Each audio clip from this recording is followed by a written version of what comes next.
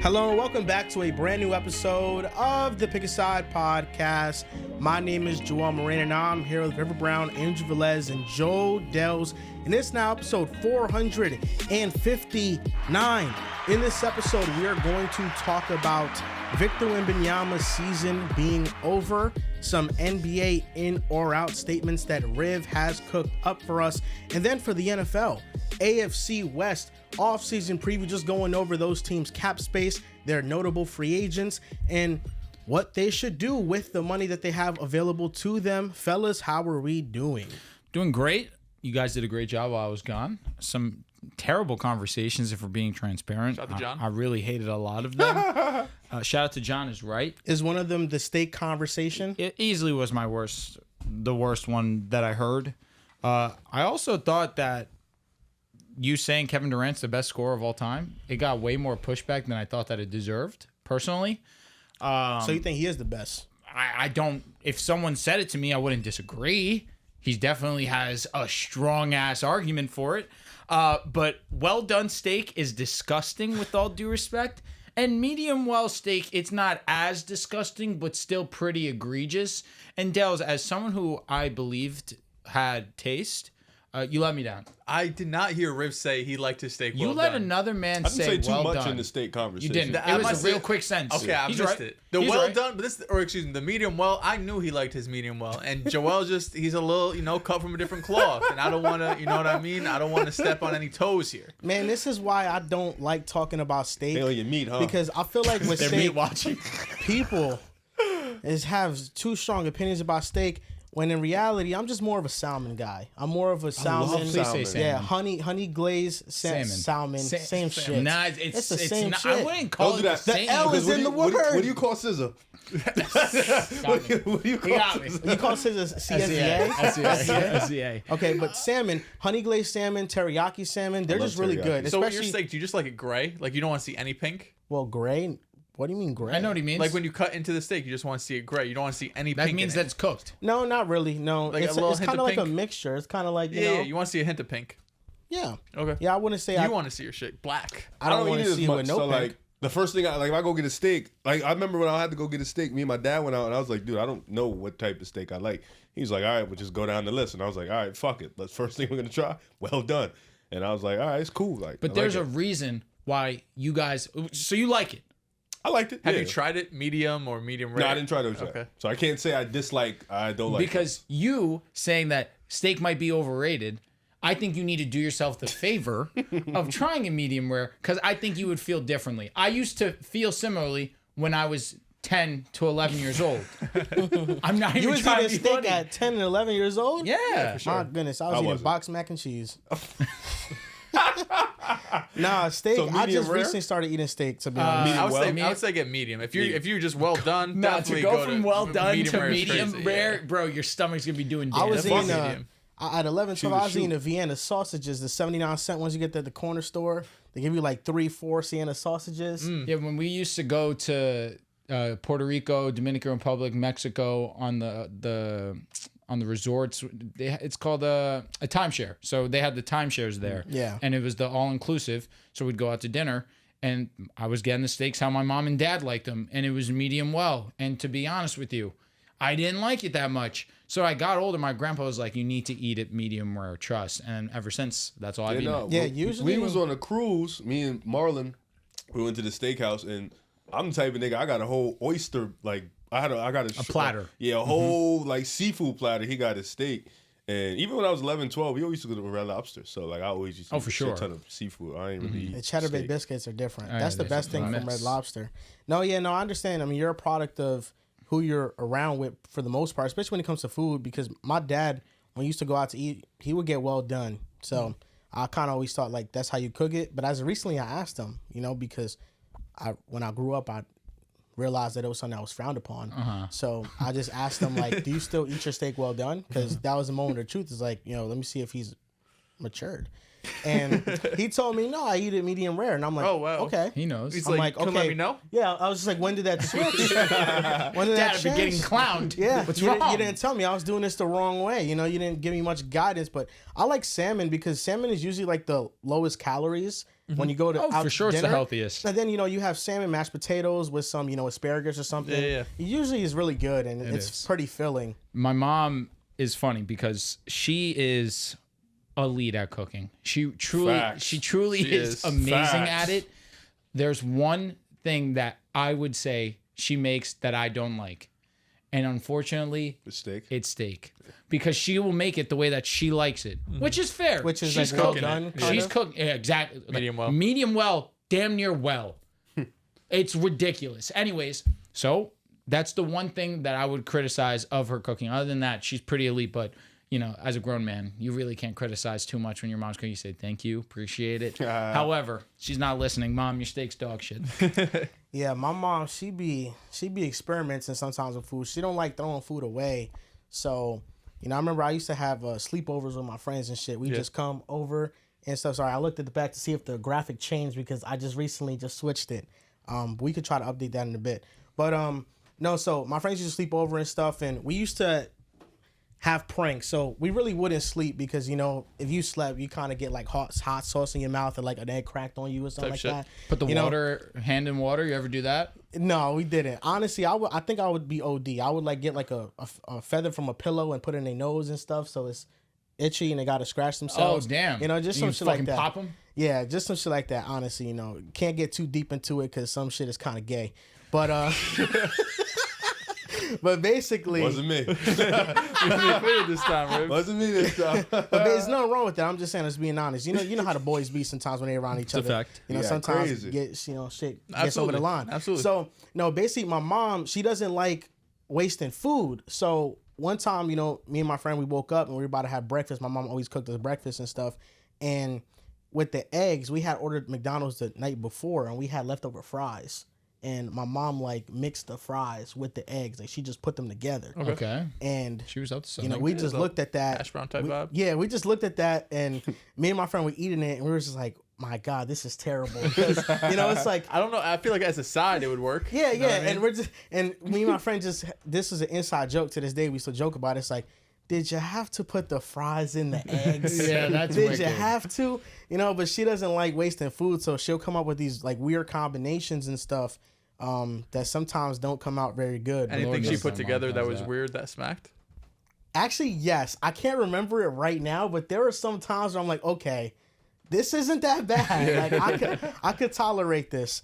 A But, lot of those types of dishes my mom make, they're like pasta related for whatever reason, and it's fire. But that's a fact. Shout out to moms. Shout out to moms across the world. Should have Mother's Day every month. I have a King of the Hill if you guys want to do it. Let's do it. Start right off the bat. I'm not mad about that. Yeah, this one's Is it NFL edition or is it it's NBA? NBA. That's Yo, why I bro, asked. can I ask you a question? Hey. Before we get into that, because now I'm stuck on the conversations that I disliked hearing on the podcast. What kinds? One, I didn't like John saying that Post was a bucket. That was crazy. We clowned him Yeah, like he's gonna clown. get mad at you for that because you misinterpreted him. That's I what mean, he's there was saying. there was He know- nothing. he in I don't know what said there's Mr. Yeah, I really don't know. I think Post he can score. Sure, Like, he's bucket cool. is He an can shoot. insane statement. he It's can an shoot. insane statement. Kobe Bryant, best scorer ever. No, I don't think I said that. You mentioned Kobe's name. I think I was just talking with KD because I don't think KD's the best scorer ever. I think MJ's the best scorer ever. Better than LeBron. Yeah, I don't hate it. 10 scoring titles. Well, Michael Jordan is definitely a better scorer So than LeBron. if we're gonna say that, then Will Chamberlain. I don't think he has 10. But Will Chamberlain averaged 55 in a season. Different era, but you could throw him in the But conversation. different as era, well. I agree. LeBron can shoot the three ball way better than Jordan can, Yeah. But Will can't do nothing outside of make hook shots and layups and dunks.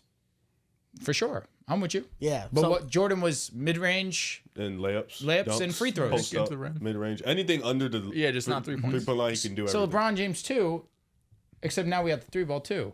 Kevin Durant, everything. Different era. No, Katie can do everything. Everything, That's what I'm sure. saying. He's That's why 7 foot. you were talking about KD. I'm like, all right, this makes sense. He can do everything. Wait, so are you saying Michael Jordan doesn't make sense? No, 100%. makes He it makes sound like sense. you saying No, doesn't but you were make sense. saying KD, really? But No, Jordan, Is he better than Kobe? I was just acting like we were pushing him over Kobe. I think he is a better scorer than Kobe. If you have three names, I'm fine with it. It's three names that, to me, if you say they're the best scorer ever, I'm okay with it. It's Jordan, it's KD, it's LeBron. Those are the only three names that I'm fine with. Wait, if somebody told you LeBron's the best scorer ever, you're fine with it? Of course, he has the most points ever. You didn't think Kareem was the best scorer ever? Oh no, he's far from that. So you can't. He's you not can't- like LeBron James. Also has everything that you can ask for offensively, scoring the basketball. Well, MJ has that with the accolades. Like he has every so does LeBron. scoring accolade along with the repertoire. How many scoring titles does LeBron's LeBron got have? more than He's won. longevity LeBron's stats. literally- He's won. LeBron, He's won. yeah, he has Yeah. one. That's bad. He has one, but he has two. Not bad. But Jordan's got 10 scoring titles in like 13 years. Yeah, no, you know it what was, I mean? it was Like, amazing. Oh, compared to 10, it's bad. But yeah, I mean, he's a bucket. No, Like, but that's what MJ does. LeBron also averaged 27 every single year, aside from his rookie season, and this past year where he averaged 25. I think MJ's. He's averaged 25 points every MJ's single year. averaging 30 30. points every year. Of yeah. course. And that's And with no on top three of it, ball. LeBron James in the postseason is number one in points. We don't want to go into So is Jordan. postseason scoring. No, he's most average a game, number one. Michael Jordan. Yeah, correct. But I'm saying LeBron has the most points. That's No, just I don't think- games played. Yeah. I don't think it's crazy to say LeBron's the best scorer, but in terms of like offensive repertoire, like if you're combining every version of LeBron, then sure. Yeah. But like what LeBron are you talking about? Because you can't just take all of his skills at his best and be like, yeah, this is why he's the best. I think 2018 LeBron is perfect. Okay, 2018. 2018 LeBron is perfect. He had the mid range. He had the. I mean, had never not been What is a that? perfect. Against, what 93? I can grab any MJ. No, you can. But he never shot as well as LeBron did. He never needed. no one was It's like shooting I like can't. That's But that's the thing. LeBron From technically three. didn't From need three. to. Of course, LeBron technically didn't need to shoot threes either. No, he could have just did got for the- downhill for the era. every single time. Yeah, he did. Of course. Like I think like that's why it's tough. Like era wise, you didn't need three ball. Plus there's bigs down there. But like grab any MJ, he's averaging 35, 37, 40 in the playoffs. So if that's the case, is SGA entering this conversation? Best scorer ever? What the fuck? Yo, you don't have no room to talk. He's way better than Jason Tatum. Stop. You're a fucking You idiot. got to do it in the playoffs. You know what I mean? Because this season, individually, this one season, No, this scoring the season- basketball. He's not higher than James Harden. I don't know. His efficiency is stupid. That's Not a that fact. Harden's wasn't. This efficiency is insane. this shit just fell off. It's insane. That's what you get. You probably have to take the cable out That's and then plug exactly it what back you get, in. dude. Yeah. Oh yeah, dude, you do have to spin it. Dehls is micless now. Yeah, no, if you're talking just like peak for peak. Yeah.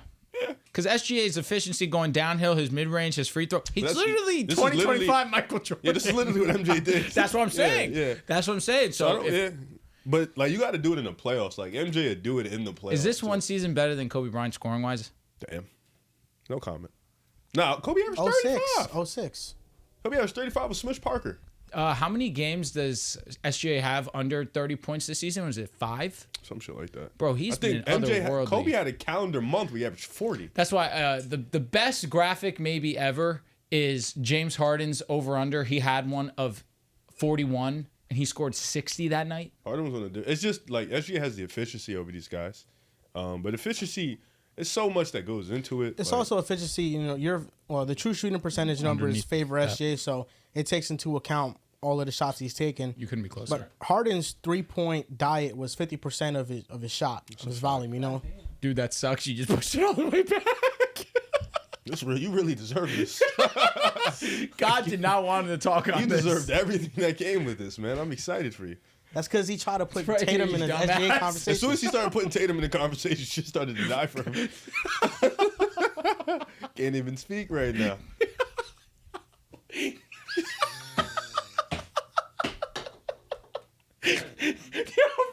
bro. Here we go. It's pretty embarrassing, Dehls. Where's the 3 dots? Superman, Spider-Man, Oh, you're not that stupid, I guess. Drew needs Dehls to save. Here we go.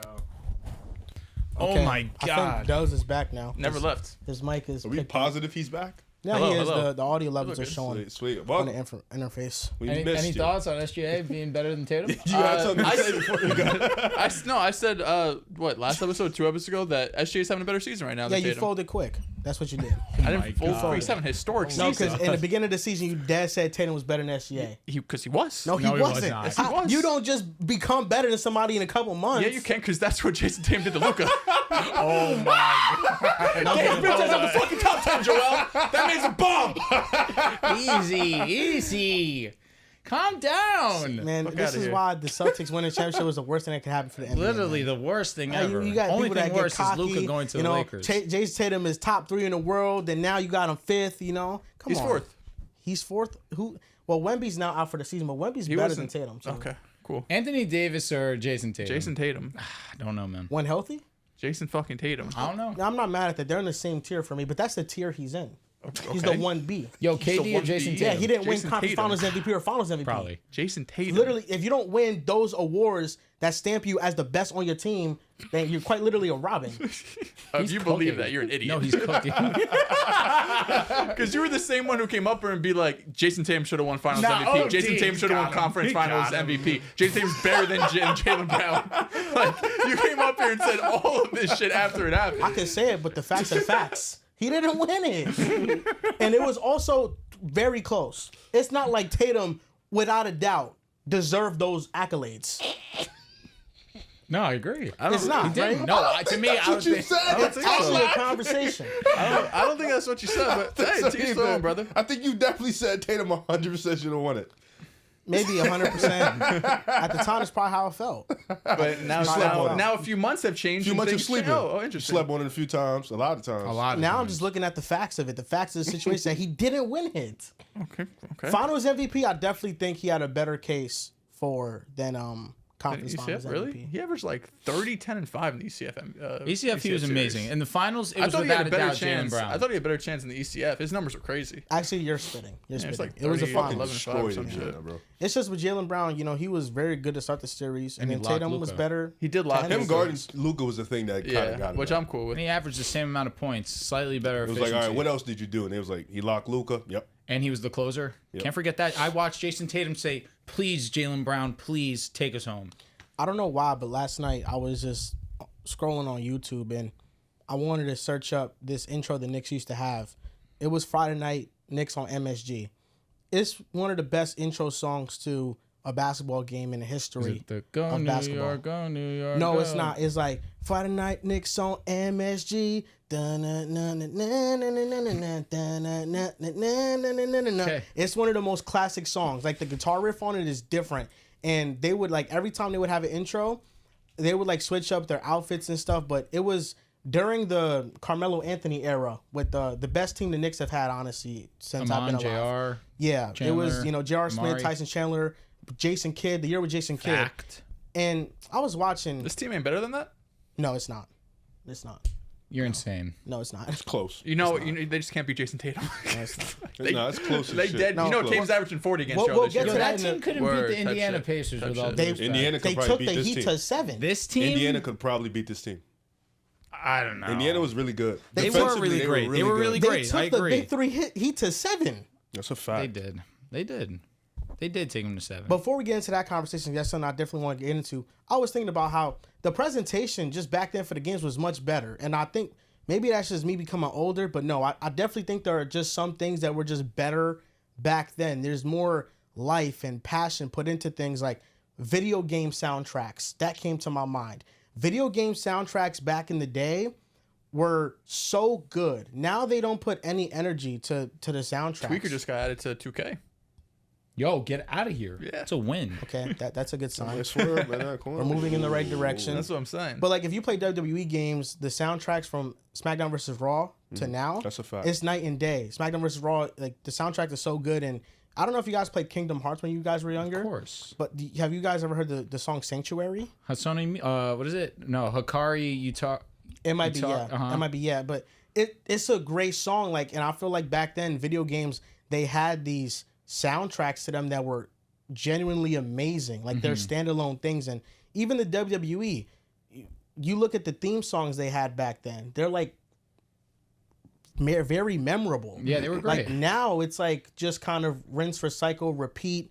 And some are good. There's a lot that are like pretty bad, though. So What type of even- music do you want to see? I feel like back in the day, it was like I feel like a lot of rock and like more upbeat. You know what They I mean? used to just play less the like theme rap. songs. Like, Which I think is a good idea if you ask me. Just play their play theme it, songs like play constantly. Randy shit, Batista shit. They just play that. Like, think about it. NBA 2K25.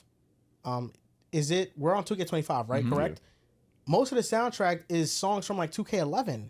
Like Shutterbug, it's from 2K11. They got a Like, lot of Outkast they in have there. brought classics from those old 2Ks and they've put it on these ones because they can't find enough songs to like put on there that are actually good. They Like, tried though. I Like don't they know. have different artists or like NBA players like pick soundtracks. They do try. and they Like just- Jay-Z had one. He had a good soundtrack one year. 2013. Yeah, It's he had a amazing. really good soundtrack. Think about that. Braun That's had a 12 good years ago. soundtrack. 2014, I'm pretty Yeah, sure. Right? like Oh wait, unless he did it because I remember he was did on it twice. again. Yeah, they Yeah, had a 2014 few. was when LeBron was in 99. Was that? I thought that was Katie. That was Katie, D Rose, and Blake Griffin. That was 2015, if I'm not mistaken. Okay. But yeah, son think D-Rose about it. got two That of was them 12 bags. years ago. That was 12 years ago. And I feel like the soundtrack been lacking recently.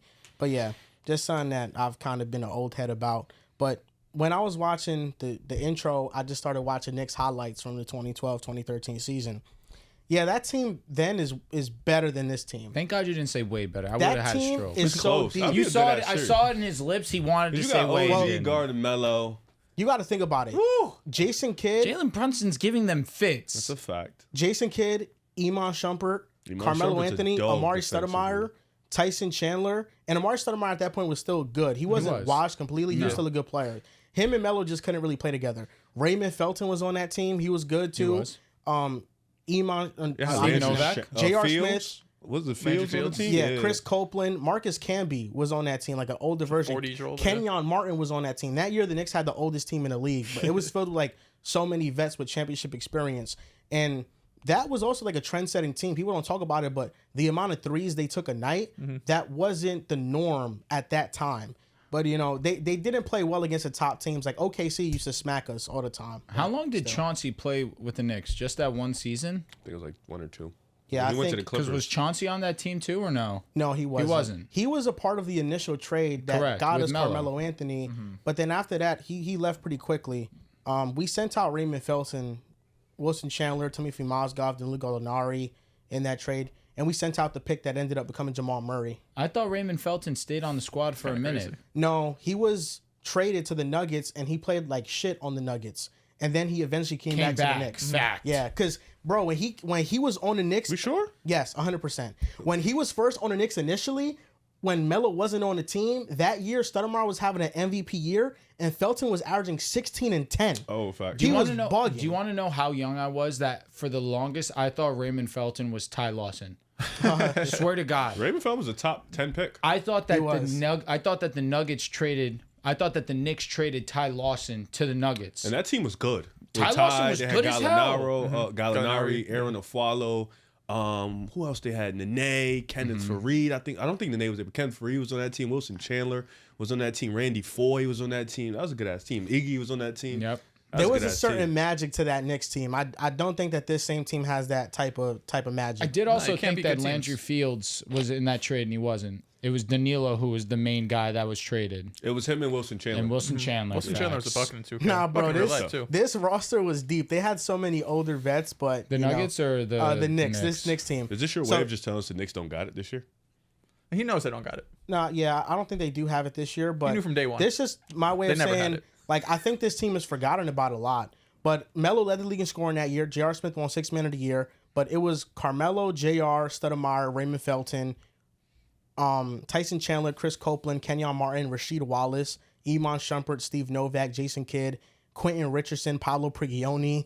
Like, Prigioni. they had a really deep team. 36-year-old Yeah. rookie. Yeah. You forget a team when you lose in the second round. Yeah, If you could add one person to that team not named Tyson Chandler, I feel like that's the obvious one. one person to that team. Which From one? to this team. Oh, Amon Shumpert or J.R. Smith, one of the two. They Well, need it's wings. Melo. Okay, it doesn't count. yeah, we can't count Melo. Okay, That's outside obvious. of Melo, That's why I went Amon. I think it'd be immediately. J.R. Smith. J.R. too. Like a wing type player off the bench. shit, if it's That's one why I player like from that team, it's Tyson Chandler. And he said no. He Tyson. said no If you Tyson. could add Tyson. Tyson or Melo to this team, who would it be? Okay. If it's not Tyson or Melo, No, I'm saying if you could add one of them to this team you have Oh, now. it's Tyson. it's What Melo. are we doing? It's, It's Melo. Melo. He led the league in scoring that year. Well, you get as a rim protector from Tyson, It's though? Tyson. Like you about That'd to be put nice. Brunson, Melo, Cat on the same team. Yeah, all from Boston. a I'm good. fit perspective, you're me right. Tyson. But Yeah, if give me if Tyson. From a Melo, talent perspective, obviously. Oh, vibes. Yeah. Sure, we're here. We ain't here for vibes. from a fit Yeah, we're perspective, to score. you sure. could you are right. But guess garden. what? Trying to sell If I got tickets. Melo, They'll always I'm sell trading tickets. somebody on the team. If I got Melo, I'm trading somebody. For Oh, So somebody. Cat. but you can't trade OG, and you can't really trade. I mean, we're adding shit. Well, I to could that. trade Mikel. Oh, I mean, yeah, sure. If I got Melo, I could trade. You Mikel. never trade fact. for Mikel in the first place if you have Melo. That's a I could. fact. I would honestly trade Cat if I had Melo. Ooh. Then you don't have a big at all. Well, then I'll try to trade him for a big. That's what I'll try to He's do. $50 million. Who you trading Gobert. Cat for? I'll try to see. Call the Timberwolves. Would you take Capella and Onyeka for They ain't giving Cat? him No, Hey, you better Absolutely say not. yes. Oh my yo! You And need get- something. Go get Mark That Will, still man. might not be enough. It's not. I'd rather just rock out with that team because I mean Melo to me was always like more of a 4 anyway.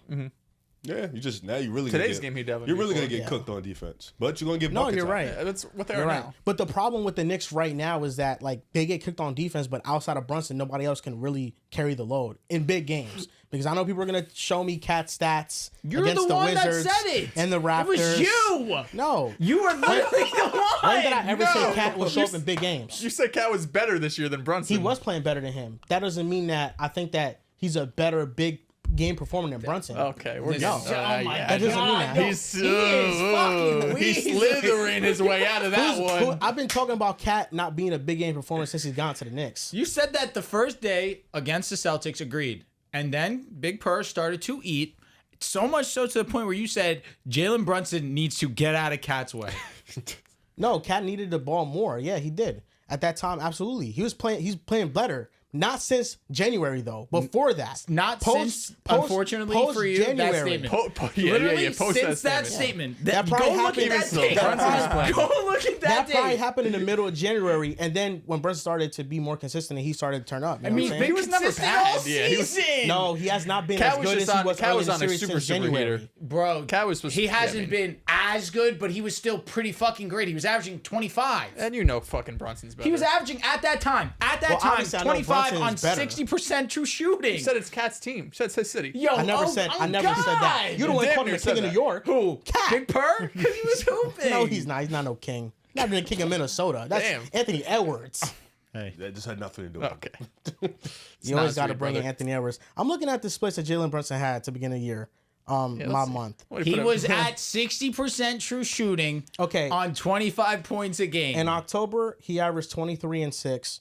In November, it was 27 and 8.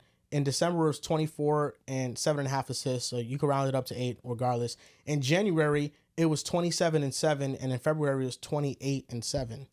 It's pretty Sounds damn fucking consistent. You know what I consistent mean? to me. Like, Like one off month, I guess. shot Yeah, from the 27 to yeah, 24 and a half. yeah. But in October, he shot 44% from the field. October's 39% like from how the many games? Like 3, 7? 2. 4, just 4. Okay. Yeah.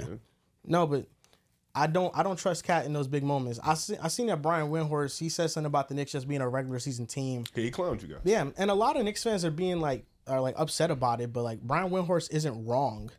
Damn. Yeah, but Knicks fans don't want to hear it.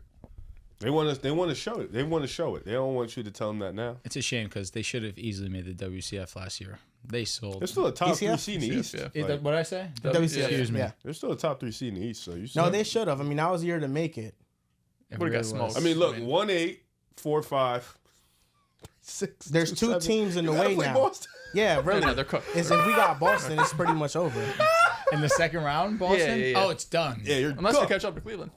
Ha! I don't know. They've been kind of. No, we haven't. Bro, Celtics have been OD recently. We won Cleveland like. has been OD all year. Yeah. I I wish feel I like they could were Except when they have. play Boston. 2-1. I wish I could have the same confidence that Knicks fans have against Cleveland. You should. This time around, I don't feel the same way that I felt. The first time you guys played, first it was a matchup. respectable game. It was a good Lost by ass game. 6. That shit was I mad just long don't think ago, they're too. the same team though. No. Like, you know, they just grew so much. Like, they didn't have forwards, and Jared Allen and Evan Mobley were younger. Jared Allen wasn't ready for the moment. Evan Mobley was not the player he is right now, especially offensively. I just feel like that year we had their number. You know, this year And also, I don't can't feel forget, the same the way. lights were too bright. Jared Allen's nuts for putting that. Yeah. out to the he public. he definitely wasn't prepared for the moment, you know.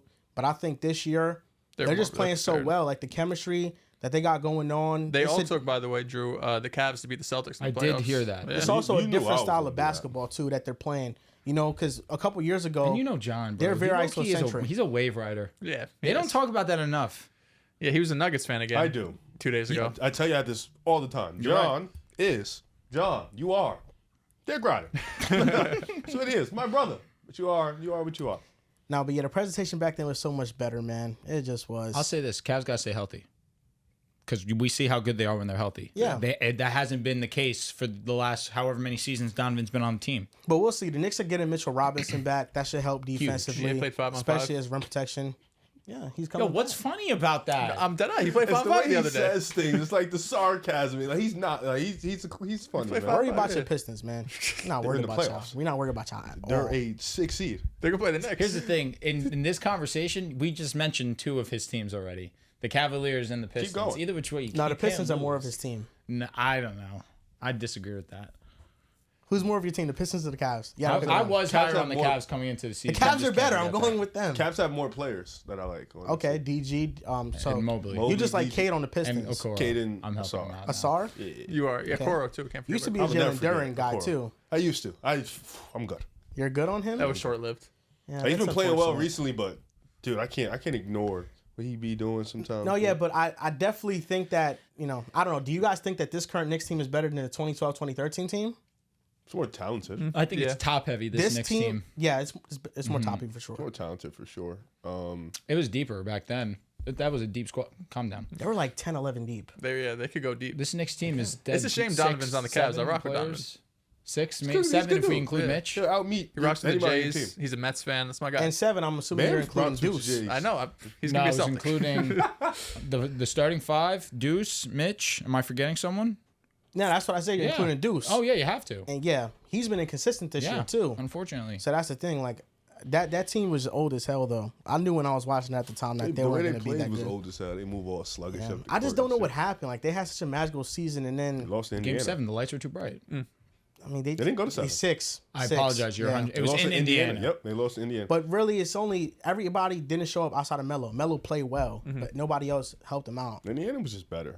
They was just swept under It was the a rug. better defense. Roy Hibbert also looked like prime, named the best defensive player in that series. We was didn't up have there. our best series that series. Like if we was at our best, we'd have beat them. We should have beat them. Honestly, They we was the made second you guys- seed. They were a great made team. you We guys was not the be at your second best. seed. They made you guys not be at your That's best. because we didn't shoot well. They had wing defenders, guard defenders. They also went in Bigs. one of the hottest in the They had league. George Hill, They PG did. on the wing. They had David they had West and defenders. Hibbert. David David West, West, They too, had man. some big They had bodies down squad. there. They were I'm banging saying. down low for sure. They was were just good. like, yo, we can't score like that, but we We're gonna gonna lock defend that our fuck ass up. off. Yeah, Yeah, I Frank can't- Vogel, man. that was a fun team. Great coach. I was rooting my ass off for them against the Frank Heat. Vogel is a great coach. Rooting my ass off. He has anyone to Orlando, then flamed out. Have you guys seen that Javonte Green is on the Cavs now? Did see that. Yeah. Now they Nice have pickup for wings them. galore. We have Javonte Green. Picked him up. Yeah, That's a good pickup. He might good. not play. he's probably. But he's yeah, good. man. He's good though. He's okay. I mean, he might not play, but that, He's like the that doesn't 10th mean he's man, not maybe. good. He's like a high energy guy. Yeah. He's all He right. has some shots. Can defend well. Yes. Yeah, he's gonna hustle for some rebounds. Yes. He's gonna have some good defensive possessions on Jaylen Brown, forcing him left. Wait, what? He's getting Yeah. minutes in the Well, in What do we ECF? play in like April or something, like in a regular fuck? season game? Yeah, nah, if he getting minutes in the ECF, God bless us. You gotta be worried about Torrey Craig, brother. Hit a couple threes the other night. I think he's hurt. It's on the Celtics now. He plays first game. Torrey Craig is just a chill dude. Yeah, I think Torrey Craig. he's dating Meg the Stallion. No, Torrey Craig. no, I'm thinking of Royce O'Neal. Yes, you're right. Royce O'Neal's dating the girl Paige Hurd. Oh, from Facts. Powers. Yeah, he's winning. It's pressure. Yeah, she's so She's one of them ones. Torrey Craig is like just one of those vets that wherever he goes, even if he doesn't play, he just fits in with the cool kids. Yeah, yeah. That's such a wild I don't know if you've He was, do you guys watch brought up. NBA player vlogs on YouTube? Heard? No, Torrey Craig and Megan Thee Stallion. Oh, So yeah. weird, like, Yeah, it is. Who on YouTube? NBA player vlogs on YouTube. A lot of players like are making vlogs now. Like I know people know about Jared McCain. O'Shea Brissett did some last year. Yeah, I don't know why, but for some reason on my For You on YouTube, well, the homepage, I was recommended a Ayo Dosunmu vlog. Yeah, random. Yeah, it was like, it was just like a random game, I think right after New Year's was happening. And he was just vlogging like everything. I'm talking about the locker room, the plane. The cool kid section of the Chicago Bulls is Lonzo, Zach LaVine, Torrey Craig, who's not on the team anymore, and Josh Giddey. That's the cool kid section. Giddey, wow. That's the big four. And I would respect assume the it was like hell in the out of it. middle. Dalen Terry was sitting with Mataz Buzelis. I think they was next to each other. And Dalen Terry, I guess, was just like showing off his like waves. Like, he was all like, giddy and stuff. And himself. Zach LaVine just started like flaming him.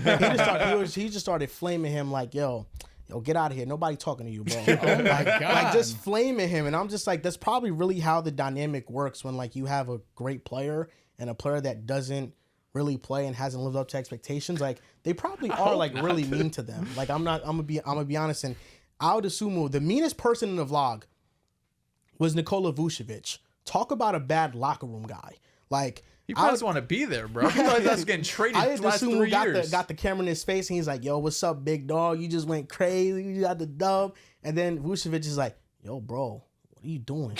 You got paid for that. You just your job. You play basketball, bro. Like, get on my face, bro. Get on my God. face, bro." You think he was being dead ass or you were just fucking around? No, like, honest. Jess told me she thinks he's fucking around, but based on his mannerisms, I think he was dead ass serious. And on the plane, he sat all the way in the back, away from everybody. I'm talking about the seat next to him got nobody. He's like in the back, minding his business. And in the plane, Ayo pointed the camera at Vucevic, and then when he looked at it, he was like. So I definitely think he was being serious. Shout out to Vooch, But man. it's cool to see how like the ends of the locker room works. I don't know. If I was in the NBA, I wouldn't like my teammate vlogging though, because I definitely feel like Getting D-Lo. it's very private. Swaggy P type vibes. Y'all seen the shit with De'Aaron Fox, right? I'm gonna be honest, just like on some regular, like just a regular thing, like them conversations. Sometimes you don't want that shit to be publicized. Somebody's over here vlogging and you stuff. always have your life yeah. based on. Yeah, like, I mean, you Ayo- just got to be smart what you put out there. Come on, you average 11 points, bro. You can't be vlogging. You seen the De'Aaron Fox shit with Sabonis, Yes. right? Like that's another thing. There's players in the locker room we think are boys, but in reality, there's coworkers. At the end of the day, It hurt. It is a job. It did hurt because that season was magical. But honestly, if you're an NBA star, you're averaging like 27 and I'm vlogging. Like the bench player Ayo is vlogging. What are you Well, thinking? PG's your favorite player, so I understand. Yeah, I'm Ayo definitely- is like a role player. He's like a glue Can't guy. get me. I'm not 27. He said. But you know what I mean. Ayo's not a star. He's just he's just there. It's all. I think it's all personality based. Like my Yeah. personality, I would be in the vlog and I would jump in it. If you're a role player, but you're an amazing role player, like let's say KCP when he was actually good Yeah. at basketball, if he was vlogging, but still doing the same job that he's doing on the basketball court, I really don't care. But Ayo's on like the 10 seed. That's why I understand. so if you're with the Bulls, Like I Matisse don't do Thybulle. whatever the fuck you want. We're not locked in. You know what I mean? Like we're not doing Nobody's locked shit. in.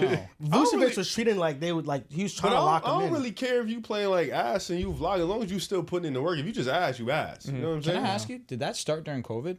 Because I feel like JaVale McGee started doing it during COVID in the bubble. Matisse Whenever Thybulle YouTube started got doing popping, it. probably. It probably just the newer Has it been generation around of for that basketball long? players. I mean, YouTube's always been popping. But That's why I say DG that. does it, But DG's young. and then a lot of teams do it. Like they have their little Behind the scenes, yeah. I behind the definitely scenes do you think that the vlog started in the bubble for sure. That's Yeah. when I feel like Yeah, it was a lot of people was not popularized. You doing know how before bored that. I was? I really was watching Matisse Thybulle vlogs. Yeah, but now it's just the younger generation. They've normalized it. So who knows? We might get like a full season vlog from. What was that guy's name? Drew Wells? Drew Walls? Drew Walls. Yes. Facts. People just start doing that type of shit. Yeah, Like look basketball. at Jared McCain. He's a fucking TikTok star. But he actually hoops. Yeah, he's nice for sure. Get well But I mean, soon. there's gonna be a ton of kids coming up. They're gonna be like him. Now that's funny though. Yeah, I would recommend you guys watch the Ayo thing just for the Nikola Vucevic interaction and the Zach LaVine and Dalen Terry interaction. Yo, do you think y'all can buy him out? Who y'all? Vooch?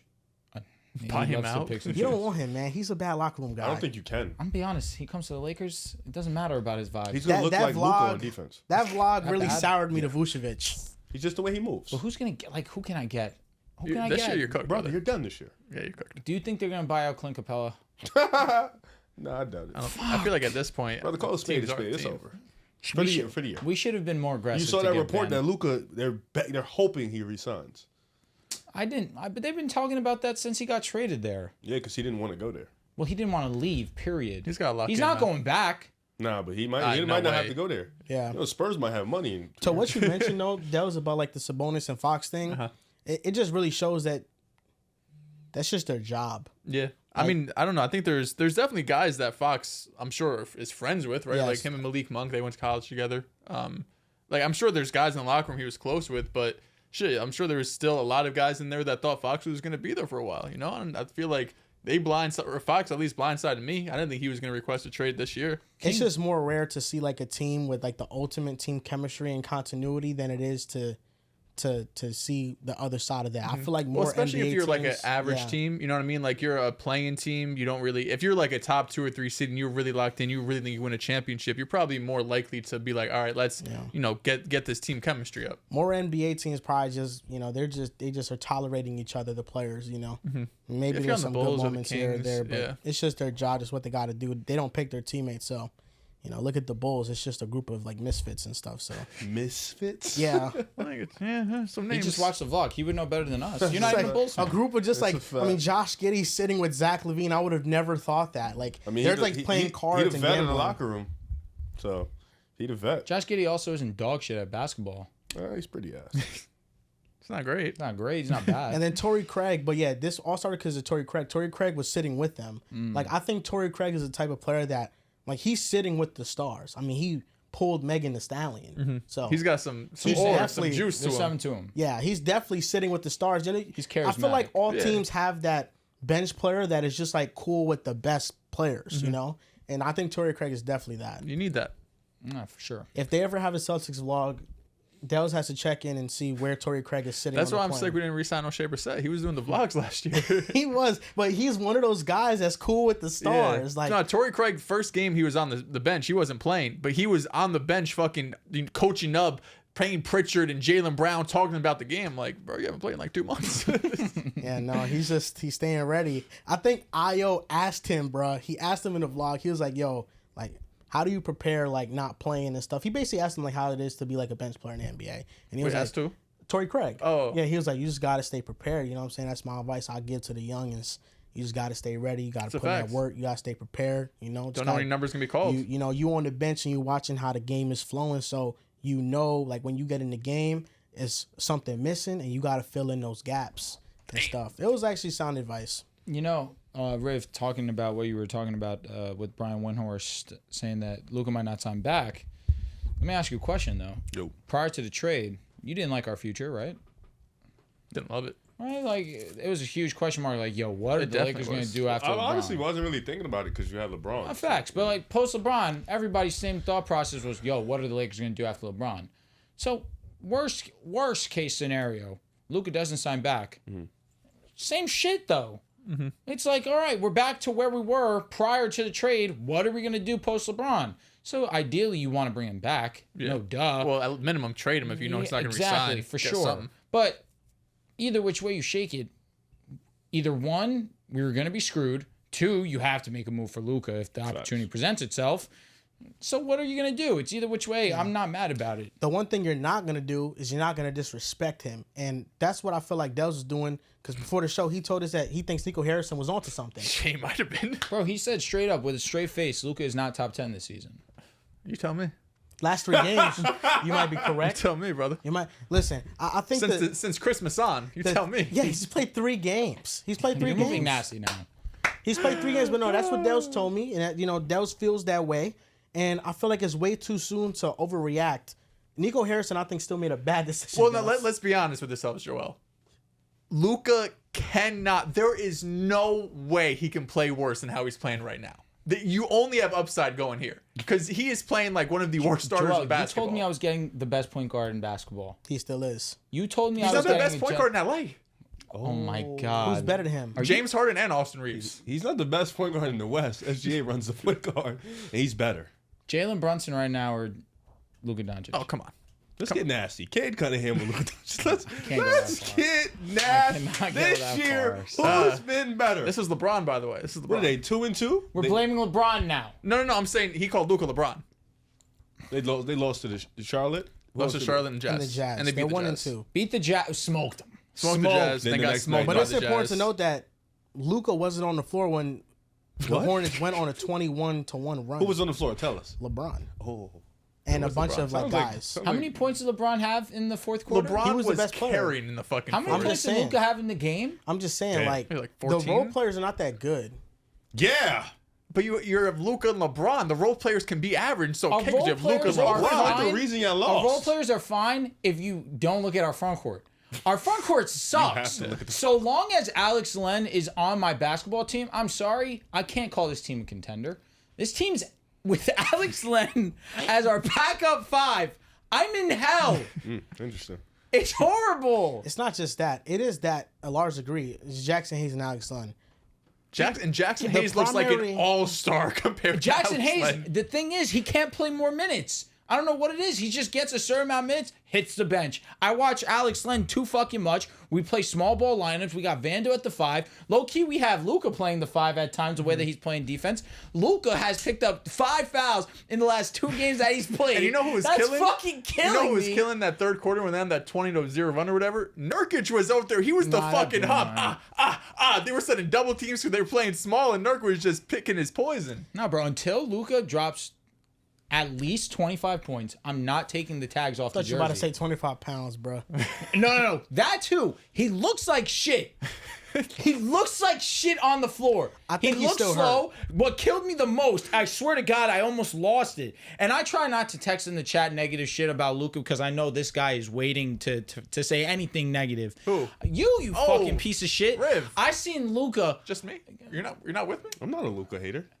Anyways, I see Luka hunched over, hands on his knees, huffing and puffing, and I look up and I'm asking myself, why is this motherfucker out of shape like this? How is it humanly possible that he is this out of shape and LeBron James is 40 years old? LeBron's LeBron. He's 40. He's not He's human. 40. You know what I mean?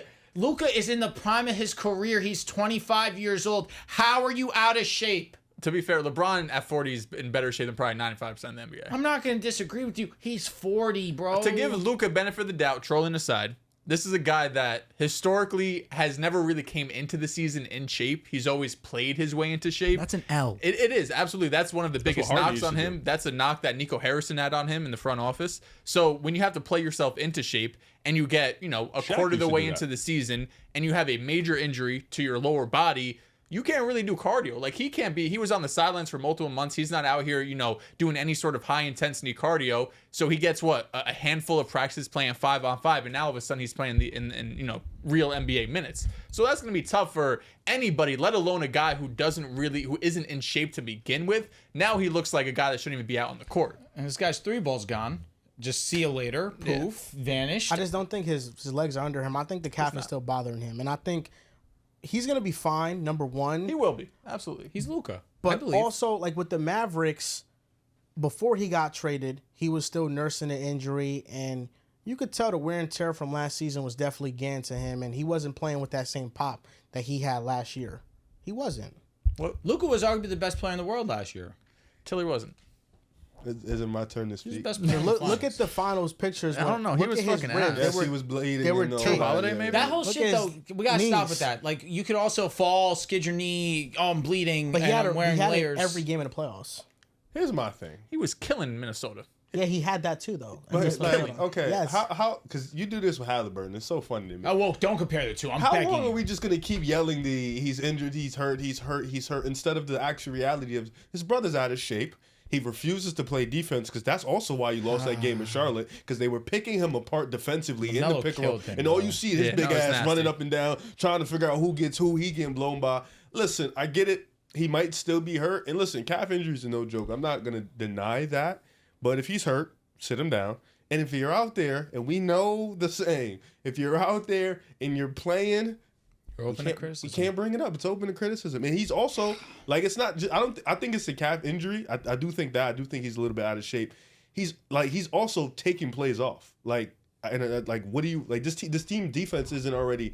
It's already missing something on the back line. It is. So if you get beat easily on the perimeter, which also LeBron is too. He is. If you get beat on the perimeter 40. easily, there's nothing back there for you to help. Like it's Yeah, like I know. everybody on the team, damn near 80%. Because Reeves is getting beat too. Calm down. No, he was. Oh my God. Rui off ball is just a bad defender. No, Bro, it's not good. He it's is food bad. out. Like, yo, people look at the lake. It's food. That's the shit, though. If we're a bad defensive team, we know this. We have to be the best offense every Yeah, single night, and we exactly. were dog shit in that third quarter. Last Charlotte. thing I'll say on Luka, because I believe in him. Of course he's you gonna do. be fine. Yeah. He's gonna be great. Called him dog shit. in Best his car. point guard. I hated him. I haven't heard Luka Magic in a minute. He's pissing me off. However, it's an adjustment period. What I think we're seeing out of Luka Doncic right now is that he's being too passive. He's not being himself. He's not having that normal usage that he has the ball in his hands and he's able to create the way that he wants to create. He thinks that because LeBron's on the court and Reeves is on the court, I don't hate people saying, why do we have 3 creators on the floor at the same time? I understand it. If you ask me, It's hard to say because I know what I've been watching out of Austin Reeves this season. He's been fantastic. Yeah. He should win 6th Man of the Year this year and next year. Lost me. For the sole fact that we need a legit second ball handler in our second unit, and that could be Austin Reeves. Austin Reeves can be 100%. Yeah. But Austin Reeves should be that first person off the bench running against the twos and killing the twos. We know Austin Reeves has the capability to go out there and kill ones. You can go out there and destroy the second unit. And then you run LeBron and Luka Doncic. You know that their usage is going to be high. Now you have a third ball handler with Austin Reeves on the court at the same time. It gets to a point where now we don't know who's going to have primarily ball responsibility. And now people start to overthink it and pass up on shots and pass up on opportunities. That's where you start to second guess yourself and lose. Yeah. And I watched a lot of that last night. A lot of passing up good looks, a lot of trying to appease others. No, Luka is Luka. You need to go get yours. Even if you're missing, I don't give a fuck. Go ahead, 20 attempts. Shoot 40%. That's okay. Shoot 35%. At least show that you're trying to go get yours. And that was evident last night. He was just in foul trouble too. I just think it needs to be ways of having different rotations because we do have 3 legitimate great ball handlers. It's just when you have them all on the court at the same time, and all 3 of them right now where we currently stand aren't great defenders, something needs to change. Well, it hurts when Austin Reeves got himself ejected. That was bullshit. I don't want to hear he got himself. That ref is fucking soft. Are you fucking kidding me? That's what you got ejected for? It was soft. Yo, are you serious? He gets slapped. He gets fouled. He thinks that he's fouled. Whether you think it's a foul or not. He says, that is some fucking bullshit. He says, fuck again. You're going to chuck him for that? For cursing? That's crazy. I've seen way more egregious shit that's gotten a real ejection. That was soft. Well, maybe that's true, but he got ejected, and that hurt the Lakers' offense. I don't disagree. Luka right now, through 3 games with the Lakers, he has a usage percentage of 34%. So he's being used. I think right now, he's just not making his shots. And I think when you look at him, especially last night, he looked like he was limping a little bit up and down the court. That's just how he looked like. So I do think he that looked fine, bro. So I didn't see him limping. He looked fine. He definitely had a little limp. I saw him limp after he missed a shot. The only time he's limping is when he's running in transition because he's fucking jogging. He's jogging. No, he was definitely limping. I could be wrong. He's still hurt. I feel like. I feel like he's still hurt, and they said he has no restrictions. I just feel like, for part of me still really can't believe that he's on the Lakers. That's number one. I've already gotten over it because he's on the Lakers. It is what it is. Like that happened. It's Laker the reality of it. But he owns Laker gear now. Multiple. It's just I'm looking at Luka, who just the mindset of him. Like he just bought a house in Dallas. He's now going to the Lakers, and the Mavericks legitimately had a team that could compete for a championship. The Lakers don't. Like when you look at it's LeBron and Luka, but all of the other players that surround them and support them, they don't fit Luka. This was a team that he just got dropped into with players around him that don't complement him. Who doesn't fit his game? I don't think Rui fits him. Disagree. I don't think any of the centers fit him. Well, obviously. Jackson if you have a gripe with any front court player, it's fair. It's not just fair. It's right. They're not great. Well, Rui's not a good defender. But that has nothing to do with compliment on the offensive side. Well, it does. I mean, you need for Luka, the best way to maximize him, you need defenders around him that can mask his defensive deficiencies. All right, so let's count Rui then, if that's what you want to say. Yeah, even though Rui last night was arguably our best offensive player until the 4th. Yeah, but I'm saying in terms of a spot-up shooter, sure. Like, yes, he's valuable, but he doesn't defend. So it's going to make Luka look even worse. He doesn't defend for LeBron and AD, though. Agreed. He's just an amazing No, I know, but what I'm saying, player this team, even with Anthony Davis, I mean, they were going to compete for a championship. This team just doesn't have the role players to do that. Like, I'm looking at... All right, who else, though? Basically, name anybody else. Didn't they say he could win the finals? Am I bugging, Dehls, let him say outside Reeves, LeBron, DFS. And DFS, that's it. Okay, and Vando? Because now you're going to talk about his offense being bad? It's 15 minutes. But his defense is really good. He's a good hustle player. Doesn't matter. Good hustle player. So then, shots. So unless you are a two-way player, you don't fit around Luka. So unless you are a good two-way player, you don't fit around in any contending team. No, you don't. And Rui Hachimura was a very key part of us making the WCF. Austin Reeves was a very key part in us making the WCF. I think this conversation is so fucking interesting. Rui is a really good player. Shitting on Rui is nuts. Rui just can't defend. Neither can Luka. Or Well, no, yeah, he I mean, can't. Like But that you're could going- be easy. That's how we really fix a problem. You're a 25-year-old superstar. Let's lock in. Let's lock the You're fuck looking- in. you're the fourth quarter at least. You're You don't got looking to do the at whole game. The Mavericks and the 5 Lakers fouls roster. average in the last 2 games. It's nasty. You take away the top 2 players for the Mavericks and the Lakers, and I'm assuming Anthony Davis is healthy in Yes, this yes, scenario yeah. for the Mavericks. The Mavericks roster is way fucking better. Okay. When did you come to this conclusion? Well, the Mavericks roster has been better. No, has but been. I'm saying, when did you come to this conclusion that all of a sudden the Lakers can't win a championship? Well, they can't. I mean, unless they get the absolute peak of Luka, and LeBron's also playing like 2018 LeBron every single night. Oh, he just no, they keeps playing can't. like LeBron. Well, right I mean, now. I was gonna say LeBron before this trade was playing like a damn near top 5 I player know, in the but world. what Bro, I'm with saying the is month that of February, he's been a Luka god. and LeBron literally need to be perfect for this team to like honestly get out the first round. Yeah, I mean, I think they could be like the Rockets. without or, a big, we're fucked. Yeah. Without a big, Any team at the top of the sucks. West are getting smoked by. Even Houston? Well, not Houston. Houston is an exception. And the Grizzlies beating us? Memphis, maybe, that's up in the air because Depends on how I don't Ja really plays. trust them like that. But Ja don't have a big to I'm stop talking him. about OKC and Denver. If they face off against them, they're going to get smoked. They're Yeah. just Oh, better definitely. teams. Yeah, stop. With the Mavericks, they had role players that complimented them. You had Kyrie, who Luka built a repertoire with, and they understood how to play with each other. That matters. And then you have Clay, you have PJ Washington, Gafford, Lively, Najee Marshall. we know the Quentin Mavericks are Grimes is good. playing really We good. know this. That's what I'm saying. But you drop Luka into a situation where he has to now familiarize himself with brand Here we new go. players, This is brand good. new skill This sets. is he a also good has to route. play better. Well, obviously, Agreed. he has to hit his All shots. right, see, that's true. But I like this route. But- This route makes sense. but this- he needs to familiarize this is himself with the hilarious, offense. bro. Drew, this is a dude This whole that shit with the team around him is not that. Rui, even though last night he was arguably our best offensive player until LeBron woke up. It's like respectfully, Drew, a dude that was, in your guys' opinion, the best player in the world last year goes to Oh, a yeah. team and all of a sudden it's everybody else. Oh, he's got like, no, you're the best player in This the is world. his Figure this third shit game out. played in 2.5 months. No, but this is arguably, you could argue, the worst he's ever looked. I know I it's. think so. I know it's 3 games. He'll It's listen. He'll 3 be games. fine. Like he will turn it around and he'll average fucking 38 and 7. LeBron But, is hard to play with. Like you could just plop him in, and it's like a struggle to play with. like they got dudes that spot Who? up that could shoot. DFS, What's your Rui, question Reeves. exactly? Who on the? Because you're saying he's going to a new situation. Okay, that's fair. He's he's implementing. LeBron's a new very hard offense. to play with. That's a big piece. Outside of LeBron. Well, you can't just no, say because outside. they were That's the staggering biggest his piece. minutes. LeBron and there was times where Luka was on the floor without LeBron, and he had role players. He was once again, like you said, just missing shots, not playing defense, getting beat off the dribble a ton of times.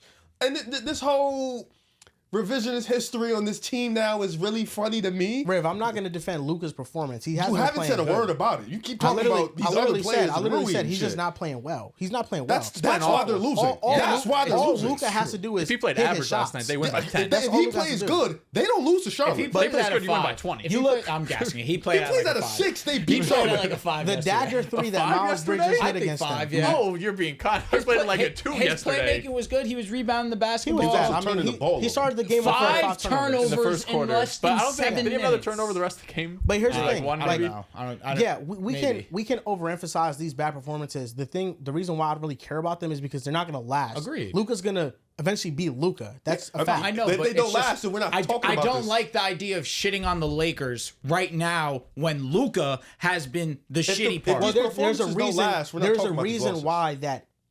Even when the Lakers had Anthony Davis, Mm-hmm. I thought the Lakers' future wasn't good. Of course. because outside once LeBron leaves, they don't have nobody that's that good. Were you guys not a top 10 offense and defense right before the trade? we were. They were on a You took heater. them seriously? No, in the You month of did. I didn't take the Lakers seriously. We all thought bro, I swear. Wait, Anthony Davis? I kid you not. We were thinking, all right, the Lakers are heating Starting up. to figure They're it out. starting to The figure it out. defense was This looks like really a really turning good the team. page. They were Maybe number they one can defense upset. And maybe for they like can upset a 15 team like games, Houston. 10 games. Maybe they can upset a Yes, team We like had Miami. just beaten the younger Celtics. team. We had just beaten the Knicks. That's a we bad. beat Now we're some starting to really look like solid okay, that teams. matchup with OKC a, looks funny. a younger team that has no experience Yes, in the playoffs can at all. Can I finish? Then you trade for Luka. Nico Harrison pulls what he thinks is heist of the century. In right? MSG, we beat the Knicks without Anthony Davis. No, facts. You trade for Luka. You come in here and you say this team could go to the finals. Luka and LeBron can play really well. This team can beat OKC. We thought we Now were there's getting a different center. matchups. I'm Now gonna be this is a fair to different us. ma- I thought we were getting a center. Even if that's the case, this team is 2-2 right now with Luka. 1-2. 1-2, pardon me. 1-2 right now with Luka. The only team you have beaten was the Jazz. But also, you lost to the Jazz. You did. And then you lost to Charlotte. If Luka plays better, we're not having this topic. We're not. We're not having this Agreed. conversation about the 3-0 team. probably, yeah. We're 3-0. We're not sitting here Maybe talking 2-1, about they got blown out. Vando can't Jazz. score, which you can't. I'm I agree coming with in you. with the Luka jersey. Yeah, you're on. coming in with the Luka magic. We're not talking about Vando can't score. He can't. We know that. But He's we're saying not he's talking better about than that. Joker. We're not talking about Rui. We're not talking about Reeves and this whole three ball. We're not talking about that. The reality of the situation is Luka is not playing good basketball. Whether you want to attribute that to his stamina, his fatigue, his health. He's weight. not all of it. It could be all of it. He's not playing good basketball, and he's not playing good basketball right now. The team is losing. The team is losing to bad teams. You don't lose to Charlotte. You can't lose to Charlotte. Losing to Charlotte, it screams. They got what the blown fuck is out by wrong with Utah you? too. Yeah, it's, But this where It was the this, game before the All-Star break. Please this is make where this getting clear. integrated to a brand new team, it hurts because you look at the final play when Miles Bridges hit the dagger three pretty much. They were trying to get Luka into action, and then they double team LaMelo, and then he passed it to Miles Bridges. When you look at the rotation that happened on that play, Luka was getting corner. He pointed at Gabe Vincent to guard the corner and LeBron to guard the center. LeBron went to guard the center. Luka went to guard the corner. Gabe Vincent didn't go to guard the corner, so it was an open three-point shot that went in, and that was the dagger. You know, these are the type of defensive miscommunications that happen when you're brand new to a team and What people about don't him just understand getting their blown by? assignments. I think that the key Well, that part, one was a gonna defensive say, miscommunication. he got I mean, blown every by. every No, he team. got fucking bopped. What in the last Luka was going this way. the Miles Bridges dagger three in the corner? No, LaMelo. No, LaMelo. I mean, he was getting obviously, bodied all game. He was getting LaMelo's bodied. doing that to good And defenders then he too. though. drove, and the pass was sex. But honestly, the dagger you could say was LaMelo having to lay over three guys. That shit was nuts. nasty. Yeah, that that shit was- was crazy. That was just an amazing Well, bucket. the play that put them up 3 points at the very end that led to LeBron having to tie the game with a 3-point shot was the Miles Bridges 3-point shot. Was that? Yeah. I thought it was That's why they LaMelo were up shooting 3. free throws. No, Rui missed the 2 free throws that would have tied Yeah, the that was game. brutal. Then then LaMelo hits the layup. LeBron hits that crazy ass 3. Mm-hmm. We foul LaMelo. He makes the 2 free throws. Now it's a 3-point game. Then LeBron James gets the looks. He misses both of them. That's how the game ended. It's a tough look, man. It hurt. It killed me. I thought LeBron. That was a good ass game. And though. LeBron, for all intents and purposes, was the best player on Oh the my court God, in he that was fourth cooking. quarter. That dunk he Oh, had, oh, the oh, cock oh, back, in that holy fourth shit. quarter. Melo was also 16 LaMelo was great, points. but Melo had LeBron like got 13 and crazy. 8 in the fourth. It was amazing, but LeBron was They hit shooting the the game ball. winner. Come on. That move Plus was free made. throws too. Absolutely correct. So it was with 153 left that Miles Bridges made It's all right. I made had the to- 3-point I had to shot. Close my eyes and lock in. But yeah, I just think that right now it's just I don't know how I think Luka eventually will get to what Luka's been. With Dallas, when he was going to come back from the injury, I think this is the difference is that you have teammates that you've been around that are going to help ease you back into the game, and Kyrie Irving will take the load off. And I'm not saying that LeBron can't, but there's not a microscope under Luka with the Mavs. He's just, if he has these bad games, people will just forget about it and don't really talk about it a week from now. But with the Lakers and with this trade being this big of a trade, He's looked at as a savior. this is I'm looking at him like something that's under the microscope He every saved single my night. Lakers. Yeah, we're looking at him like a top 4 player in the world. and I feel like right now the expectation is that the Lakers are going to get that right off the bat. It also I don't doesn't think help that's that they play gonna last happen. night. It's the only game on TV. Also, There's, it's- you know what I it's- mean? it's- Everyone's watching. It's not wrong of Lakers fans to think, hey, Luka, in your first 3 games, this is how we're going to ease you in. You're going to play against the Jazz, not That's a once, fact. but twice. Then we're going to have the All-Star break. So even if you do play like dog shit against the Jazz, have 5 fouls, barely play the game at all. Get a week off. You get a fucking week off. You come back ready. You're at home, going up against the Hornets, worst defense in the league. At home, no yep. real offense. You're good, bro. This is how we ease you in. And you look like shit again. Yeah. I'm all right with it because he's Luka. He's going to be great. But the lack of heart he was showing me yesterday, I'm not going to say I didn't love it. I didn't. I just think those injuries are tough. The calf injuries are the toughest injuries to come back from and just get into a flow immediately. I don't disagree. Especially when you have that long break. You're right. Maybe in a sense it could help him when you have that long break. But in a sense, you're also not playing. Yeah. And now you have to all of a sudden play a game out of nowhere. So that also, he's not in a rhythm yet. So Do you think Luka Doncic was running sprints this All-Star break?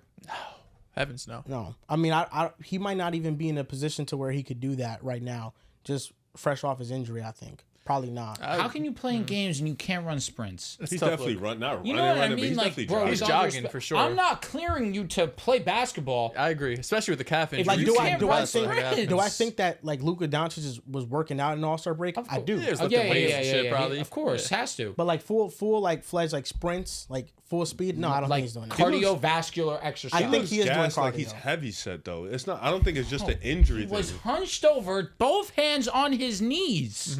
It No, killed It's me. a tough look. So yeah, I think he's gonna be fine, but it's okay to criticize Luka for how he's played in these 3 games. Yeah, Joel, you're right. He was supposed to come to the Lakers, be an immediate impact player. We're supposed to be 3-0. He's supposed to be still top 3, top 4, top 5 best players in the world.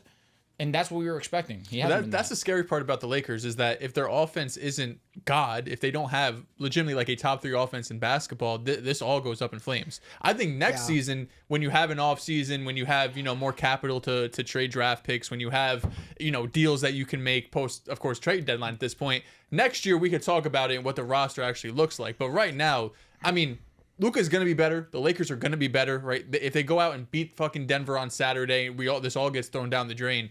But I still think the weaknesses that they have this season, it's just too much to overcome. Yeah, I just think that the more interesting conversation with me when it comes to Luka and the Lakers is just if he's going to be there long term.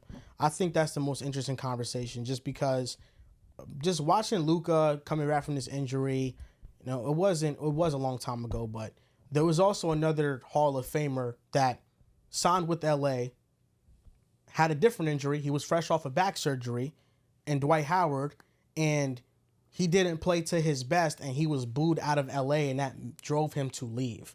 So I have more belief in Luka that he's gonna eventually just start playing. And he's gonna kill, because that's what Luka does. But if this injury is more serious than we're led to believe, and is something that's really bothering him, and he's not playing 100%, and the fans aren't the kindest to him, then we don't know how much he's going to love the media market and how much attention comes to playing with the Lakers. Because you think about it, like, after LeBron James retires, there's really not another cornerstone piece that's going to take a load off of Luka. Like, once LeBron retires, which we don't know when it's going to be, but Luka is going to have to go back to scoring like 36 to keep the Lakers afloat if they don't make some drastic moves to improve the roster or to give him like a real true star. I think where the Lakers roster is right now is pretty much at the same point that the Mavericks roster was in before they traded for Kyrie, when we talk about long-term pieces around Luka. So that's the more interesting conversation for me. The Lakers have really one year and a half to figure this out, to get it right with Luka. And we've seen teams in the past be able to build rosters in that amount of time, but how likely is it? I think the Mark Williams trade, getting it rescinded, which pretty much it was the Lakers having buyer's remorse from it and saying, you know what, we kind of regret sharing this pick because this player might not be available for us. That's the asset they're banking on to maybe make another move, because, Mark Williams, it just wasn't going to be enough to, build a roster around Luka long term. So they're probably using that for a move later down the line that will be. But, Luka right now, I think being in this situation, most pressure in the league right now off this injury, it's something that we're going to monitor every game. 2 things, and we can do whatever we want after that. Next season, I understand your thought process, Joel. The issue with that is we're all hoping and praying, well, depending on who you are, but I'm hoping and praying LeBron is still LeBron. And for what he's shown me, I should have belief that he should be fine, but we understand that life is life. 41 is going to be 41. We have to be real. We can't just expect him to be this. It's unrealistic to just automatically bank on it. It's LeBron. He's been inhuman. He is an alien. I get that, but it's 41. That's what we have to understand. So that's where the fear comes for next season. And then now to what you were saying, Joel, there's a part of me weirdly deep inside that feels Rob missed the mark to a certain degree at the deadline. To a certain degree. You should have made a minor move. You went for a home run in Mark Williams. To the point where you got cold feet and said, fail is physical. He's not good. Let's get this trade done. And don't leave out that Mark Williams' representation went to other doctors. And those doctors said he was good. There is no reason why they failed him, because he was cleared. Yeah. It really makes it seem as if Rob forcefully went in and nixed it. Yeah. Understanding he made a mistake. And that I'm okay with. And I said that to you guys. Because Luka, the report is Luka wanted Mark Will. Which I get it. Yeah. I do. He's a vertical threat. He's going to be an amazing pick and roll player in the offense. The offense would have taken another level there. I get that idea. However, there's a part of me that feels like Rob should have went a little bit more safe in one of the players they could have acquired. And I know that the market right now was definitely questionable. Who knows what the Jazz were going to ask for Walker Kessler? Who knows how real that could have been? Who knows if the trade would even happen with Danny Ainge, yeah. After that, hell no. and then Riv, who is fair in saying the Vucevic fit wouldn't be right in LA. Yeah, he's right there weird. Too. But the offense would have been great. You would have still had no defense, so we're still back in that. You should have made a safer move. Mm-hmm. And now we're in a point where your move was to bring in Alex Len. And now it's Jackson Hayes, Alex Len, with an injured Luka Doncic, with a 40-year-old LeBron James, with some solid wing play as of right now where we stand with Luka Doncic being on the floor. I've watched DFS play some really good basketball. I've watched Rui play really good basketball. Vando, good role player. I know his offense sucks, but what he brings on the defensive side. And, of course, Austin Reeves. We needed a low-key move that honestly, you could say it's unfair. You got Luka. You're asking for a lot, but when you get Luka Doncic, you have LeBron James, you're expecting to be competing for a championship. We all expected them to make a move for a center. So the fact that they sat on their hands and tried to do more than they should have. In Rob's defense, though, you made the trade for Luka, 5 days before the deadline? Yep. It was like a Saturday deadline, so was it Tuesday or Thursday this year? So you only had a few days to trade for a center. And then you thought you got Mark Will. The physical doesn't happen that same day. You got to fly him out. Takes a couple days. By the time the physical happens, the deadline's over. That's a fact. So really, you only have the buyout market at that point. And yeah, there's no bigs available right now. What's killing me, though, is the Lakers should have been hyper fixated on getting a center before getting Luka. Before getting Luka, our one need was we need a center. Mm-hmm. We need a center pretty desperately. Well, you get Luka to secure a semblance of a future. Of course, and obviously you make that move. But my whole point is, you should have been plotting on a trade for a center. And I'll give Rob his credit. Nobody thought Mark Williams was available. So again, when that news broke, it shocked everyone.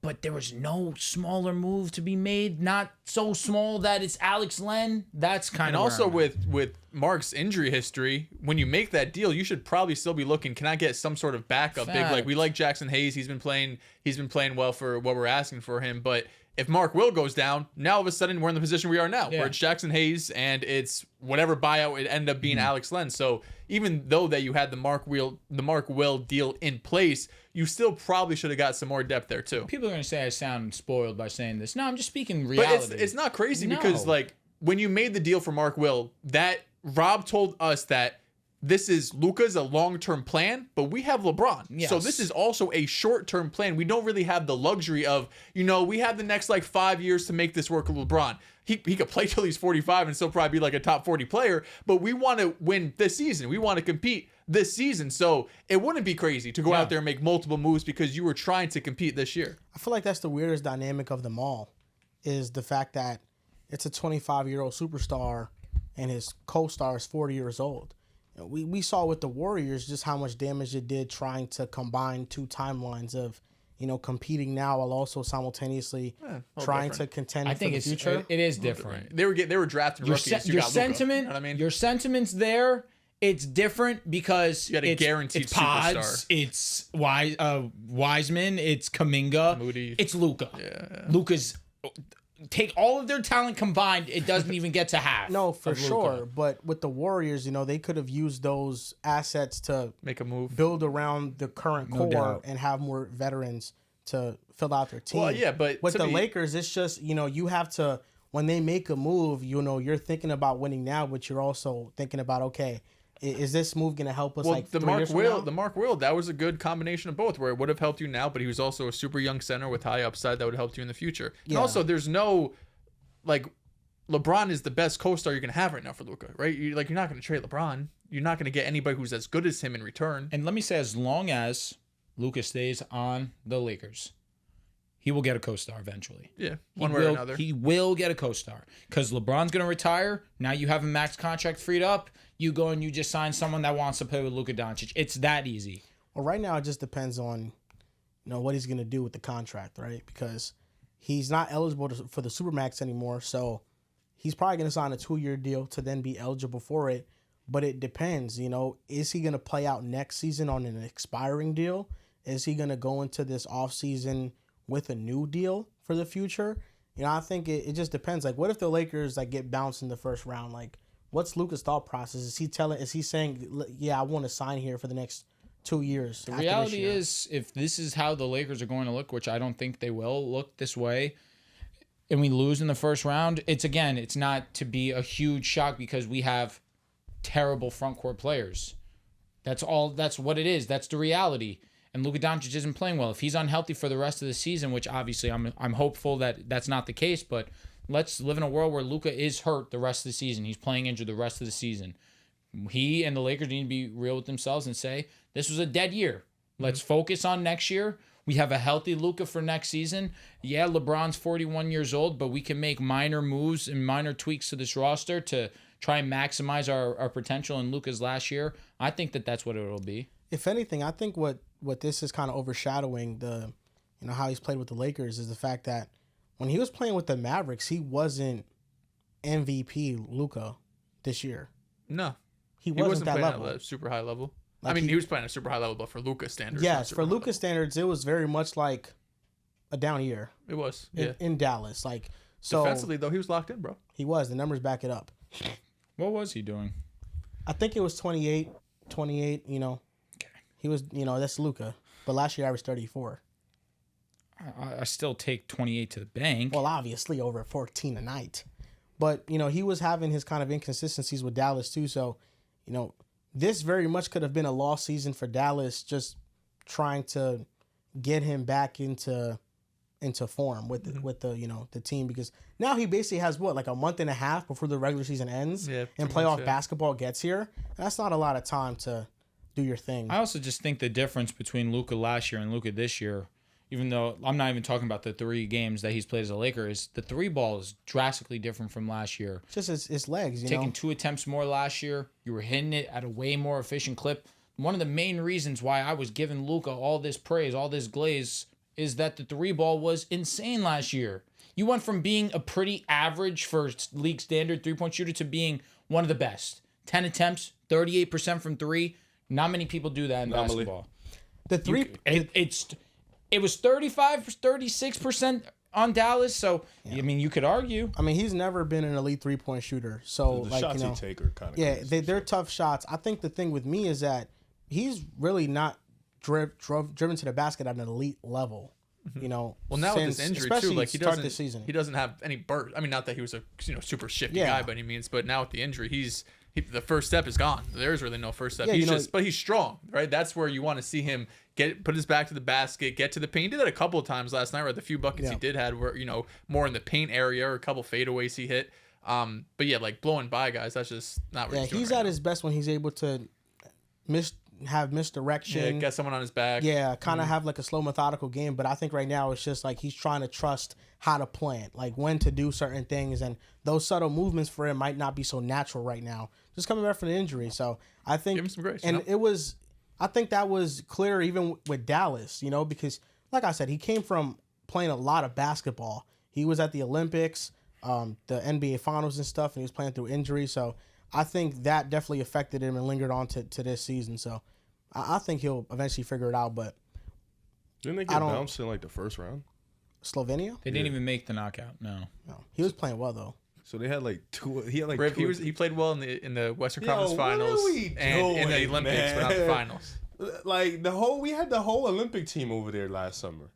Yeah. And they're all for KD's the most part playing well. KD's playing well. LeBron James is 40. KD got hurt. And he came back. He was destroying. Yeah, and what seed are they? He's playing well. Bam. He's playing well. Recently. Yeah, Bamonte's been dog shit. Slovenia, he's been cooking recently. They You're right. They didn't even get out. Bro, he had time to get healthy, bro. You got to stop. Yeah, but I'm saying is that he was just came from the NBA Finals hurt. He didn't have to go do that. No, he didn't, but he has a lot of pride in his country. All right, so if he has that pride to go play, especially the overseas guys, the overseas guys have much more pride in playing for their country. For sure. Even though the USA players have a lot of pride playing for USA, but I think that more so comes from other countries thinking they can beat USA finally. Yeah. And they're just like, no, you guys can't. We're gonna show you. But This brother's essentially been hurt for 2 years. no, 3 just years. one. Just one. That's the Just way one. the way I act. Like 2 3 years. Just one. Really, like No, 2022. at the start He of was the hurt playoffs. 2022. 2022. He was Yeah. healthy. Well, I guess he wasn't healthy last Now year, we have right? to start looking at his like Drew thinks he's going to be locked and Last loaded year and he healthy was next healthy. year. Last year He might not be. very No, he needs to be healthy next year. up until like Sometimes the you just playoffs. That's can't. when he got hurt. Who last year? Yeah. I don't know. Hallie's had an injury for 18 months. That's bullshit. He just stinks. Sorry. You guys expect someone that puts up prime Steve Nash numbers, bro. Look at Steve Nash's per 100 possessions, man. Look at Tyrese Haliburton's. He's getting it. They might 100 be possessions. similar. No, he's getting 100%. He just sucks. I need you to know that from the bottom of my heart. He's not getting 100 possessions in a game, bro. That's No, cap. probably not. No, that's cap. That's good, actually. You don't It's want good to for the get 30. Now, Victor Wembanyama is out for the season. He has a blood clot in his right shoulder. This news really came out of nowhere. It was shocking that like he's out for the season now. Number one thing is hopefully he has a speedy recovery. You know, it's a very serious thing, and there have been players that have come back from it. Yasar Thompson, Brandon Ingram are recent examples. So I think that's the optimistic viewpoint. I think he's gonna have to be on blood diffusers for like 3 months. Blood thinners. Mhm. Blood thinners, yes, blood thinners for 3 months, and then he'll be ready for the start of next NBA regular season. I guess the only thing to talk about this with is just what the Spurs are gonna be. I think in a bad situation, you always have to kind of try to look for a silver lining, and I think the only silver lining in this situation is the fact that now the Spurs, we pretty much know they're not going to compete for a playing spot. They're not going to compete for a playoff spot. So it pretty much locks them into having a top 10 pick in this draft that very much has a lot of talented players. And they have the Hawks first round pick, which right now is slated to be the 15th overall pick. But by the end of the season could very well be a lottery pick as well. I mean, we're looking at a Spurs team with the young talent that they have right now and De'Aaron Fox adding 2 lottery picks to this team.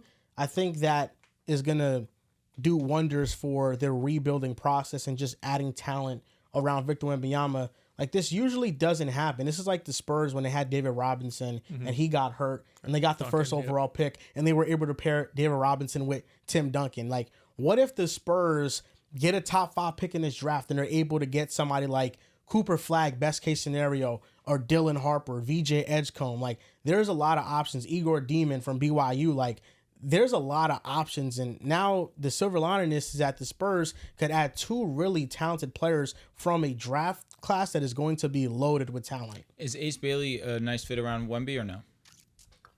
I'm trying to find a team for Ace Bailey that he can thrive. Is it San Antonio? Well, if he can shoot, absolutely. Like, yeah, they could develop him. I don't see why not. I was crushed. I'm not going to lie. It really hurt me. You guys know I love Victor. He's unbelievable. He's been playing unbelievable. He was on his way to win Defensive Player of the Year, his first of 19. It sucks. It was the last thing I was expecting. He said that he was going to be out with an illness. I didn't think that this illness would be a blood clot in his shoulder. I don't think anybody in the world saw that coming. So obviously we're sending our well wishes to Vic. Hopefully everything goes out according to plan. It's saying already that he should make a full recovery. So that's huge news. But as for the Spurs, I'm with you there. This season's tanked. It'll be fun to see Stephon Castle with a little bit more role. De'Aaron Fox. He's been incredible. He's been amazing. Shooting the basketball really well. That's something I was happy about. You saying inefficient and shit? I said, what? Last 10, last 15. What are you talking about? Honestly, if you just directed that this way, you would have been right because I was shit talking his 3-point. It was really not good, but he's locked in. So excited to see De'Aaron Fox also in the new home. Now he really gets number 1 guy opportunities. He can get more comfortable with the team. That's going to be huge for, of course, next season.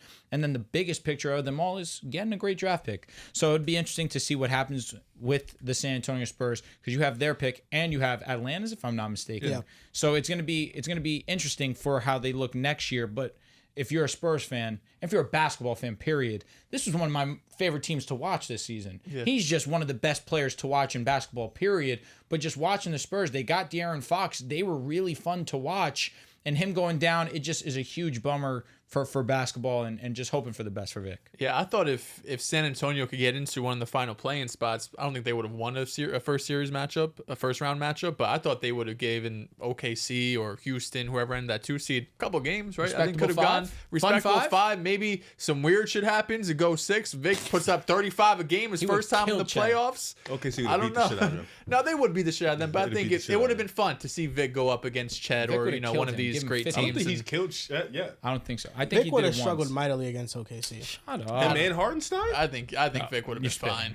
But Vic just right over the top. Just I mean, the way OKC plays defense, they would have just swarmed him and like been I thought hacking it- I him thought the it been- entire time. That's a fact. I thought it'd been a fun series. Now maybe Portland. Who knows? Maybe they can make a little push. They've been I playing. think they have the same records. Exactly. They're only a couple games out of the final play-in spot. Maybe more than a couple, but like less than 5. I want to say.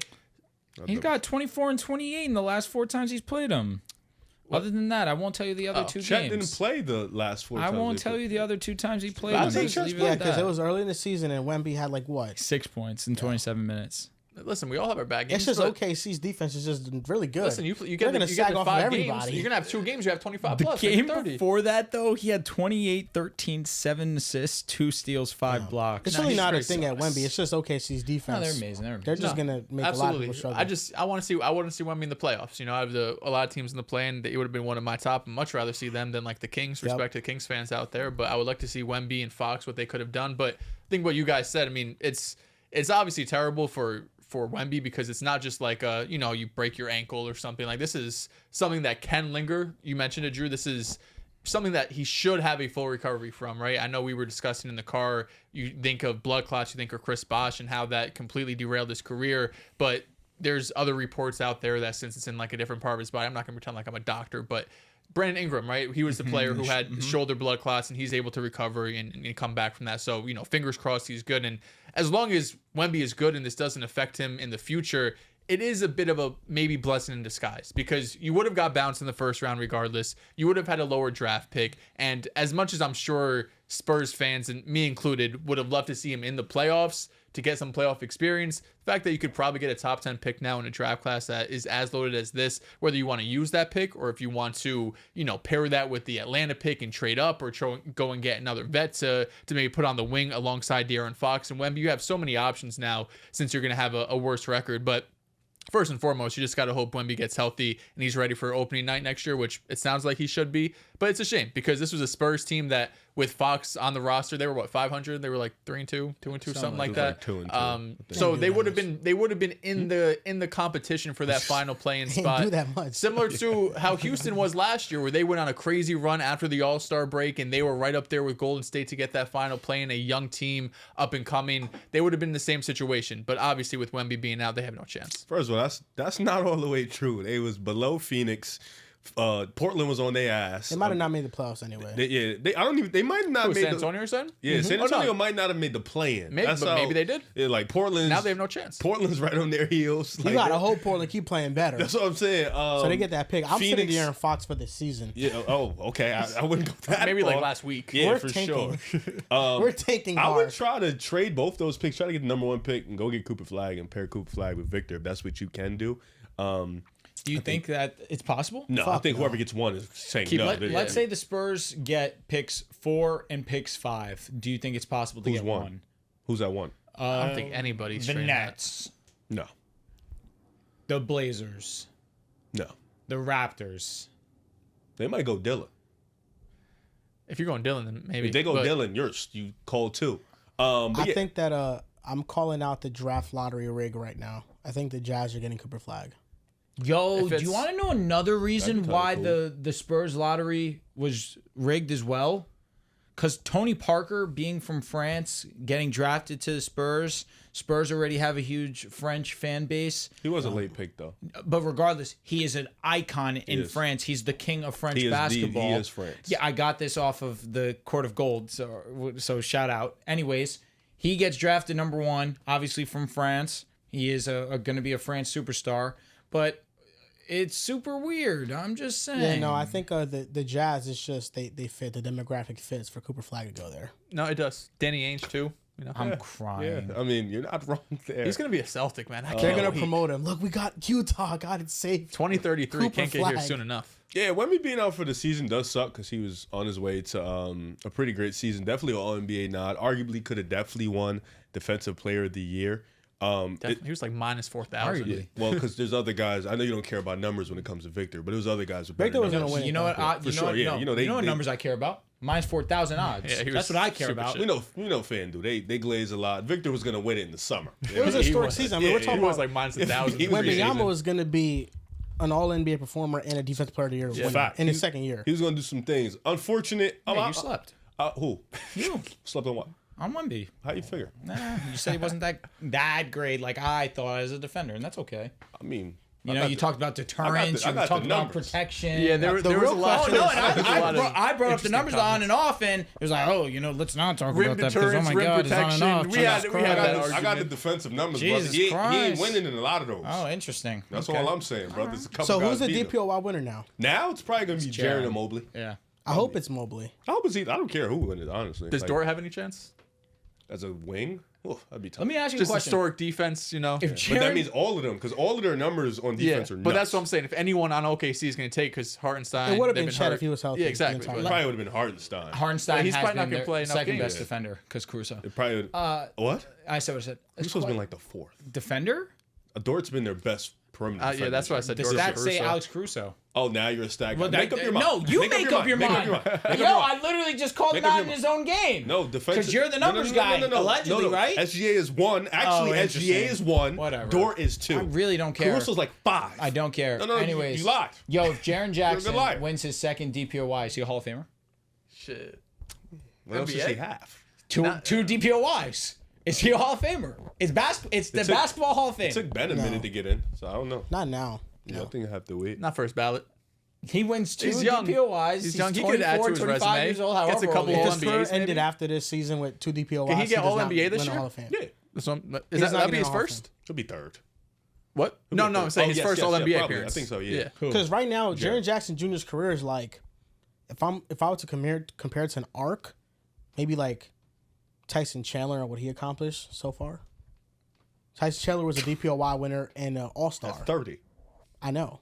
I don't think he's on that arc. I think he's he's- Is he Marcus Camby? That's the accolades that he has, though. No, he's way ahead of Tyson Chandler. Well, maybe, but slightly, not by a lot. I wouldn't say by a lot. Jaren Jackson's a 22 point per game scorer. Way better I know, offensive but I'm player, saying resume if he retires Let after me the look at season. Tyson's resume. Jared go Jackson nuts? is a two-time I don't wanna go All-Star nuts. and People a who two-time watch this Defensive take Player this of the shit Year. serious. But I If think that look, happened. Jaren's But got Tyson so at Tyson at what 24, 25? I'm not comparing him at the same age. I'm comparing him to what they finished with at the end of their career. He doesn't have two. Jaren's a two-time All-Star, two-time block champ, and He already has more All Stars. One more. That's he'll have more DPOYs, One more. and they'll probably have the same amount of third teams. How many All Defensives does Tyson have? Two. Jaren already has two. Yeah, he'll be past. He'll be Yeah. past Tyson. But the resume isn't that crazy. You capped. The resume is not that crazy, dude. No. You said he would be on a Tyson Chandler like trajectory. No. I said arc. Like, What do you that's mean by kind of arc. What I mean by it is like, that's kind of the range he's in with the current accolades he has. Oh, okay.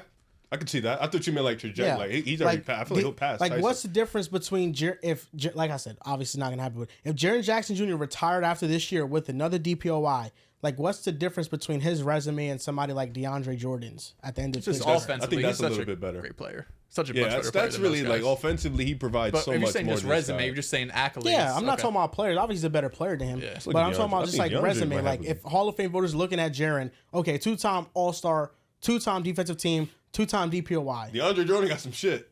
He's Yeah, he does have a lot. two-time defensive first team, two-time All-NBA, three-time All-NBA. Chris Paul made him. and an bro. All-Star. Man, them center NBA rules champion. back in the day really like, blessed The center might have- position yeah, in yeah. that era was so Yeah. fucking ass. He's Also, you needed to be a center on the All Yo, NBA. how good was Marcus All offensively?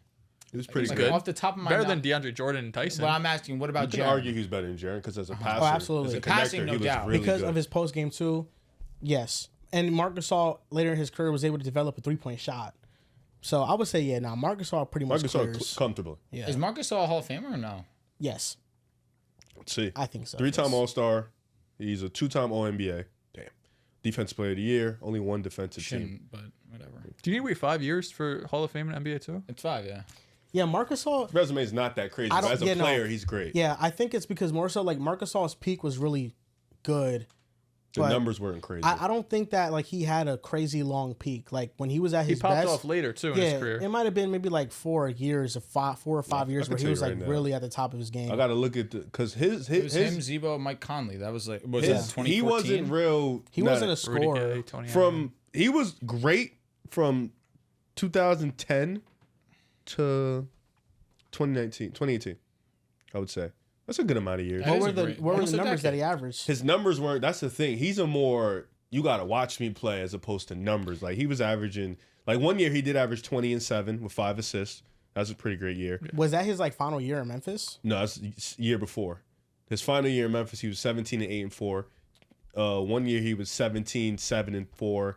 You know, his MVP, like he was 8th in MVP voting. He was 17, 8 and 4. So I'm like, guessing that the years that he was an All-Star were they consecutive? No, it was every. So like He wasn't this great. 2012, rebounder he got off to the it. numbers. Then he won it. He made the All-Star game What in were 2016. his All-Star seasons? All right, so 2011, 2012 was an All-Star year. He averaged 15 and 9 with 3 assists, but he averaged 2 blocks and a steal. The year he didn't make an All-Star team this year, but he made an All-NBA team and he won DPOY. He averaged 14, 8 and 4 giving with you 2 Mark blocks Williams numbers. and a steal. Yeah, that's what I'm saying. Like his numbers aren't crazy. And then the next year 2 years later he made an All-Star. He averaged 17, 8 and 4 with 2 blocks. Then his last year he made an All-Star game was 26 and 5 with 2 blocks. So his numbers aren't so pretty like, much crazy. in like the early 2010s era, it was like 15 and 9. Yeah, he's an impact watch me guy. Like he's not a numbers based guy. His brother now, that's the numbers based guy Powers with the and impact. Yeah. Yeah. So At the time, the Pau Gasol trade was so bad, but it aged pretty well for the Grizzlies. Rashawn McCants said the Gasol brothers are better than the Joker. The Gasol brothers. I mean, maybe if you combine them. Oh, if you combine them, they're fucking lit. Yeah. But Even if you combine them, they're still not they're better. not gonna be the Joker. I don't know. No, Powell they're and not. Mark together. they're be like the same nuts. player. Powell's just a juiced up. Pau Jokic is Gasol, like a top 10 fucking peak ever. Bro. I don't think Pau Gasol's longevity is talked about enough. He went to Chicago and averaged 17. He was a Was dog. he an All-Star? He yeah, was. he was an old ass man. He is still doing his thing. He's a great guy. Yeah, he was. I'm thinking of like other centers in that era because I know Marc Gasol is one of them. DeAndre Jordan is another one of them. Al Jefferson. Joe was Kim in there. Noah. What do you think is the difference between Jaren Jackson and Joe Kim Noah? Offense. I'm talking about just resume Jaren perspective. clears. Oh, resume. They probably have the same resume right now. Yeah, Joe Kim Noah probably definitely has He like was a all similar NBA. resume to He was all Gasol. NBA player. But Joking doesn't have DPOY. Yes, he does. Does he? Yeah, and he was in. Okay. He was like top 7. Excuse me. MVP. There was a Apologize. year where Joe Kim Noah was top 5 in MVP He won voting, in averaging 2014. 12 points. Sweet. He was the Impact. best player on the team. No, he was because he was like the glue. They were the number 1 defense that year, but they were like the 30th ranked offense. But he's 2-time All-Star, All-NBA first team, DPOY, 3-time All-Defensive team. But he has 2 NCAA championships, so that helped in the All-Star. Was he the person who took away the three-peat of Dwight Howard's DPOYs? Dwight Howard did 3 I know he did. Excuse me. The He stopped. I think 2014 probably, yeah. No, because No, Howard because Dwight was three-peated- 09. I can tell you right now.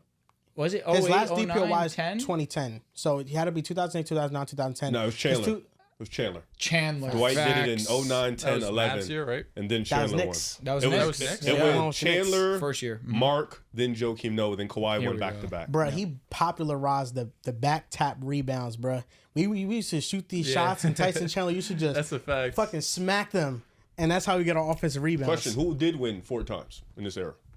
Ben. And 02, 03, 05, Yo, 06. bro, when you Ron look Artest at- stopped his 5P. You know what's nuts? You look at the DPOYs. Ben has 4. Dikembe has 4. Of course. That's crazy as fuck. Hakeem only has 2. Yeah, Dikembe was I a don't know, guy. sometimes the Block voting is shots, very they matter inconsistent. Nah, at they that did. time. They did. But when I matter talk now. about them, you know, We don't care about that. Yeah, I was at He's the a fucking idiot. No, it matters now for sure. No, apparently not. We don't care. He's Block shots don't matter. It's crazy. It's the reason why not Wemby when you was do it minus at this 1,000. historic. Yeah. Yeah, well, someone Because can. if you average 1.7 blocks, no one cares. You average 5 blocks. Holy Hey, shit. Mark got it. He only averaged 1.7 blocks. Yeah, well, But he's you never averaging Wemby damn near though, you know? 6. Hey. Let's just keep Yeah, going. yeah, 6 is I crazy. gotta- 6 I gotta- is Gary gotta- Payne stopped Dikembe's 4P. Yeah, Gary Payne was I got a great. Jets Who's trivia Marcus Smart question stop? for you, What? Dehls. Jets trivia Let's question. hear it. What Jets running back rushed for the most yards in a single game in the history of the Jets? In a single, well, Curtis Martin would be my first guess, but let me think about it. Bilal Powell. No. Shout out to Bilal Powell. I'm gonna give you. I'm gonna give you 3 guesses max. I'm guessing it's not Curtis Martin. That'd be too easy. No. Okay. Can I get an era? 2010-0. Sean Green. Honestly, on one of like our worst teams, I would say 2010's one of our worst teams. Chris Ivory's be my Yeah, next guess. that's a good guess. 2015, we were great, but he might have been there for a couple years after. Let's see, because we had Sean Green, we had LT. Who do we have between that and Chris Ivory? It's after. It's after Chris Ivory? Oh, shit. Okay, so, yeah, I mean, Bilal was there for a while. He played for the Browns. Oh, fuck. I know who it is. Played for the Browns. That didn't help me. Oh, damn, bro. Played for the Browns. I feel like I know who it is. I don't know. Initials. Give me initials. I see. Oh, fucking Isaiah Crowell. Yeah. It was funny. I went to Barnes and Nobles, and there's this book. It's like the Jets trivia, the ultimate trivia Jets book. And the first question was like, who rushed for the most yards? How many yards? Yeah. Sean, 211. It was Sean Green, Curtis Martin, Thomas Jones, Isaiah Crowell. Isaiah fucking Crowell. Yeah. If I gave you the names, it'd be too easy. Like, what the fuck is Isaiah Crowell obscure-ass name doing here? I was playing Madden Showdown with a random earlier today, and I was playing with JC. Me and JC just be fucking around with people, and we just be like naming players all the time, like just random old players, and we like name random old players from the Jets that people aren't gonna know, and then we're just like, JC asked this dude. He was like, "Yo, bro, you know who Jeremy Curley is?" And he's like, "Nah, bro, I don't know who that is." Jeremy Curley was He was okay. decent. He was He was receiver. all right. He was like, "Yo, you know who Claude Gates is?" He was like, Claude Gates? Who the fuck is that? No, it's funny. Bro, Jets got so many ass players, bro. Like, unless you're like really tapped into football, you're not gonna know like half of the fucking history of the Jets players, bro. Well, that's how Carson is, bro. We was in New York. Carson was throwing us some obscure, stupid ass names, bro. Like Carson knows an unbelievable amount, but probably every player. But when it comes to football, Logan's weird, obscure knowledge is nuts. Yeah. Basketball is crazy definitely Carson, like the older I'd love heads. to see Logan do some immaculate grid shit, because Carson be freaking me out, bro. he's scary, bro. Carson, like the I shit think he knows is he's ridiculous. doing something illegal. Like Nah, he's for too real. smart. Like his brain is wired in a way that You makes need me to think take he's a criminal. Put it in those science labs and figure out why it is the way it is. Yeah, for sure. Because how do you memorize dudes that play in like the 60s and 70s? Bro, he know dudes from the 40s, like Yeah, 50s, bro. like from the fucking Bullets. Like, dude, I don't know these people. And he he's saying. just says basketball reference. That's all he uses. I don't even know where to start. I don't He's know how just you going to pop like up to these random 1948 guys, and just bro. looking at players and just remembering them. Yeah. Yeah, he probably just goes to like the history Memory's of teams elite. and just writes down the roster and the names. Wonder what his just GPA was remembering in it. school, man. He was just like a fucking freak. Like 5.0, you couldn't do that. Like, some nasty shit. Riv has some NBA in or out statements for us. The floor is yours. Thanks, bro. You're doing a great job at your job. Just want to let you know. Yeah, I've actually got better. I've been coming you've in been some locked stuff. King of the Hills, in and outs. I think they're gonna bang, bro. It's pre-recorded segments. You know, obviously this isn't one, but like I've come in with one. You've come in like 7. I've been doing my. They fake been banging. They have been. Oh, TikTok. absolutely. They've been banging. You know, Absolutely. I stole it from a guy. Watched that he did it. Stole his whole idea, his whole flow, People bar for stole bar. Would You Rather from No, us. but people don't Drake steal admit that. things all the time. People don't admit that. I'm admitting I stole it. We also bar for can bar. admit if that person's claiming that he started King of the Hill. Oh no, It was a sad mistake No. there. I'm just Oh, letting it be known. I love. You to saw it steal. and you're like, I hey. saw it and I stole it bar for bar. The way he speaks, the way he moves about it. The flow. Yeah, flow, everything. This is pick a side edition, in or out statements. First one up. Are you in or out on the Thompson twins, both making All NBA defense team? In. I'm in. Ooh, It's a lot of guys. there's There's so a lot of many. guys. A lot of bigs. Eamon is You said it guaranteed. fast. I know, This but I year think only. This year. Eamon's guaranteed in. I don't know if Asar is. There's so many great elite defenders, and Asar is one of them. I just don't know if it's too late for him to lock himself in. I'm gonna say I'm out. I'm gonna change it. I'm gonna go to out. I think the story of the Pistons season, a lot of the highlight is going towards One Kate person. Cunningham. Where the Rockets, it's a defensive effort. Amen is getting a lot of hype, so I'm gonna go with just Amen making it. They both deserve it. Correct. But you'll probably will have guys on either better teams or better stories, and like there's gonna be 5 bigs on the first team. So Asar, it's really because Amen's locked. It's really Asar has to fight with the fucking Caruso's. Apparently he's not eligible. Daniels. He won't be eligible. Caruso. There's a lot of guys that won't be eligible. True, yeah, like Herb won't be there, right? Herb won't So be maybe eligible. he can. Daniels. Like Dyson will be allowed. Yeah, Dyson's a lock. Kamara. He's Kamara's Kamara's probably gonna be up You there. got to think. You said in pretty fast. I Now know. you're changing your opinion. He deserves it. Evan Mobley. But Jaren Jackson Jr. Yeah, I'm just thinking like non-bigs right now Yeah, we because gotta there's think so about many the bigs. bigs. You that get are to the locks. bigs, it might be like 3 They're- spots left. yeah, that's Bam's true. still probably making an all-defense too. Second team for Yeah. sure. Mm-hmm. You didn't. Did you change your mind? Or you still locked in on He it? deserves it. So he's in on it. He's So in. you're He deserves it. Okay. Whatever the voters do, I can't decide. okay. In or out on the Indiana Pacers making it out the first round. Out. It's an ECF team. He said it so This fast. is Hallie. It's Haliburton. It's not man. the same this year. I respect that. At least you're admitting it. So right now, were they the They are 5 seed? fourth. 4 seed? Yeah. So they would play The Bucks. The Bucks in the first round. I'm going to be in on that. I think the Pacers still have one of the better offenses, even while Tyrese Haliburton hasn't been the most consistent version of himself. Played well today, unfortunately. Being very kind. But Pascal Siakam's incredible. And what he has meant to their defense night in, night out, that's really what has been the huge part for me. And their starting 5, although their team defense isn't great, their starting 5 can lock in and play really well. Benedict has been playing very great basketball too. Obviously, Miles Turner beats the trade deadline allegations every single time. I'm in on it. I'm out. I think they probably play Milwaukee in the first round, and Giannis, assuming he's healthy, which it's fair to assume he won't be because he hasn't been the last few years. But if he is healthy, the way Dame is playing, I think they'll be able to get past Indiana. Benedict is definitely. You're nuts. He's definitely been playing great. Been waiting to say that for a minute. In or out on the Blazers finishing the second half of the year in the play-in? Out. How many games behind are they? They're Too many good teams. They're there. 3.5. I was going to say they're a game and a half behind San Antonio, and I believe that 3.5 Suns- behind Golden State. Well, you have the Suns, you have the Warriors, you have the Kings in there. I think I'm out on this. I'm out. They went on a crazy hot streak, but they're going to have to continue playing at close to that level to make up 4 or 5 games. Lord knows it would be elite for basketball if they did. Because And I Shit. think the Warriors, I think they could go on a little hot streak this here. you know, The Warriors last are quarter locked. of the season. You're here. I am here. You fake been seeing the vision. a I little have bit. been, absolutely. Fake. You know you hate Jimmy I Butler. almost regret giving. I was the only one that said Jimmy and Steph are going to lock in and make the playoffs. I don't have to say you're in because you love Jimmy. I don't have to say that about you. You You know feel what? what That I'm was saying? insecure. I don't love of Jimmy. me, I don't love and Steph. I get it. apologize. I explain myself. That's And I on me. explain myself. You know what it was, bro? It's the Jalen Hurts Part 2 situation. I'm scarred. I get it. That's on me. And I'm just letting you know you're a Jimmy guy. I don't have to tell you. Real. With him, Thank he hates you. Jimmy. He hates Steph. So I got to just Hates see what Golden vibe State. he on. Absolutely. Yeah, I got to see what Absolutely. vibe he on. That's So all. you're here. Yeah, I think you guys make the playoffs for sure. That's Yeah. I got to ask. That's all. D, my That's all. bad, That's bro. all. That's I do For apologize. sure. Nah, I think they're. I don't want to go as far as say amazing. I almost let It's that not out. a guarantee, but we're fighting. Yo, We're Jimmy, fighting. We're fighting. Jimmy has Steph back. I think Jimmy has Steph back. That's all to he me, needed. it's gonna I tried- be- That's all you needed. I tried to tell That y'all. was never in doubt. You slept, boy. Yo, don't sleep on Jimmy buckets. Yo, that's a shame. I'm the still Wolves. sleeping. The Wolves have a pretty easy schedule the rest of the way, Wolves are good. so They I do. think they could make. I think they could be the 7th And Anthony seed. Edwards is the best player amongst those two teams. So the 8th seed. One game situation. What? yeah. That's nuts. Yeah. Okay. Anthony Edwards is better than You Steph know what? I Curry. can't One say that game 'cause situation? I'm already. I'm taking Jalen Brunson this year. He's been so fucking great. One game situation.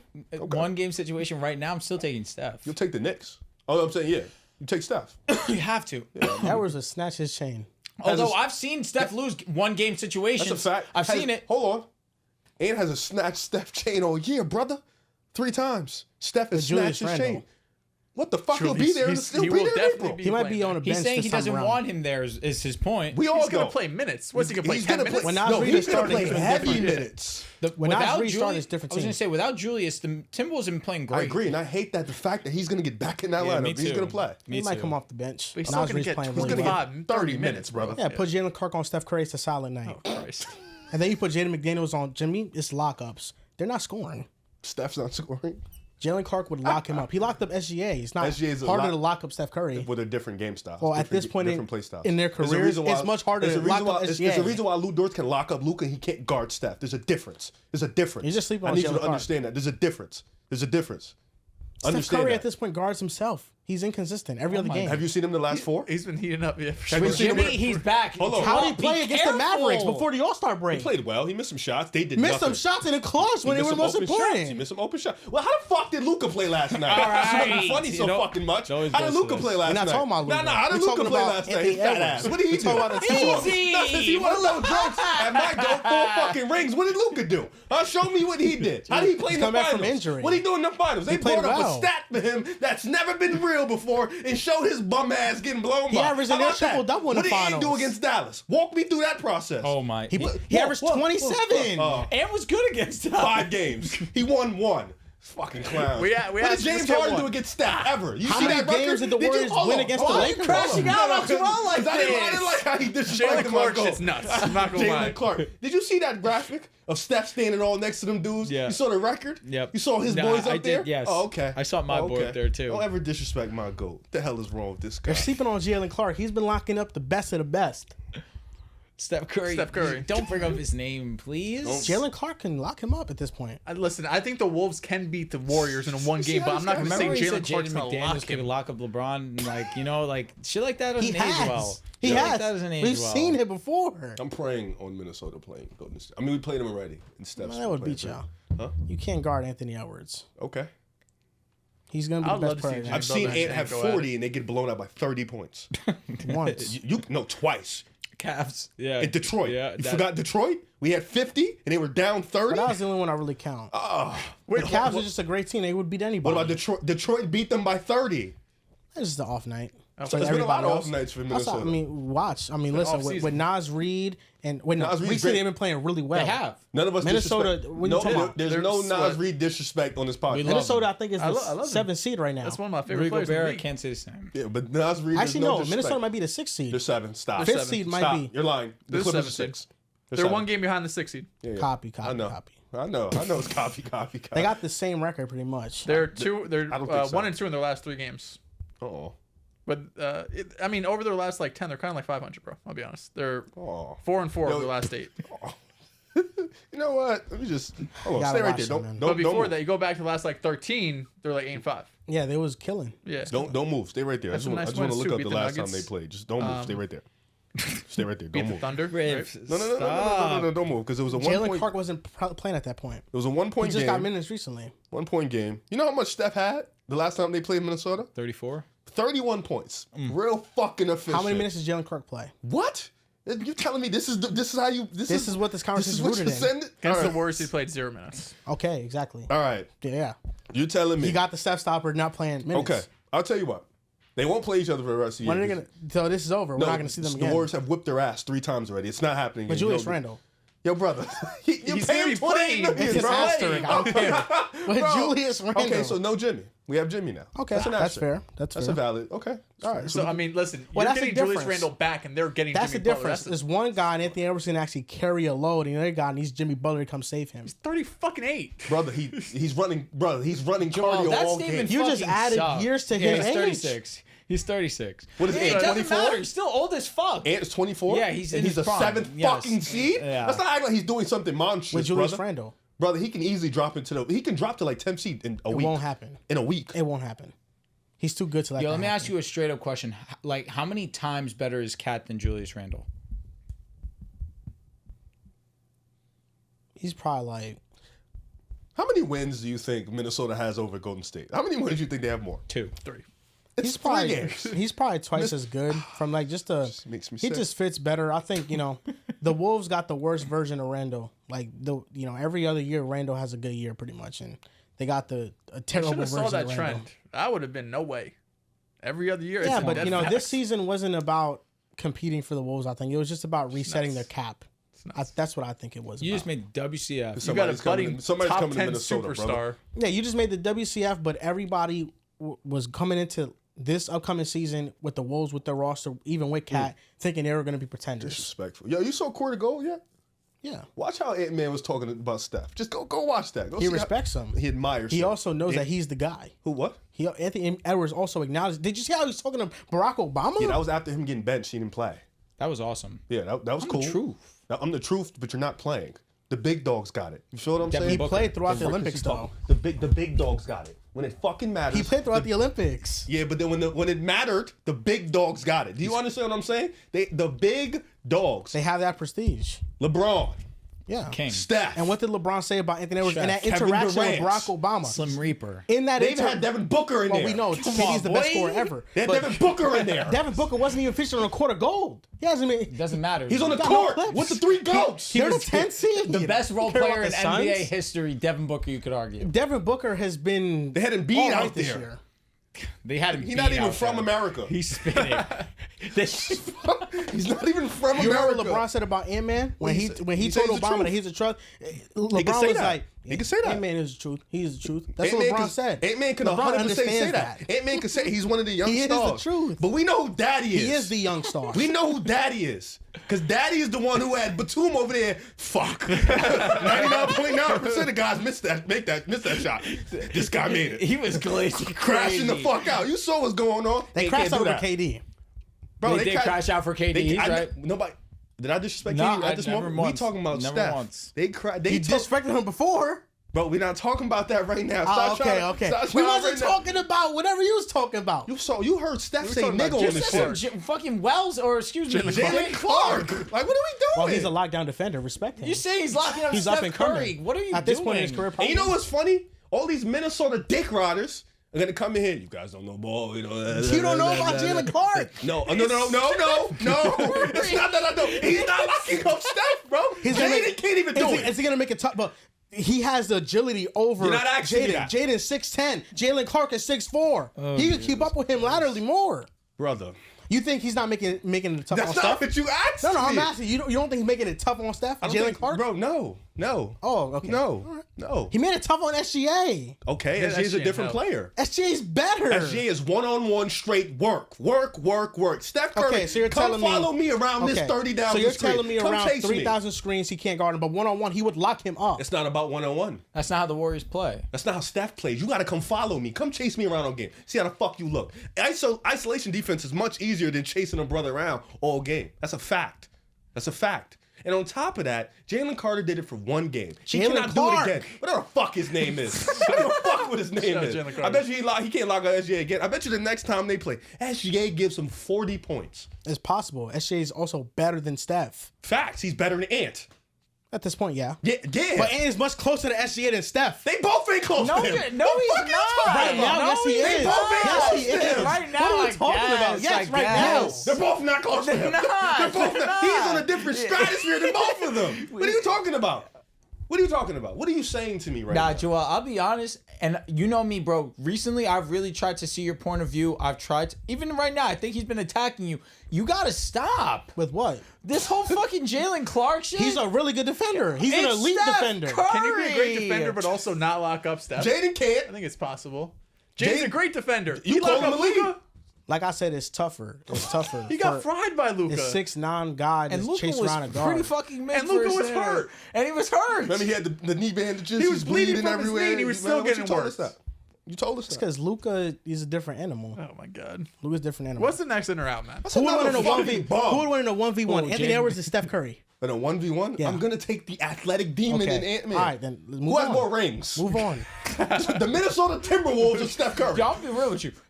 Curry don't have a chance. Fuck all that. Curry don't have a chance. Who has more rings? The Minnesota Timberwolves, the New York Knicks, and the Houston Rockets, or Steph Curry? Answer that right now. Well, the Rockets have 2.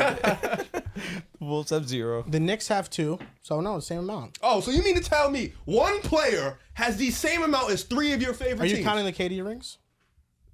You want Oh to? my Okay, so let's not count the God, he 60s. got Let's not him. count Martin Luther King rings. How about that? Let's have fun then. Let's not count Martin Luther King ring. Let's not count rings before you were born either. So take Houston rings out of it. So now do the math again. right, if we're Houston, going by, donut. yeah, 0. Minnesota, donut. New York, donut. Steph, still 2. So I still 2009, win. 2010, Lakers, Kobe Bryant, 2. You're Oh not- my god. Oh my god. Yes. Yo, W. He cooked. Yo, he cooked. he's a Kobe fan? He cooked. As of You like know 3 what? months ago, yes. You know what? He's He's real for bringing him here. No, Yo, no.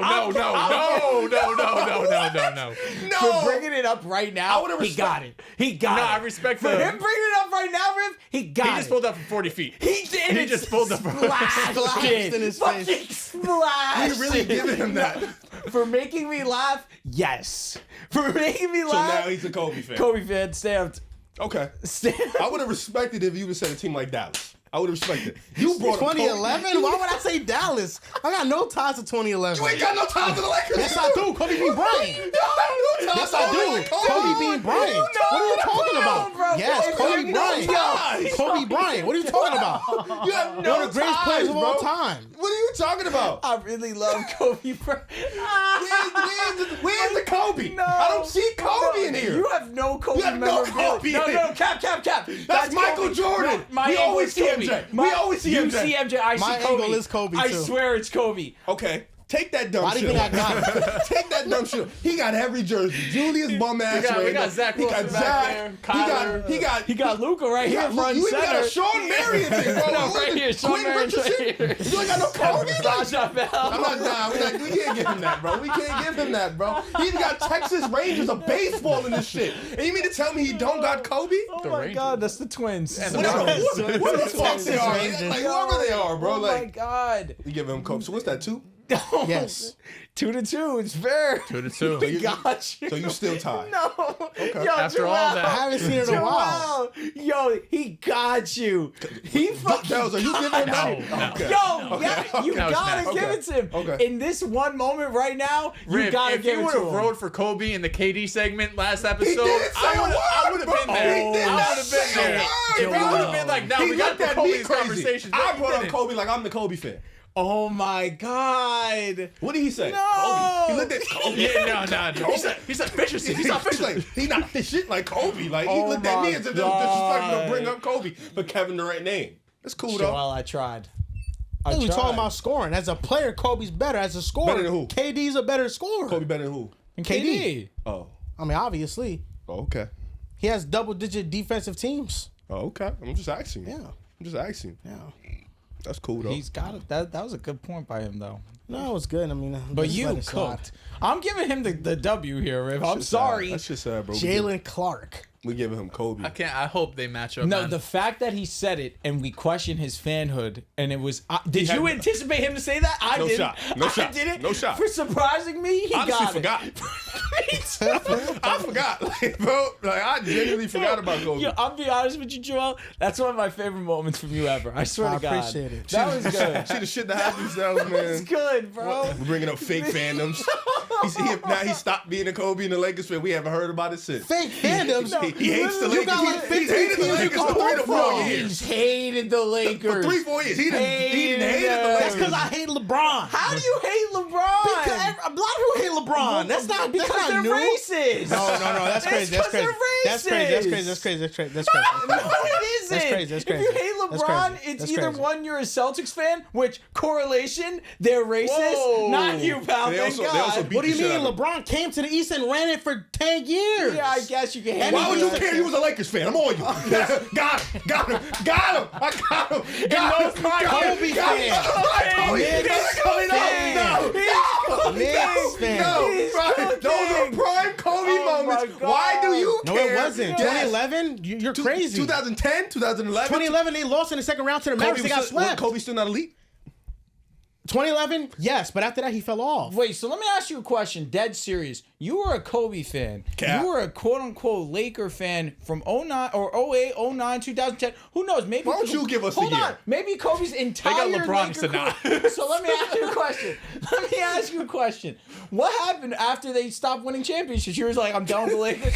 I'm done. Not a Lakers fan, just a What you Kobe mean, Bryant you're fan. done with Bryant, Kobe? Kobe Bryant at that time, the argument was LeBron James or Kobe, who's the best player in the league. Kobe Bryant was always my pick. I always gravitated towards Kobe Bryant more. Okay. But I wasn't a fan of the Lakers. It was really the Nets, and then they moved to Brooklyn. So then I said, I'm not going to be a fan of the Nets because if I'm going to root for a team from New York, I'm going to root for the Knicks. And then they got Melo, but the Mark Stoudemire, Raymond Felton year before Melo got there was really good. And then ever since then, then the Knicks had a chance, but then the Heat got LeBron James, and it pretty much was short-lived. The Heat had LeBron James before the Knicks got good. No, I know that, but that offseason was the offseason that LeBron, if you remember, he was picking between a couple teams. It was between the Bulls, the Heat, the Cavs, and the Knicks. Yeah. And I was hoping he was coming to the Knicks. He didn't come to the Knicks. I was hoping he was going to the Knicks too. D-Wade and LeBron about coming to Chicago. Y'all gave Amari Stoudemire $100 million. Y'all basically said fuck LeBron. No, he didn't. It said he wanted to team up with Bosh and Wade. Yeah, I mean, how could you? Not? At that time, it was one of the weakest moves ever. Still is not. In hindsight, shout out because D Wade's knees. In were hindsight, fucking Kevin fried. Durant one upped them, so now we don't look at that as like, that terrible. But And also, they weren't as great as people thought they would be. well, they were in 2011, and he was embarrassed in the finals. That's facts. In 2013, he absolutely carried. In 2014, he absolutely there was carried. no team that I was rooting to lose more than the Heat when they had the big Oh, three. absolutely. Everybody There's was. no and You, I swear let the me ask you way a question straight up. You hated LeBron when he went back to Cleveland too? no, not really. He was more tolerable when he went back to Cleveland. Tolerable. There was He's only no become cooler tolerable the player. last couple of years. He was more tolerable when he went back to Cleveland, and I also like Kevin Love. So he was just a machine. He was like 26 and 14 a night, double machine. Finally, the winning situation, but one of the worst moments of my life, I remember it. And one of my friends was a Worst moments. I'm one of interested. my friends was a Heat fan. You know Chris Gomez? Yeah, he was We annoying. watched Yo, it. damn! I haven't heard that name in forever. Yeah, we watched the NBA Finals together at my house, bruh. And I thought the Spurs had it won. It was Oh, you before and the whole world. the rebound and the kick out to Ray Allen and stuff. So I'm over here like, thank fucking God they're about to lose, bro. I can't take them winning. And then they fucking won the game, bro, on some bullshit. Do you want to know the best shot that will never be remembered? Unfortunately, Tony Parker shooting right over LeBron. That was the 1 footer, or like he was almost on the floor. no, that was different. Oh. That was after the Wade shot that he's fading out of bounds and he almost makes it. Yeah. No, this was they're up 2. LeBron switches on Tony, which is I give him credit for all the time. He always switched on to the guy who was dogging the most in his prime. He switches on Tony. Tony straight goes right over the top of LeBron, 3 at top of the arc. He's up 5. I thought the game was iced then, and we somehow won. Yo, it's crazy how like moments like those high leverage moments, it comes down to just a couple plays that go a different way that really dictates the outcome and legacies.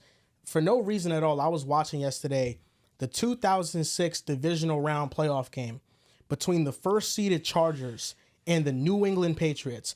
This was the Chargers, you can argue, the best team they ever had in their franchise history. I'm talking about stars, LT, Rivers, Antonio Gates, Vincent Jackson. That The was defense MVP? was good. LT? It might have been. In 06, it probably was. Oh wait, or was 06 Alexander?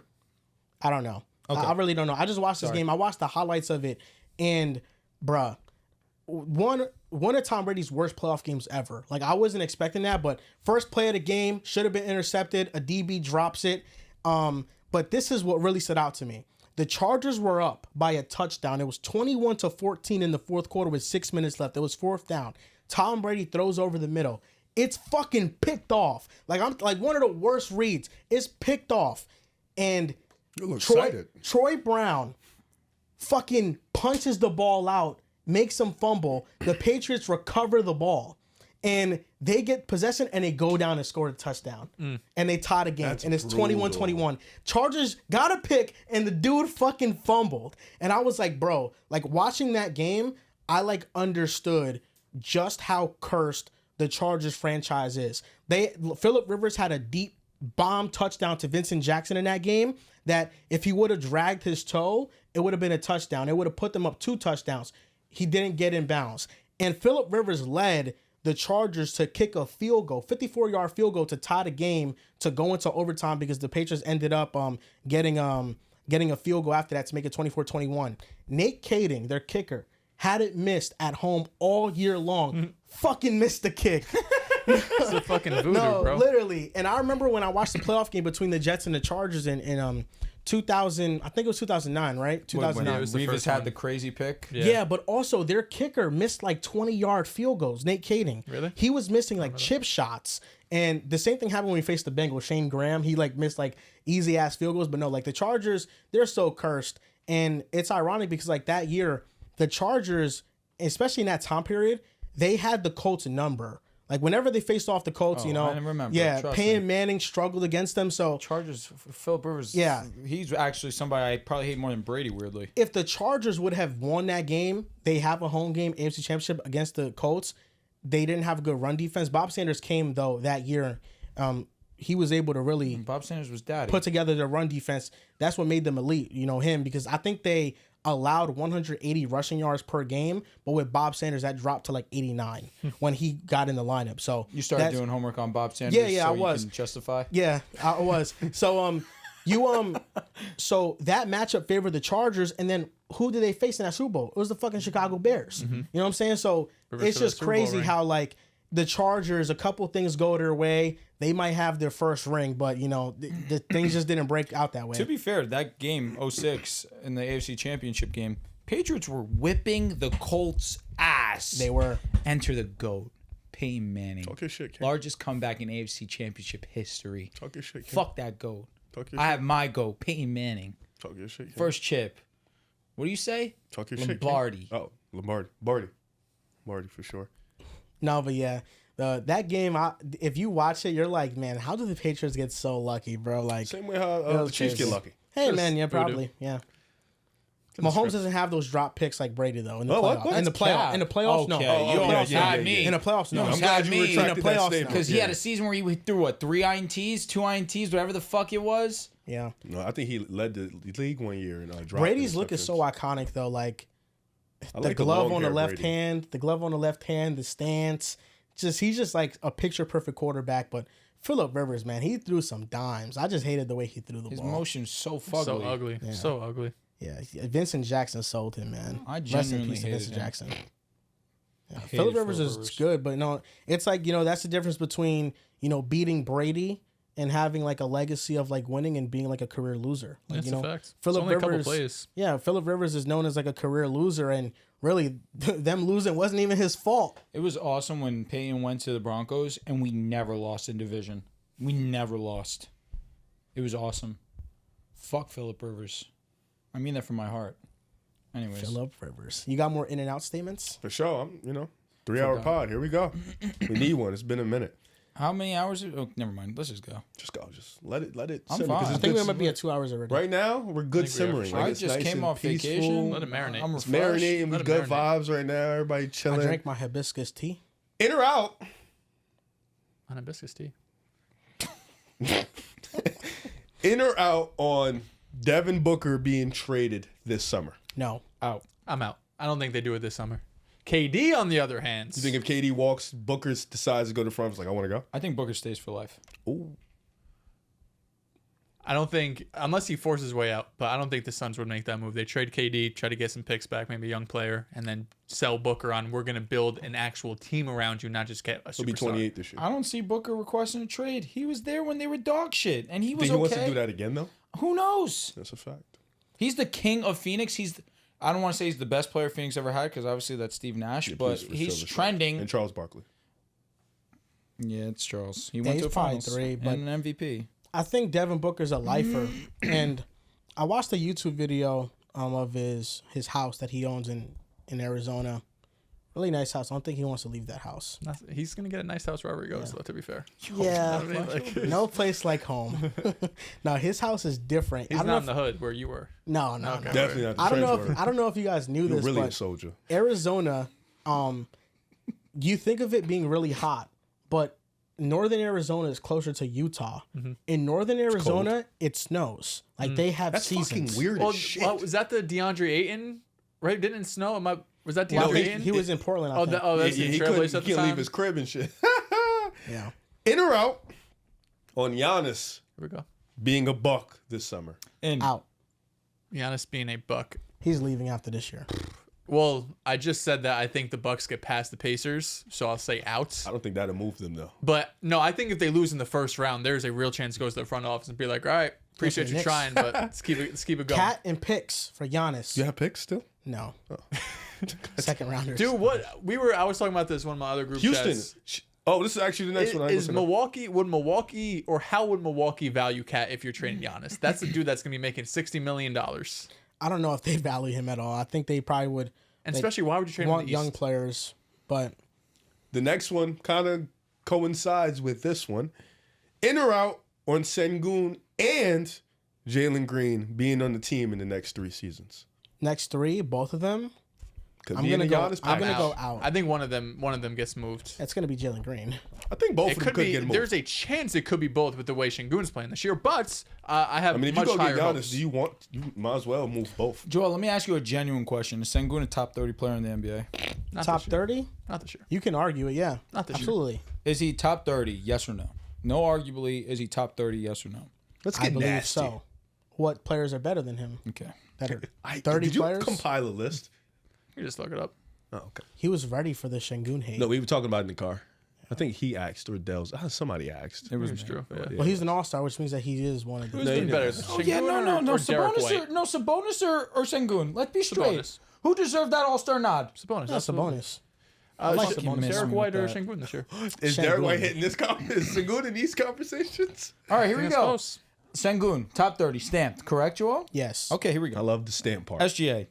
Let's SGA. run through the first 15. Okay, SGA, Giannis, Jokic, Ant-Man, KD, Jason Tatum, Devin Booker, Jalen Brunson, Damian Lillard, Anthony Davis, Cade Cunningham, Karl Anthony Towns, De'Aaron Fox, Kyrie Irving, LeBron James, Wemby, Donovan Mitchell, Trae Young, It's 100%. Steph Curry, Jaren Jackson, Jaylen Brown, Darius Garland. Whoa. Whoa, what? Whoa, what? Nah, I'm just fucking with you. Keep going. Here we go. I was gonna say Jalen Brown. not James Karl. Harden, J-Dub, Pascal Siakam, DeMontis Sabonis, Scotty Barnes, He's Laurie. better than Scotty. I agree. Okay, Laurie Markkinen. He's better This than year, Laurie. he's This been better year, than Laurie's Laurie. hasn't been great, but It's an also unfortunate Utah, situation. yeah. Yeah. Okay, Chet Holmgren. We got to take him off. He didn't play much this year. I thought Chet's better though. Oh, okay. better, All but right. You he's giving a stat. stamped. You giving a stat. You giving a stat. Evan Mo- Remember, we had a. Oh, wait. Have you guys been keeping track of how many names? Oh, Brother, no. There should be. That's 30. I thought you had them numbered. I'm It should sorry. be a number on the side. No, there is, but I didn't go in order because there's players that are averaging Okay, more so to points. do this over and then somebody count. I just hate that you guys didn't count. while I Oh, was sorry. I reading thought you like this was like Drew. notes. Your memory, I think, is up there with one of them guys. Thank Like, you, it's bro. up there with one I of them really ones. appreciate that. Dehls, we used Are you about to. to ask him a question that's going to incriminate me? Yes, we used to call you the smart one. I think right now you can redeem yourself right here. My You memory's can- cooked, if but you I could- did say Şengün was like better to than think I'm Chet. smart. Is that where you're going to? Remember we had Chet on, bro. Sengun conversations? Come on, bro. And he Of said course I Sengun did. was better than Yes. Chet? Of course. What has changed? Chet hasn't really played much Bro, this he year. called. Remember when I was frying him up when he called Chet better than Wemby? And I said, all right, so that means that Sengun's better than Wemby too, He gave him right? 40. Huh? He gave He him gave 40. him 40. Okay, Yes. so, all right. No, He's Şengün, fine. I think Şengün's finishing numbers is the reason why, like, Okay. that not improving is the reason why that I'm lower on him. You know, I didn't mention Joel Embiid. I didn't mention Tyrese Maxey or Sengun. His situation is so terrible. I didn't I'd mention I'd rather because have Maxey. Maxey's averaging a ton of points. He's a bucket. A ton of points. Walking buck. So you fake Yeah, have to. he's averaging a ton of points on a team that Sucks. is one of the worst. But in he the averaged a league. ton of points on a team that has been He's just good. a bucket. You know? He's- No, you're right. Tyrese Maxey's a great player. I would take Max over You fake Şengün have the pretty number easily. though, so I would count. All right, you want me? I feel I'll like read- we're close to 30, bro. We fake Oh already no, like I, 27. probably I like was the into 20s. the 40s of listing play. Not all 40s. Keep going. players. Let's see if we can get Do some it again. nasty names. Oh, No, just see nasty? Keep going down. Okay. Jordan Poole this year or him? Not Sengun, Sengun. but we can talk. We're just looking at numbers. Trey Murphy or Sengun? Şengün. Sengun, but we can talk again. Get the role player. Who would you rather have? Zach LaVine or So I throw my hands up. I throw my hands up. I'm going 'Cause Şengün. that's an all-star right there, brother. He is deserves to be in. Take the contract out. That's a fact. Take the contract out, player for player. Or for aura. Or I mean, that's not even close. It's not a conversation. Bro, toss They the provide ball. different things though. You know, they're both offensive players. I think Zach's a better scorer. The one's just a Şengün's walking a better buck of a- playmaker though. Facts. Şengün's Yeah. he's Zach better is at initiating a awful offense. playmaker. Franz or Sengun? Oh. It's your guy. This year- He's both your guys. I think honestly, I think Head's done. No, his head was backwards. I think I think Franz is better. Paulo. Did you say Paulo? Didn't say Paulo yet. I was going to say Go ahead Paulo. and get that's nasty. close. Get nasty. Get nasty. That's If close. we can get nasty. It's You can get Paulo, nasty. man. Stop being stupid. I mean, who's on a better team right now? Why are you taking Franz? Because Franz is better than Paulo. Oh my god. Oh, he's been believing that. He has been here early. LaMelo Ball or LaMelo. Sengun? LaMelo. This is easily 35 names. Oh no, we're so OG. Didn't say Ja Morant. Şengün. Not this year. Let's leave that in.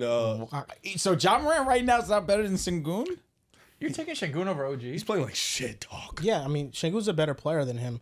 OG fits more. Like, Mobley. yeah. I said Mobley. I said Mobley. Okay. No, but I think, Jared you know, Allen. towards the Şengün. I'll go with Şengün. The thing is, if Şengün's, I mean, he's been a better defender this year, but if he's like the who? offensive hub, Better defender. No, than he's saying in been general, in general. He's been better than But if he's like He's still supposed to be an alright, like- offensive hub and he's not a good offensive player other than like a playmaker, He's a good what is he? passer. Like, You know as he fuck, is, yeah. but like if you're an average defender, Not moved by that a scoring. bad finisher, and a good playmaker, I don't think Şengün's been an average defender. I think he's been a good defender this year. I think he's really stepped up his game in that regard. Good in comparison to who? I just think he's Like in terms of bigs, he's probably the average. entire league. Like, I think he's just been a really good defender this He's year. probably an average big defender. Who's an Nas average Reed or big defender? Sengun? Porzingis. Oh, Şengün. shit. Porzingis. When healthy, Porzingis, I think, is one of the most talented players in the league. So Nas, answer that. I think Şengün's better. Oh, I don't know. Nas moves the fuck out of me. Şengün can't step back 3-ball Should bag. we asking him Jalen Clark or Şengün? Oh God. No, I Yo, think Amen or Sengun? well, Şengün's the better player right now. Oh, yeah. How certain Give me are a we? man. I think you know, he's I a know where better I'm at with defender. it. Give me both the I think twins. his offense is not as consistent. Give me both the twins. Both the twins. No, I think the tier that I think Şengün is in is really that tier of like even if you think Sabonis deserved to be an all-star over Zion Williamson. Şengün. When he plays, Zion, you know, just doesn't play. He's a Yo, monster. Norman when he's Powell healthy. this year or Sengun? Şengün. I mean, what are we doing here? What do you mean? What are we doing here? What are we It's a doing? genuine Yo, question. Zubac or Sengun? I'm getting Norman- No, you're not. No, you're not. No, you're not. No, you're not. Ask the real question. Alright. Ask the Şengün hard, is better. because defensively, it's not fucking No, it's not close. Yo, it's not, Zubac but is Şengün's just better. And as a wild. rebounder, it's not No, close. It's not. Nah, it might be Honestly, close. I score, can't. finishing, close. finishing near the basket. Nah, Zubac. it's really not Zubac close. by a mile. Yeah, one has Harden for feeding him the ball. Spoon Also, feeding him the ball. Zubac, get it down here. Harden made Kenneth Reed average 15 and 10 off of like Zubac the was a street. good player before Harden. No, I know, but I'm just saying. And it's defensively, Harden much don't make easier. him do that. Like I don't like I think even though you know Sabonis, he's having a better season than Şengün. I think Şengün is in that tier, like of the Sabonises and the Pascal Siakams of the world. Like I didn't he's in say that Tyler tier. Hero. Tyler Hero or Sengun? I'm taking I'm going Şengün. Şengün. Tyler Hero's having a better year than him. But Yeah, Tyler Hero's comfortably. playing really well. I'm not moved by Tyler Hero. I get it. I've been moved because I've shit on him, and I know you've. I respect you because Did you say we were Bam? here together. Didn't say Bam. I would take Bam. I would easily take Bam. Like it's not even a conversation. They're do both you not value playing well offense? offensively. How much do you value offense? Şengün's offense is dog shit. He's averaging 19.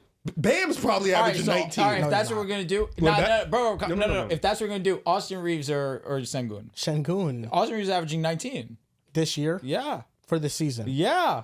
Search it up. Bam bro. is at 17 a game. Search up Austin Reeves. Austin 19? Reeves is averaging 18.9. That's 9. I know. You gotta get That's I 19. know. Bam's I at know my points. 16.7. No, That's no, eight- no. That's 17. Bro, I apologize. You were talking about Bam. How much 17? is Reeves averaging? I'm telling you, he's 19. averaging 19. Not just the points, like the rebounds and assists. okay. Oh, I know Bam is at 17, 10, and 6, brother.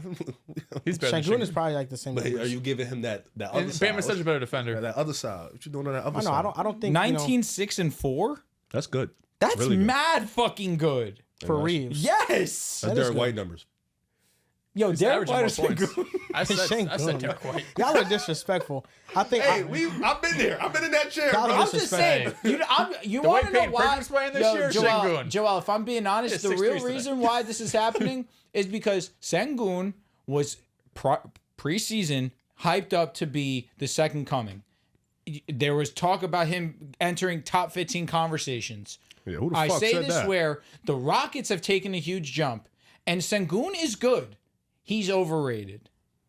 I don't think he's think been every- overrated this year. I think everybody, Maybe along coming with into the Şengün, year. That's has what I'm taken a saying. jump. The year he But definitely also, was. I feel like you can't ignore the offensive infrastructure around Şengün. That's a fact. There's no I spacing. agree. Like I agree. That's a really, fact. we talk about Orlando spacing. Houston's might be worse. Yo, but honestly, did Giannis last year have spacing? Please, Giannis. Let's be honest. Malik is. Dame, Malik You know Beasley, what? And that's where it's Lopez. unfair of me, and I Yeah, apologize. it's just, But he's- yeah. Did Jaren last year have space? Jaren Jackson Jr. Yeah, How many games he played? 30. last year. the whole Jaren? damn team was hurt, man. Jaren Jackson played decent amount of games last year. Am I tripping?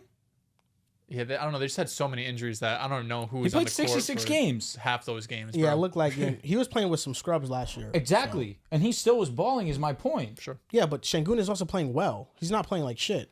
He's not, but I think that when you're one of, if not the worst finisher at the basket for your position, you're 54% true shooting, which is less than Jalen Green, who we all notoriously understand is an inefficient scorer as well.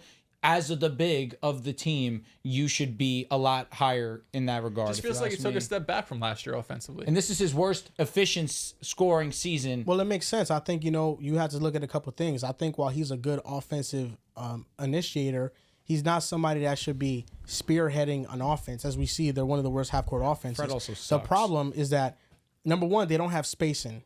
Number two, they don't have an actual pick-and-roll partner that can make his life easy. Facts. All of his shots are tough shots. Facts. Or they're off offensive rebounds and putting it back up. But for the most part, it's him creating out the post. And it's him having these tough looks. So I think if he got an actual point guard, those efficiency numbers would be better. I agree. I don't disagree with that. So he's top 50.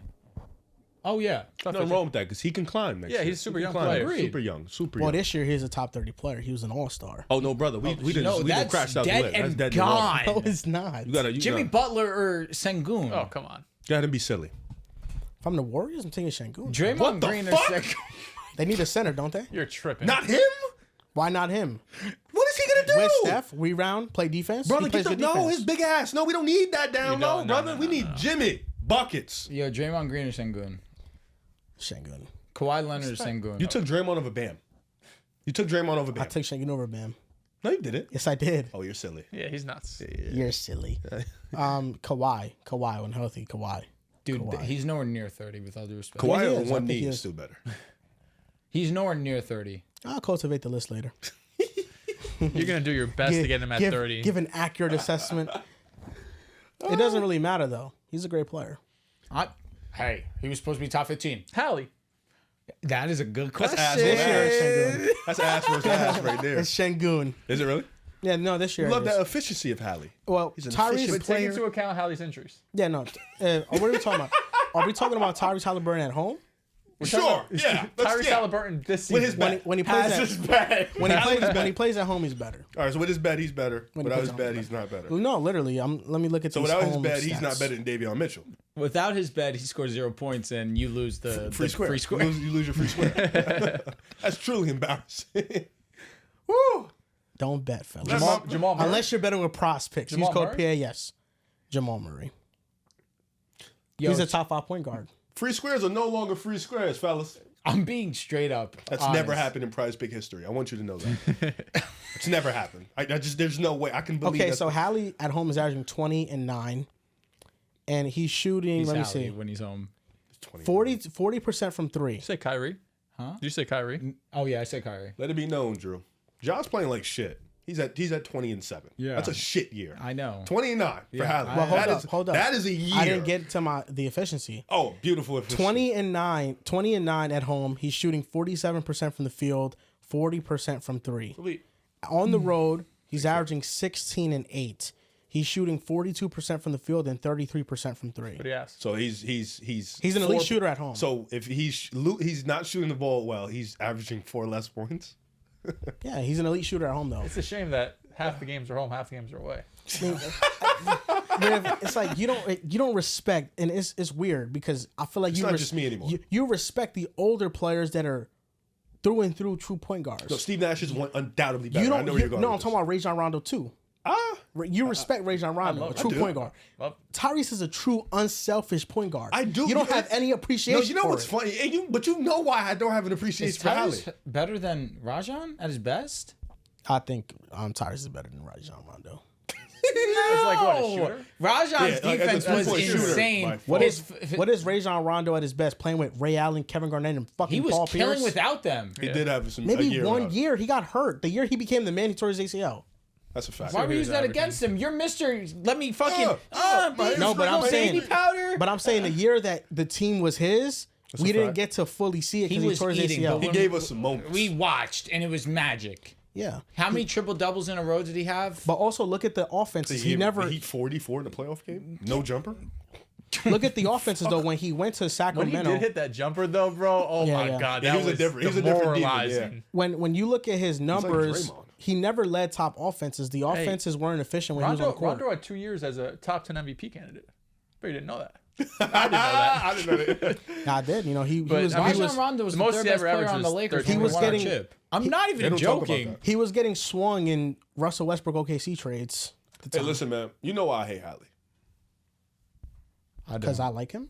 Honestly, that's what I thought. And there'd be nothing wrong with that. Nah, Riff. it's because you were trying to put him in some really uncomfortable, disgusting. What? I said he's conversations. better than John Morant. No, I'll no, say no. this, It was yes. before that. It was before that. Joel forced me to hate the Jets this year. It was before that. You was putting him in Steph Curry conversations. You didn't have to. No, I said the season he Nah, was he having forced me. currently See, is see? on. I don't like when you do that. I don't like when you do that. I don't like when you do that. I don't like when you do that. No, you're mad because we had a clear and concise explanation to what we were talking about. It was who are your top 5 point guards and who are the top 5 point guards currently with the level of play they're playing at.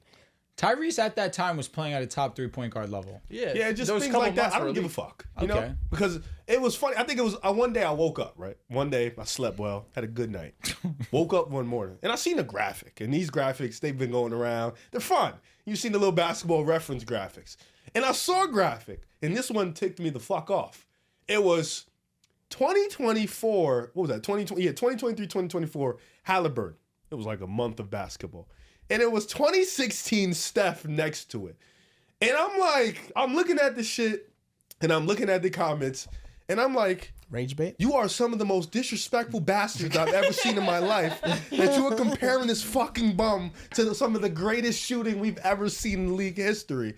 And from that moment on, he messed up his hamstring, and he's never been the same since. Genuinely, the worst thing that ever happened to Tyrese Haliburton is him playing at that elite level. If he never had that 2-month stretch where he was putting up fucking godlike numbers, no one would talk about him. Really, nobody would even We'd just be like, thinking he's a twice great- about he's a him. great young point He's a guard. borderline all-star Pure guy point every single guard. year. He's one of the best passers in the league. We talk about how we talk about Garland right now. but Facts. we wouldn't even be talking about him any other way. Think about how much praise we've given DG this season. So much. He's just a pure, steady, low-level Ethical all-star hoops. point guard. Like Ethical ethical hoop. hoops. Go give me a little 2, 3, 4, That's 5 it. bot. Here That's But we he's go. also been doing it at a much consistent level. If DG did this for 2 months and then 3 months later he was playing like ass, we'd be on him. The shit I'd Think say. about it. Last year, I was on DG. He was dog shit. And to be fair, he did it all year. I understand. Facts. This Now year, Hallie- he's back. Oh, my Hallie's God. been 18 months of pure butt. It's been It has been pure pure butt. He was good in the playoffs. Huh? He was good in the playoffs. He was good in the playoffs. In He the was Knicks good. series, he played well. He was good. I'm not going to discredit that. He was good in the playoffs. Against the Bucks, he was eh.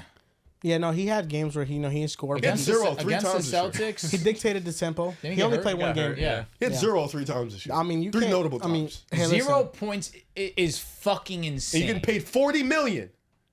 Bro, 0 points is crazy. this is unselfish. You know, Riv, and Talk what to me. what you have to admire is Did they win those games he had 0? Fuck no. I know they lost 2 of them. I wouldn't be surprised if they did. Then the unselfish shit works. If they lost and they lost by 30, I If don't they want won, to that hear nothing. speaks on him. If they won, he had donut. We don't need you to I don't know. score. Even in those low scoring games, I watched them and I said, Hallie made the right play. Yeah, of course he makes the jump up in the air, really hard pass. You're to not the a left. right. You're not a right play guy, Dehls. Yes, I I am. hate this shit. He's I'm Mr. Right definitely- Play. When I'm Tatum plays like definitely- shit, he praises Tatum. Oh He my made the right God. play. He's being a good playmaker. Literally. But He's you a have good to admire. rebounder. I mean, it has you upset to this day. So it was 10 out of 10 rage bait. No, now I'm good. Like They now, I got just you. now I He just. only had 0 twice this year. Oh, it was twice. But he had a Only. game Felt of 2 like 3. points. He had a couple games of 2 4. points to 0. In the playoffs and versus That the was the game Bucks. against Cleveland. He only scored 2. They won. Oh, I remember that my shit. Yeah. God. That's He only embarrassing. played 18 He made minutes. the They right get play hurt. that That speaks game. more on Cleveland. That speaks on Cleveland No, right there. OD, That that's speaks more on embarrassing. Cleveland. Pretenders. Yeah. Sorry. I respect that. That speaks way more on Cleveland. Why the fuck? Yeah, bro, that was the week they beat us He twice. got hurt. He only played 18 minutes. No, we're not doing that. No, he didn't just get hurt. We're not doing that. We're not doing that. We're not doing that. We're not giving him that, bro. I'm saying he sick of probably that, only bro. played like half the game. I'm tired of hearing that, bro. He's been hurt for 2 years, bro. I'm tired of hearing that, bro. What, his bed wasn't in Cleveland? He couldn't sleep right? Nah, I'm not doing that, bro. No, But- all Oh his my worst God. Here we go. King of the Hill. This finally. is King of the Hill, non-big Defenders Edition. Sorry, one more thing. They won that game by 15 points. He was a minus 14. Yeah, they benched him. They benched him and they won the game.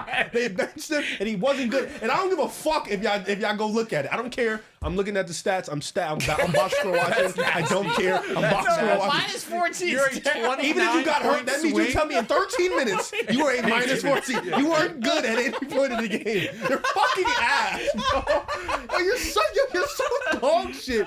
And Indiana banked their future on you. Yo, God bless. Yo, genuinely, there's been moments where TJ McConnell has been better than him. Oh, Like, yo, for sure. yo, Ty Jerome or Hallie.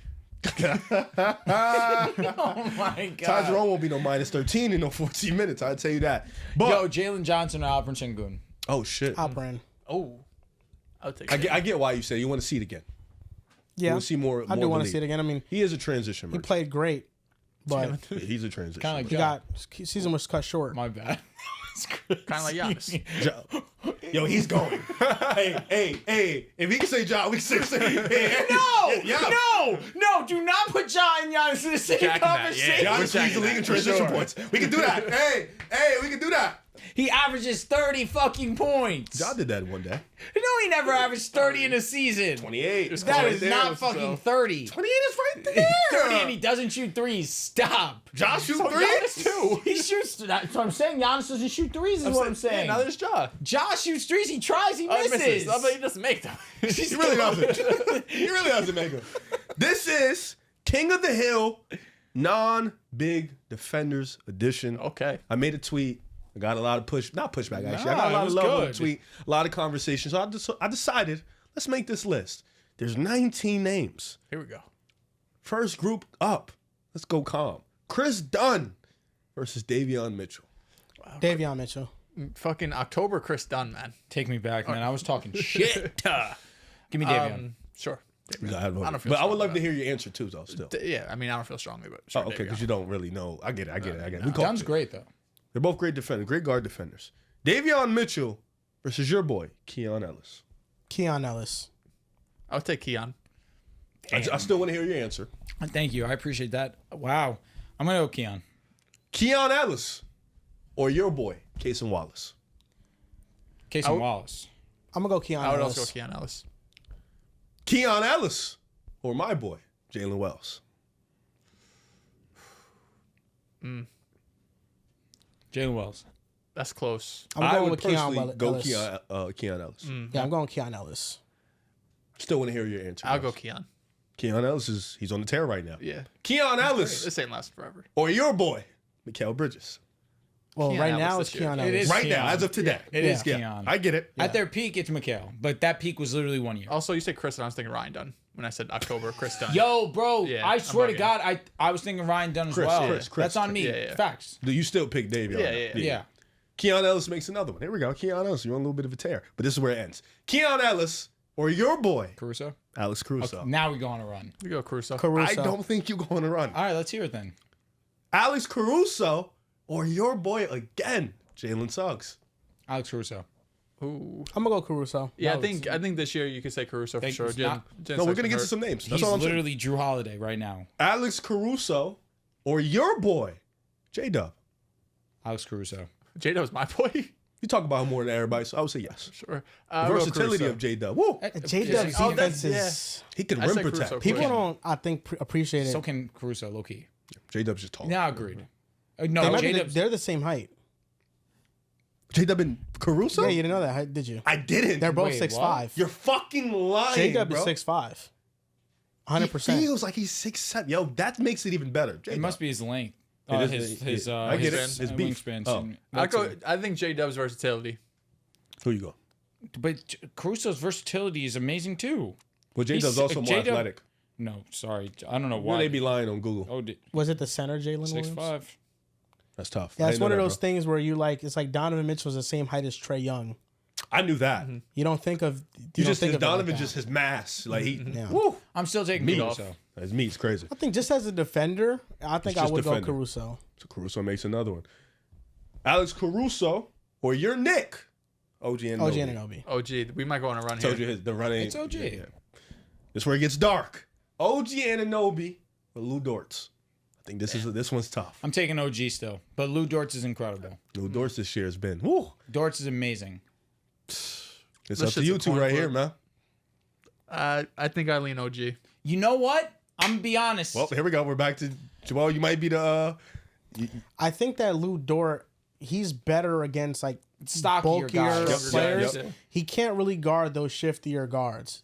Them Too they much really give mass him he trouble. carrying. Like a Kyrie Irving. Like Kyrie Irving really Steph. has his way against Say Lou it. Dort. Yeah, I guess. I know you don't want to say it, but it's okay. So I think this is really tough, but I'm gonna go with OG. All right. So you sticking Yeah, with yeah.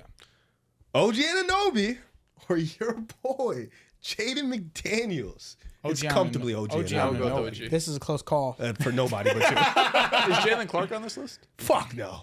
Think he makes this list? Disrespectful. Stop disrespecting Jalen Clark. Can we I get was 20 asking. games? Can we get 20 games first?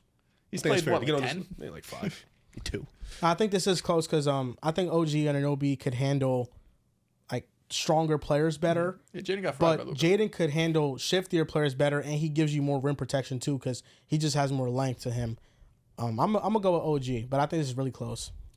OG Anunoby or somebody who's been taking the world by storm. They call him Scottie Pippen Jr. Here we go. Tumani Kamara. Yeah. OG Anunoby. I would still go OG. Oh my God. I still want to hear your answer, Drew. I know you This got guy outvoted. Tumani is incredible, bro. He does everything. It is He's OG, actually but mind-boggling. Tumani is insane. OG Anunoby or the new star on the block, Dyson Daniels. OG Anunoby. I'm going with OG. I want to hear your answer still. I mean, Dehls. this year that's close. I'm outvoted, but I would still go OG. I would go Dyson personally. Defensive playmaking is just the shit he Yeah. does is crazy. He does have a ton of steals. OG Anunoby or a twin, Asar Thompson. OG. The numbers say Asar is the best defender in Asar. the world. He's one of the best defenders. I'm taking in the world. Asar. Asar's athleticism is fucking insane. He can do like almost He everything. could jump out the gym. He's a great rebounder too. You're the last. OG's line of just strong. defense. I would go Asar. Asar Thompson or Herb Jones. Herb Jones. Healthy, yeah. Sorry. Herb. Herb is one of them ones. He's I don't- incredible. Fuck. Herb is It's one of- Herb. I just I don't want to Asar's a move better on. rim Just protector. go. No, I Move, get- no, move to listen. the next name, please. Herb is I'm gonna amazing. change my mind. Herb Jones or your boy Drew Holiday. Herb Jones. Taking Drew In Holiday. 2025? I knew you were gonna do that. In 25? Can you be objective here? Nope. Okay. At least you're honest with me. I respect that. Move on. Herb Jones. Herb Jones or your boy again, which I know you're gonna go, Derek White. Herb White. Jones. Okay, you can't be objective once. Can you fucking Just have some once? respect? I'll say this. This is close. This is fucking close. We're acting like he doesn't have a case. Nah, he does have a case. I 'cause think, both Herb, of these I think Herb dudes- can do everything Derek White can do, and he's also taller. Who's a better defender in 25? Derek or Drew Holiday? I'm tweaking for saying Derek. I think Derek. I think Drew's Derek, lost a but step a little I bit. do think once the playoffs come around, Drew's going to be. I don't disagree, but Derek also. Drew's like the wait to the playoffs. You think Fuck Derek yeah. White's a better defender than OG? No. I think OG's a better There's a defender. lot of names that we've gone to this point that I would take over Derek White. It's a lot of names. You want to know why? And maybe this is unfair of me to keep in my mind because I genuinely don't have a concrete yes or no answer to that. This guy, Derek White, is a legitimate rim protector at 6'3" or whatever height he is. But I don't think Derek White is taking the toughest assignment every night like these other defenders. Not The every benefit of Boston They is switch one guy everything, can just decide Absolutely. it's my night. Absolutely. Yeah. I'll Honestly, go Jalen with, Brown still I'll go takes with a lot Herb of Jones, nights. but Derek White moves the You shit go. out of You me. went I'm Herb. going Herb Jones, yeah. Yeah, Derek White. Shut up. Say Peyton Pritchard next. See what I say. I know you're gonna go. Fine, This guy's a God. sicko, No, you bro. need Jesus. And the final name, Herb Jones, or the other twin, the superior twin, in my opinion, Amen Thompson. Herb Jones. Ooh, that was I'm too sorry. fast. That was too fast. I'm going with the men. You know, if I'm being No, you don't have to be objective here. Okay. You can be biased here. We have Boston. I'm gonna do it. This is tough. I think for the athleticism, there's a part of me that wants to take a man. Who would you rather have as the primary defender on your basketball team? Herb Jones. Herb. Herb Jones. That's it. Amen is more of a, he's a, I want to say like jack of all trades. Like you can plug him Team anywhere. defender, kind of. Yeah, he can guard, but you want Herb. Herb is a real stopper. It Like is Herb. Amen's not there yet. Like Asar is really the stopper. Yeah. But Amen at the rim, help side, just being the backline defender. One of my he's favorite there. draft day takes for that class was that Asar would be the best defender in that class. And it sucked that he got Outside of hurt with the Wemby. block. Of course, outside of Wemby. He doesn't count. But best perimeter defender. He is. And Asar is just so incredible. That's why when Amen came out this season, and he was this defensive menace. And Asar really was not being able. Well, he wasn't playing, but of course, all this attention was going to Amen. So now seeing Asar get the love, and obviously that's just the results that he's had on the defensive side of the ball. Pistons are playing winning basketball. It's nice. It feels good. Good validation. Donovan Mitchell has climbed up to number 3 in estimated EPM. Nice. He's locked in. He's back? ahead of Giannis. I don't care. If you're a about that. GM on the spot, Yeah. your pick is between these two centers, Derik Queen, Maluach. Who are you going with? I'm just a random GM. I don't have a team. Random GM. You're Just my picking first pick. the best of the two. Fuck. Next 5 years, you're banking on one of those two being your franchise face. This is like picking between. Am I gonna get? What's the other guy's name? Maluach? Yeah, Khadeen Am Maluach. I getting a Rudy Gobert like defender potentially, or am I getting a boogie down big? I'll go Derek Queen. I think. Nah, damn. Fuck. Derek Queen's definitely better offensively. That's the I'm thing. stat watching. I'm not gonna lie. Bro, No, he- looking at his phone. Yeah, No, he's he- better. he- You're no, not wrong, though. he's averaging almost No, 17 Drew, points. as a big, he can handle the ball. You know, he can take from the perimeter. He can get Out on of the Maryland block. too. Yeah, he can do a lot of things with that ball and get to the cup. He's quick with his first step. Are they calling Maluach Mark Williams? No, I think he's raw. He like just started Mark. playing basketball. Yeah, He's from like South 2 years Sudan. ago. He's not. He's very raw. I'll go Derek. I'll go Derek Queen. I think Like right now, I'll Derek do Queen is Queen. pretty much. He's a better player for sure. But He's 7'2", 250. yeah, That's a big Derek boy. Queen. Like that build. He's a smaller 6'10". Like Derek Queen. I was watching him yesterday. I don't know if I'm wrong He on this, reminds me but of David Lee. he reminds me a lot of Julius Randle. I can see that too. Like Derek Queen, that's how he looks like his height wise, his size. He's 6'10", 250 too. He's big. He's a big boy. He doesn't look. Goodness. He doesn't. He looks more like 6'9". But he can I know I'm move. nitpicking here. Like he but can move, dude. Like he can move. I think the 16 one. and 9 rebounds, 55% from the field. Can he shoot? A little bit mid range. Yeah, Oh, he's no, a he really good cannot post shoot. player.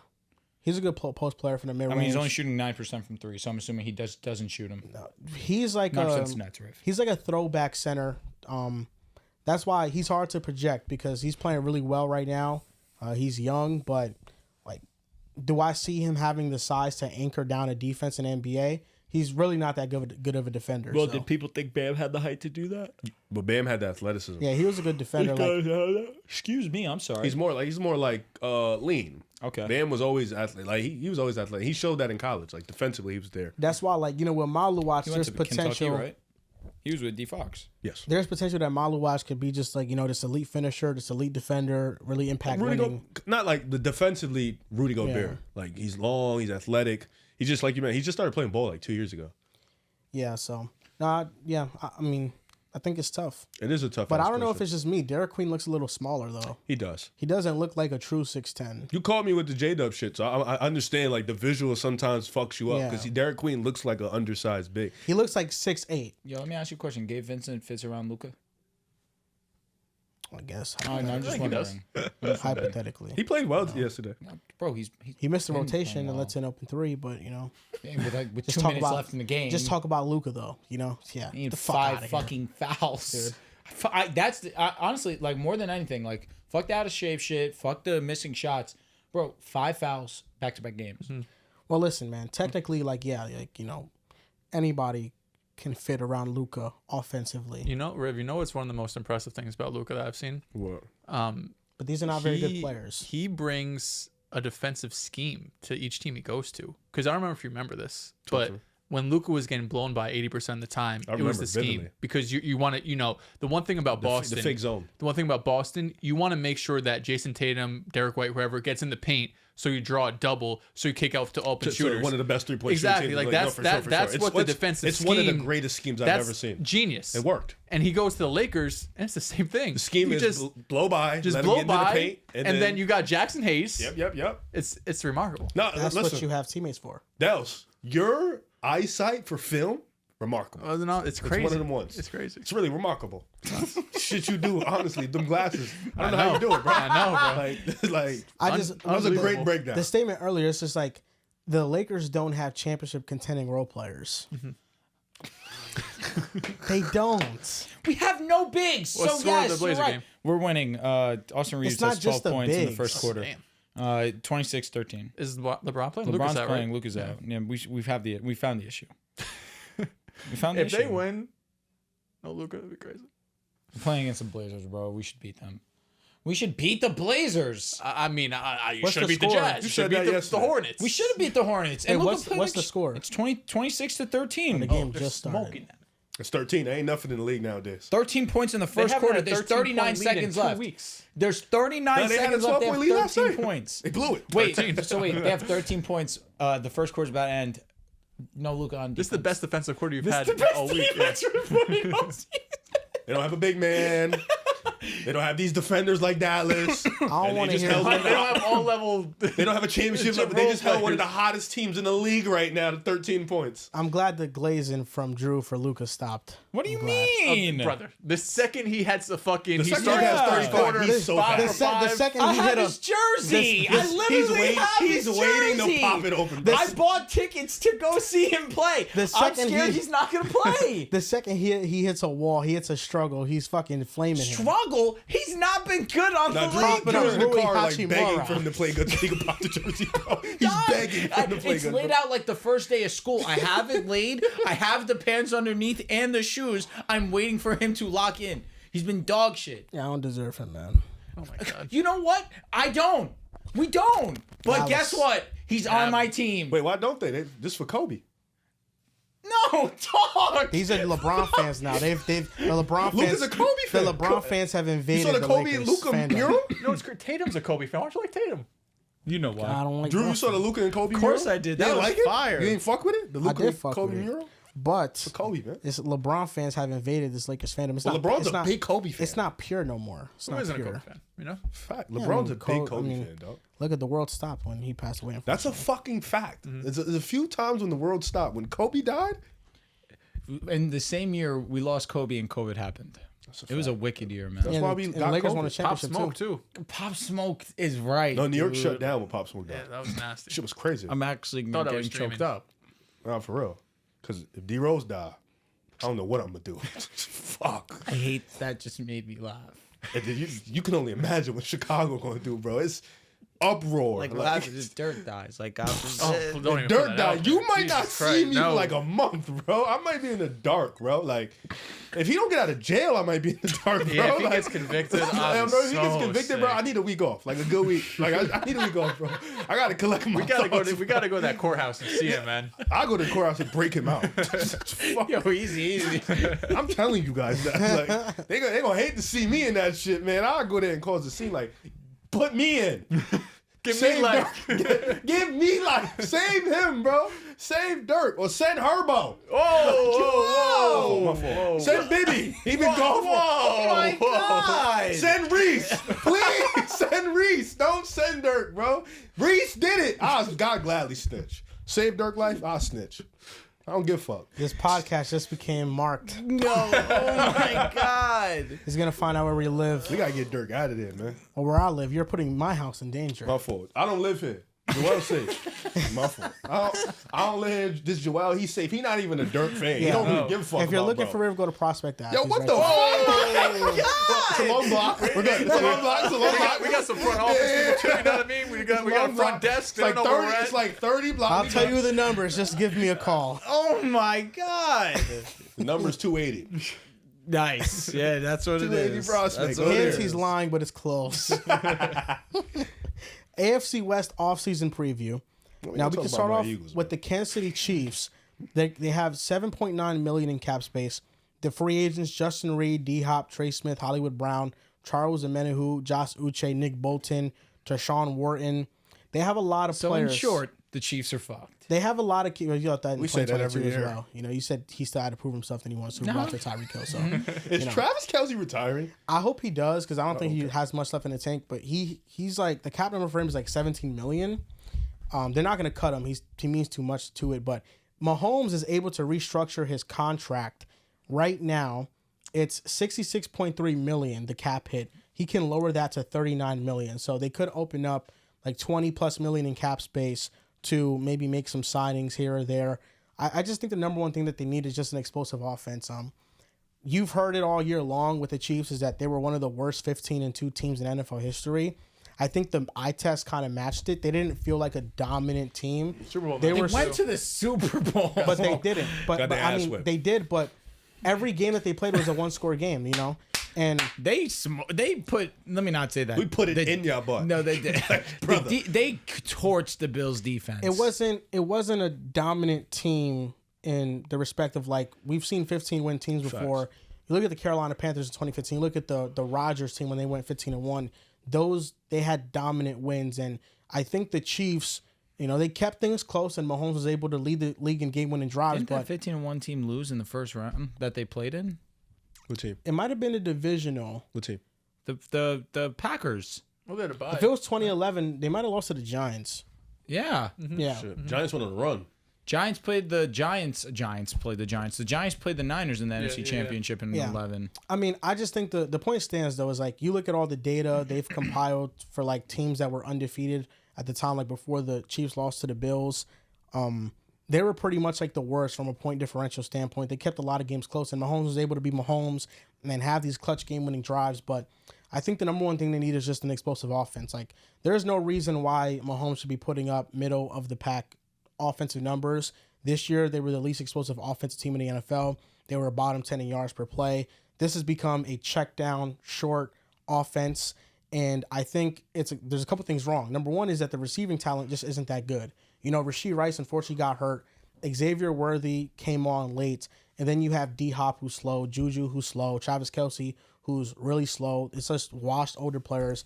I think they just need more of an injection of youth and just solve the left tackle position and just bring in somebody that is going to shore up that side for Mahomes, because something that's been evident on tape for the last 2 years pretty much is that, you know, Mahomes' pocket presence, he's much more skittish in the pocket and vulnerable in there because he doesn't trust that offensive line fully. So I think the number one priority for the Chiefs is, number one, finding a left tackle, finding a replacement for Trey Smith, and then just adding some explosive receiving talent onto that, and maybe moving on from their offensive coordinator and their staff outside of Andy Reid. You know, Andy Reid, of course, we know what he is, but I don't know if you guys read this article.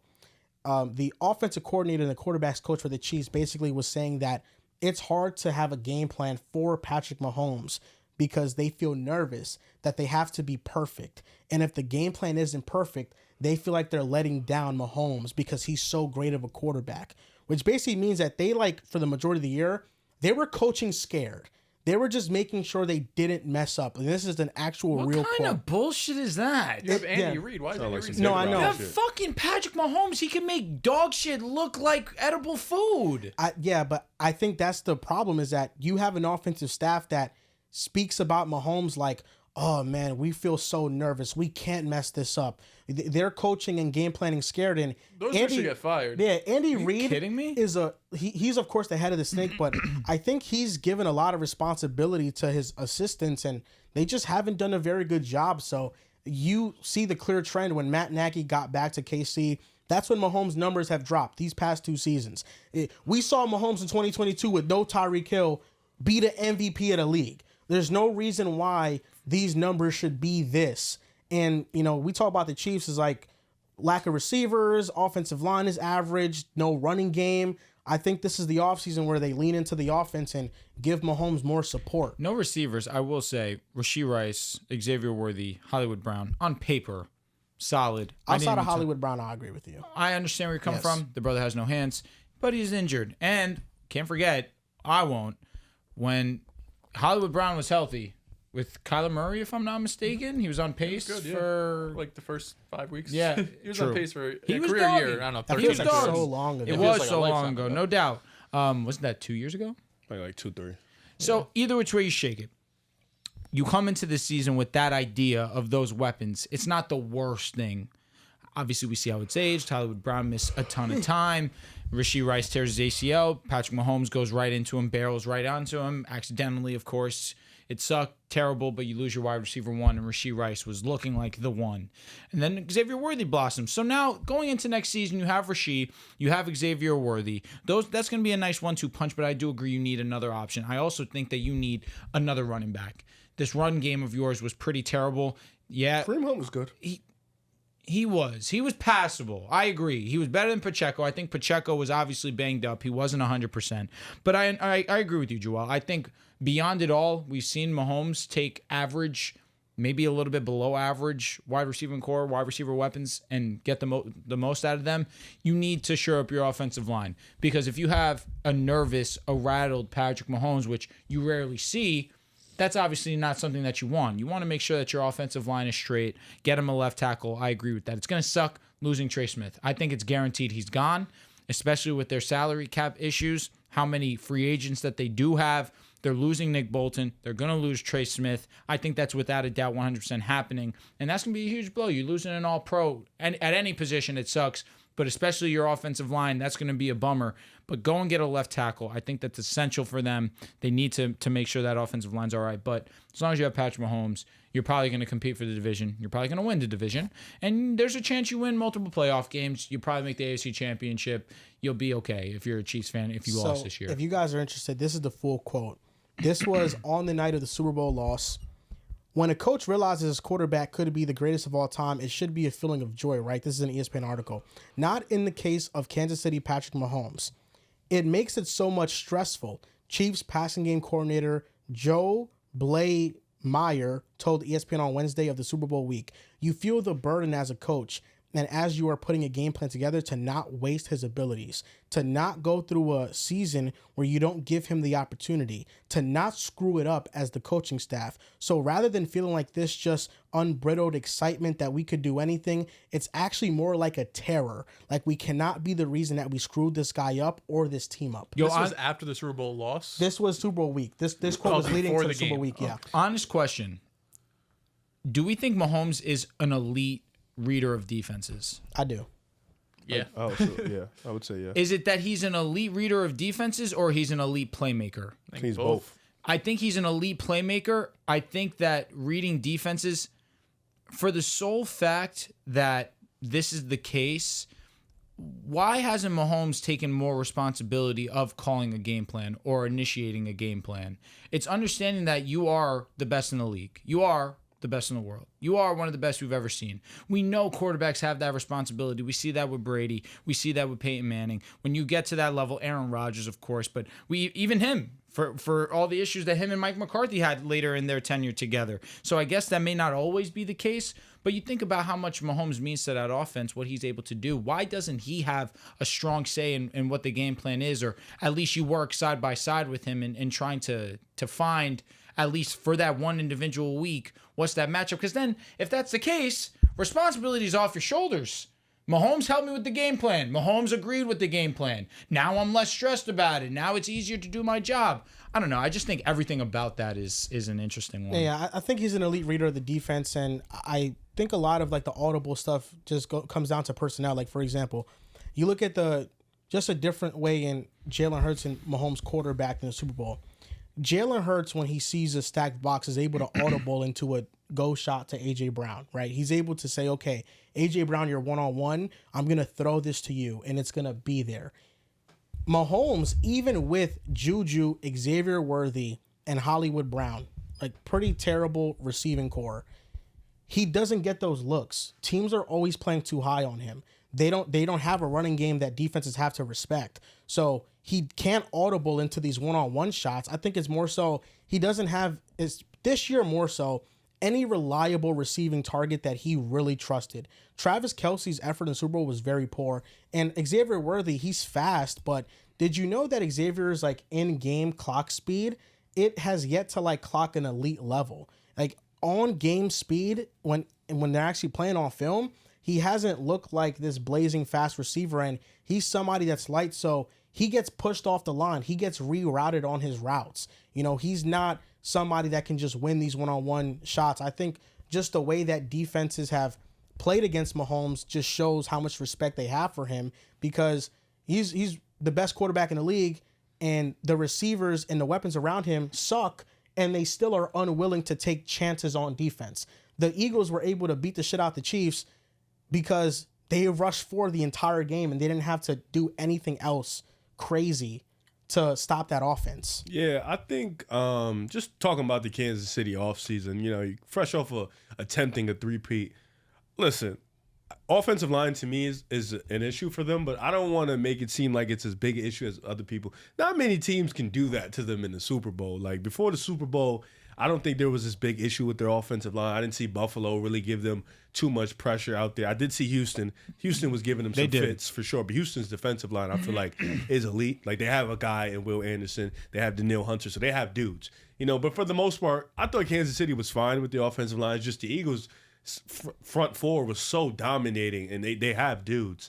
But the question for me is Travis Kelce retiring? I know he, didn't show a ton of effort, and this year he probably looked as slow as he's ever looked. But he's still an integral part to the team, so I would like to know what he's going to do. You didn't have Rashee Rice, and I think Rashee Rice is a phenomenal receiver, so you're getting him back next year. This draft, you got to do what you always do, draft pretty well, get some guys on offense, maybe grab a running back this draft. I think the running back class is pretty loaded. You can find a guy that's maybe more explosive than Pacheco, just even, honestly, genuinely just better than Pacheco. That's something you can look for. You're not going to have a ton of money, but I don't think they need a ton of fixing. Like, this is a team still with Patrick Mahomes. This is a team that still has Trent McDuffie and Chris Jones on the defense. This is a team that still has Andy Reid. This is a team that just walked through the AFC once again, and it feels like to me, it doesn't feel like they're far off. Like all they need is just to have a really good draft, maybe bring in some cheap guys. But I am interested to see what happens with Travis Kelce. I do think Trey Smith is not coming back. You got guys like Justin Reed, DeAndre Hopkins is probably not coming back. I saw him being, potentially going back to Houston, which would be a cool move for him. And then Nick Bolton, which they pump out linebackers like it's nothing. Yeah. So I'm not worried about that too much. But I think Kansas City will be fine. Just, focus on the offensive line, focus on running back, maybe grabbing another receiver if you can. But I don't think that's a major key. And keep building up that defense, keep bringing in guys. Yeah, I think the Super Bowl really, as it should, is going to leave a bad taste in a lot of Chiefs fans' mouths. But like Riv mentioned, this was a team that, I don't want to say walked through the AFC, but, they took care of business against Houston, and they beat the Buffalo Bills and scored 32 points, just like they do basically every year they play the Bills in the playoffs. So this is still a team that we're all saying and should be looked at as the favorites in the AFC again next year. But they do have some key free agents, right? And I don't know if you guys saw this, but the cap jump this year is like $20 million higher than what was expected. So everyone's going to have more money to spend, including the Chiefs. And with restructures, and part of the reason why Mahomes has such a crazy deal, the 10-year, $500 million, it allows them to restructure the money in a lot of different creative ways that other quarterbacks don't have on lesser deals in terms of years. So they could always make some money work. But to me, the number one priority for them this offseason should be upgrading running back. That was something I said, I think, during the playoffs, is that even at Isaiah Pacheco's peak, let alone what he is now, he was always like a league average running back, right? He was never somebody that put fear in defenses' hearts. And with Rashee Rice and Xavier Worthy, and assuming you bring in some sort of third receiver, I think the receiver room is good enough. Is it going to be a top 5 unit in the league? I don't think so. But assuming Rashee Rice can get back to 90%, his first year back from this LCL injury, I think you're pretty comfortable there. Xavier Worthy, I understand some of the concerns you have, but the fact that that responsibility be taken off his plate as really being the number one, receiver that teams were worrying about, now he kind of slides to the 2 or potentially the 3. I feel pretty good about that spot. But this draft matches up really well to what the Chiefs need in terms of if Travis Kelce retires and the running back position, because this is a running back draft class that has 7 to 8 dudes that could really change your running back room, right? This is a Chiefs team that is super Mahomes reliant, which it's always going to be when you're the best quarterback in the world, when you're a top 5 quarterback. That goes down for all of these guys. You're going to be reliant on your quarterback. But this is a team that if you hit on a running back, you can be a dominant rushing unit. If you go out there, and Genty's probably off the table, but if you get a Hampton, if you get a Henderson, a Junkins, a Caleb Johnson, you can have legitimately a top 10 running back your first year as a rookie. You could have that type of explosiveness to add to your offense. So I know a lot of the talk is going to be about receiver, and this class isn't as talented as the running back group, but if I'm Kansas City, I'm making a priority to upgrade the running back room. I cannot have another year with Isaiah Pacheco and Kareem Hunt, because that's just going to make things more difficult for Patrick Mahomes in this passing offense. We see how this offense has operated over the last couple of years. I do think part of that is Matt Nagy. Part of that is, the lack of weapons on the outside. But part of that is also just not having a reliable run game, right? When you have to just churn out 4 yards after 4 yards, 3 yards, and you don't really have any explosiveness in the run game, it makes it a lot easier for defenses to sit back in deep zones and keep everything in front of them. Since they have Mahomes and Andy Reid, they're just always efficient on third downs, and usually in the red zone, even though this past year they weren't super efficient in the red zone, those key areas they're really good in, so the offense is always going to be able to move the ball and put up points. But if they can get an explosive running back, which we see every single year, the draft is going to give you at least one. More often than not, it's giving you multiple running backs. Doesn't have to be in the first or second round. We saw Bucky Irving go, I think, in the fourth round this past year. You're going to be able to find somebody in this draft that can really change how we view this offense. And if you have a consistent running game that can rip off 10 to 15-yard runs, it's going to make things easier for the passing game. It sucks for the Chiefs because they tried to secure their running back position a few years ago. Clyde. They thought they were getting a dog in Clyde. That was the guy Mahomes wanted. And after that LSU season, I understand. He was great. Watching him run, it was like watching a bowling ball. Week 1, he was great too. He was definitely great. But you whiffed on JT, and that's the one that hurts because JT could still be a Chief. Knowing them, probably not. He probably would have moved on from him. They would have let him walk. But that's what they tried to do, and they failed. And they kind of feel burned by it. They were able to win Super Bowls with Isaiah Pacheco. Were able to get the best out of Jerick McKinnon. So they feel like for years now, they've been throwing the least talent roster that Mahomes is gonna play with, or try and give Mahomes the least amount of talent, at least weapons wise, and just say, "Hey, Mahomes, you're Mahomes. Yeah, try your best and make the most of what you can." And you got 2 Super Bowls. Literally, this is the worst that the Chiefs are feeling about themselves, and they've surrounded Mahomes with dog shit, and it finally collapsed in the third year. But he was able to make it work in the first Super Bowl. Yeah, literally collapsed in a final game of the year. Like, that's how far he can take you if you just give him a semblance of a supporting cast. And what you're mentioning, Dehls, like, at worst, like, let's say Pacheco gets back to what he was the season prior to this one. With all his running backs coming in, bro, he's like the 18th best running back. At worst, you have a complimentary backfield. At worst, you have 2 solid running backs who can play well. And I feel like that's what they need, because you look at what the Eagles' game plan was. Like, not every team is the Eagles, obviously, but when you look at what they did, it's like, if you're going to just show me 4 and show me a light box, well, you have to punish that with the run. Yep. And if they're not able to do that, it's just going to make quarterbacking very hard, especially when you have corners that can lock up these receivers. And it's the easiest position realistically to find. Like, you could go out and sign Derrick Henry to a 1-year, $10 million contract, which, given a lot of teams did not want to do, and you could, obviously the Ravens offense was good the year before, but this past year was unbelievable. You could find James Cooks's, you could find Tyrone Tracy's on day 3. Tyrone Tracy would be the best running back on the Chiefs roster today. Easy. So there's so many different avenues to get free agency and the draft, undrafted free agents, to just get someone there that's explosive, and it's going to, make defenses pay, like you said, Joel, for playing light.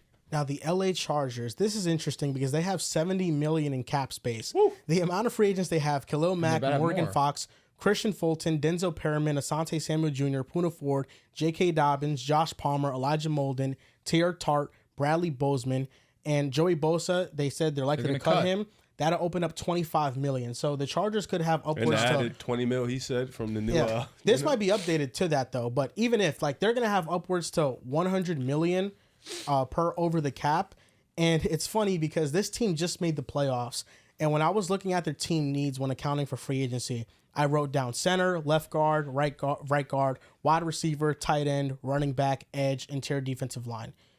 They have so many holes, and they just made the playoffs. Mm-hmm. Like, this team was really what coaching and quarterback can do. Quarterback? Bless you. Yeah, really just quarterback. Calm down. What? Calm down. Yes, quarterback. Yes, Jay Herbo. I thought you put quarterback for need. But no, of course not. But of course, sure. Like this past season, the Chargers also benefited from a light schedule. They didn't face many 500 teams. I think the only 500 team they beat all season was the Denver Broncos. But they didn't face many top tier competition. Damn, you might be right. They did beat us twice. Mm-hmm. You might be fucking right. That's all. You guys mentioned early in the season that a lot of their wins came up against not the best teams, not notable wins. When we go through the early, like, there were first 5 or 6 weeks we were going through, because it was them and the Steelers, right? Yeah, and it was very similar. Like, neither of them played anyone great. Like, they beat the Falcons, they beat the Broncos twice. They both beat the Falcons. They beat the Raiders twice.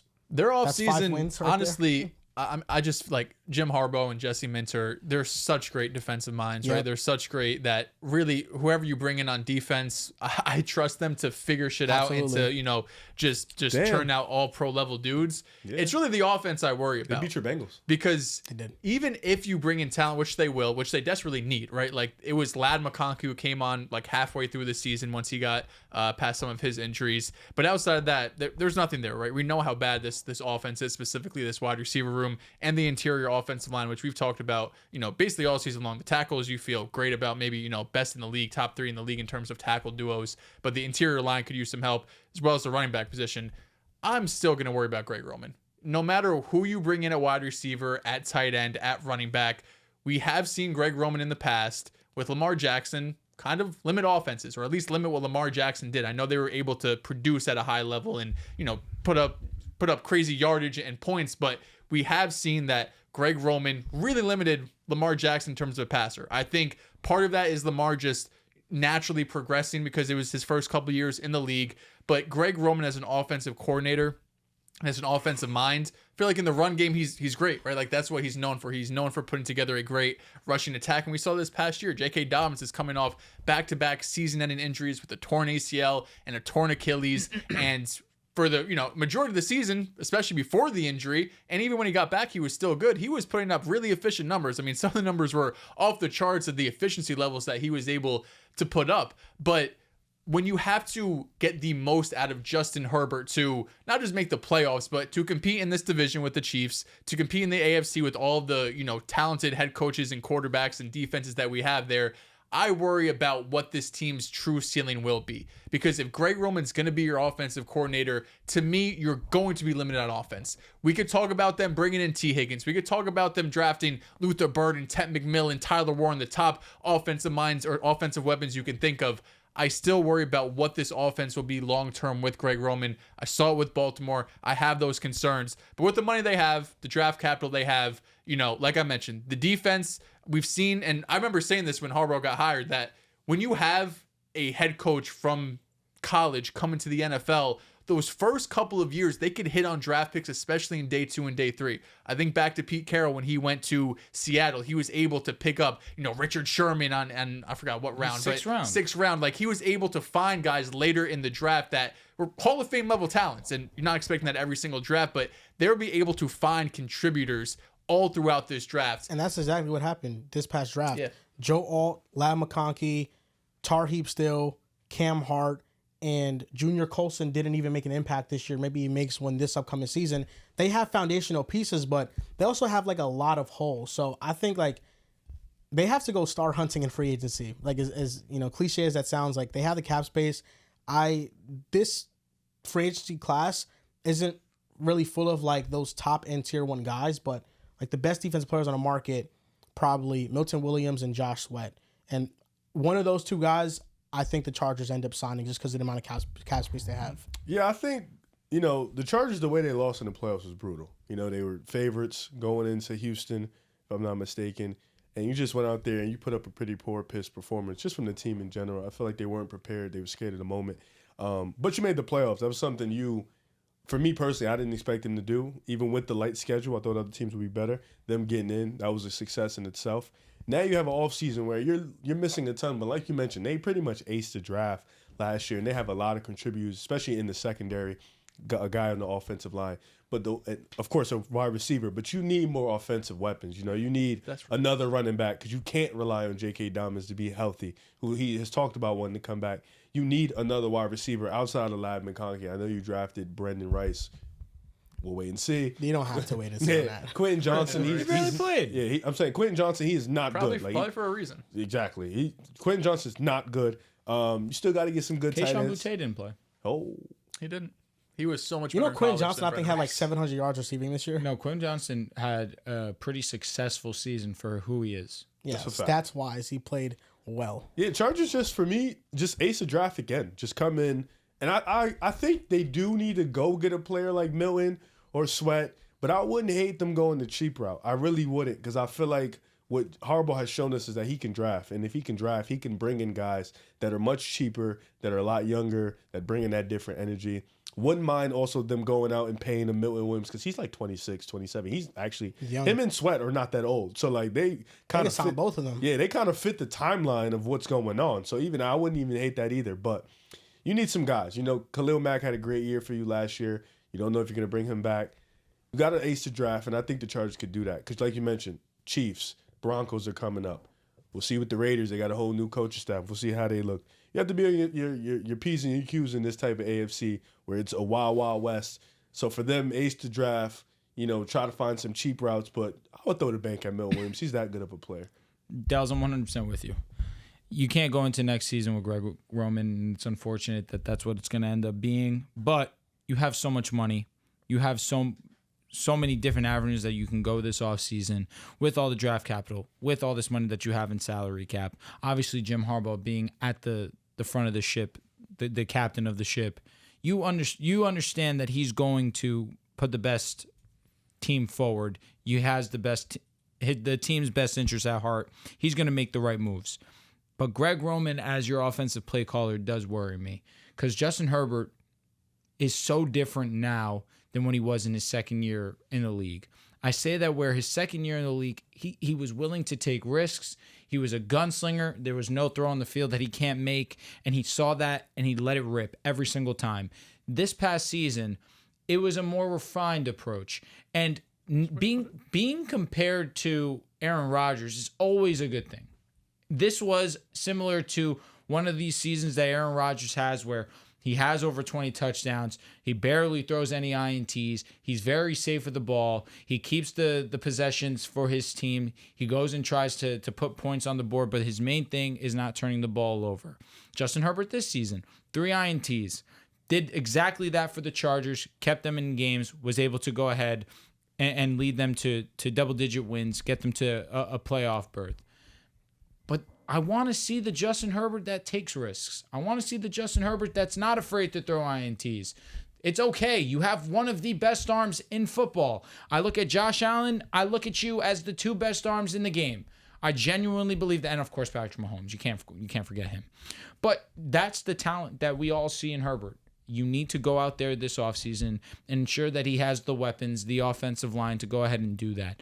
Because he's going to get a ton of criticism, whether fair or not fair, but when you are the quarterback, you are the franchise guy, you're getting record-breaking type money, we want to see results. We want to see stats, whether you want to hear that or not. We want to see the counting stats. But more than anything, we want to see you win a playoff game. We want to see you look good in the playoffs. And in your 2 playoff performances, you blew a 27-0 lead and you threw 4 INTs in a game that you were favored in. We just need to see a supporting cast around him that we can fairly critique his game. And I think that is what should be the number one goal. I believe in what you're saying, Dehls. Greg Roman is going to be a problem. That'll be something that they address next season. Could be, yeah. But this season, it's all about putting a great supporting cast around Herbert and letting the rest fall into place. I feel like Greg Roman was a problem with Baltimore, but last year I thought he was a positive for them. You know, honestly speaking, like in the run game when Dobbins was healthy, I agree. And in both, you know, just Justin Herbert was top 3 in his drop back percentage of play action passes, and I thought that made the game easier for him. I think really he did take a risk. He was top 10 in throws, 10 to 19 air yards down the field, and top 10 in throws, 20 plus air yards down the field as well. So intermediate and deep throws, he was very aggressive. I feel like that's been a first for Herbert. I don't feel like he takes a shit ton of risks. Yeah, he was very aggressive. I think the problem is just a supporting cast. You know, if Ladd McConkey's your best receiver, I think that's fine if the other receivers around him are actually plus receivers, you know, because I think the playoff game was him being too free and throwing a lot of trust throws, like trusting Quentin Johnson to give him a chance, throwing across the field. Terrible decision, but it's a trust throw, and nobody does that better than Herbert. And there are moments across his regular season where that ended up being like highlight reel plays, and I think that's what's so great about Herbert, that he can make those plays. But it's just about building a supporting cast around him. They have so many holes on this team that I don't even know what their first draft pick is. We've already seen Harbaugh kind of lean with his philosophy towards dudes in the trenches. So I'm guessing his first pick is going to be defensive lineman or offensive lineman. And if that's going to happen, then you need to bring in some tight end talent in the draft, and either day 2 wide receiver talent. And also, maybe they just lean towards bringing in offensive linemen through the free agency. Like Ryan Kelly, the center from the Colts, is really steady. He's going to be free agent. They could lean towards him. But I think right now it's just Herbert is literally how it stands right now, like with the worst offensive supporting cast in the league. So Greg Roman, he could very well be a problem, but right now the biggest problem is just the supporting cast. It's Lad McConkey or bust. And outside of that is nobody else. But they do have some staple and foundational pieces. You know, Herbert, obviously, Rashawn Slater, Joe Alt. Then they have Dion Henley, Tarheeb Still, Cam Hart, and then Derwin James and Alohi Gilman. So those are about 8 players that are foundational for them. But they have so many free agents that I'm interested to see what they do in the offseason. Like, we could very well, after the free agency period, say that they either won or they didn't do enough, depending on how much they're willing to spend. You think Justin Herbert's offensive situation is worse than Josh Allen's? Yes. Yeah. Oh, yeah. Because of offensive line? Offensive line, running James game. Cook. But I feel like the Chargers' running game was good last I year. also like Joe Brady a lot more than Not like the Bills. The Bills were like a top 5 rushing attack. Was that more Cook? Josh definitely Or that was impacts like that. because of Josh, You too? guys also had volume. Not that there's any overwhelming piece, weapons-wise, wide receiver-wise, I should say. But Khalil Shakir, you know he's reliable. Amari Cooper, he wasn't involved in the game, but he's a trustworthy guy if you were to go to him. Curtis Samuel, again, it's just he's an average wide receiver, but he's someone that you can trust in a moment where... You could say you trust Johnson this year more than Curtis Samuel. No. I think it's just out of necessity. I think Johnson's so. That's numbers. the case. Correct.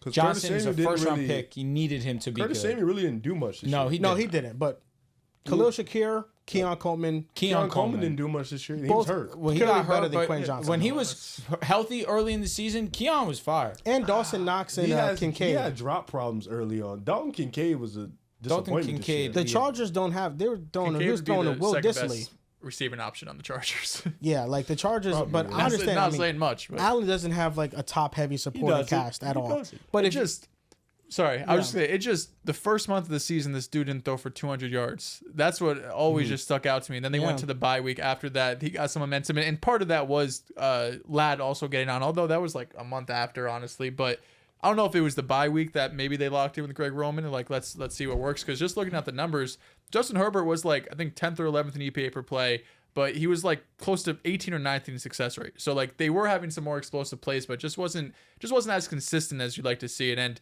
you know, chicken or the egg, right? Is that the weapons? If you add a couple of more reliable receivers and tight ends, possibly running backs too, can you become a more consistent offense? Yeah. Or is Greg Roman, gonna? Because the thing is like, if Justin Herbert is like 12th in EPA per play for the next 2-3 years, like that's good. But I also think Justin Herbert could be fucking number 1 in EPA per play, right? So it's that healthy balance of we're playing fine, we're doing a job, but there's real upside in this offense too. If you have Herbert, you can have the best offense in football any given year. Yeah, it's like we can say that Roman is a problem, but we won't know until they actually have like talent to like fully blame him. Yeah. Even with the Ravens, like they didn't have much talent. They did put up like really good numbers for sure. They did. So it's just like we have to see if they just build around that. It kills me that year 2 Herbert. I thought I was watching the second coming. Mm-hmm. It was amazing. Yeah. I mean, to be fair, 5,000 yards. Like quarterbacks across the board, like numbers are just down. Explosive plays, right? Like Mahomes that year with Herbert, it's like you know what I mean. True. So just defense playing a bit different. Feel like this is an exciting time to be a Broncos fan. This is the opposite of the Chargers because they have $41.7 million in cap space, which is still a lot of money to play with. Free agents: DJ Jones, Cody Barton, Javonte Williams, Jaquan McMillan. I'm sorry. DJ Jones, really good run defender. Cody Barton, Javonte, you could let them walk. Jaquan McMillan, probably want to bring him back. And looking at their team needs, it's really just 3 glaring ones. I look at running back, I look at tight end, I look at linebacker. Even the receivers, I think as long as they bring in a blue chip difference maker at tight end, which could be Warren if he falls or Loveland if he's there at pick number 20, could be the difference. But they have a group of young receivers with Marvin Mims and Troy Franklin that I think like you can talk yourself into waiting a year before like you really venture out and make like a splash move. But the Broncos pretty much have cap space and a lot of their offensive line is really good. Their quarterback played well and the defensive line was one of the best ones and their secondary is pretty much set. So there's only like a couple moves that they need to make around the edges to drastically improve their roster. And you look at the linebacker position in free agency: Zach Bond, Dre Greenlaw, Bobby Wagner, Levante David, Nick Bolton, Ernest Jones, Robert Spillane. There's a lot of linebackers to choose from to go and fill in that need to the point that you don't have to draft it.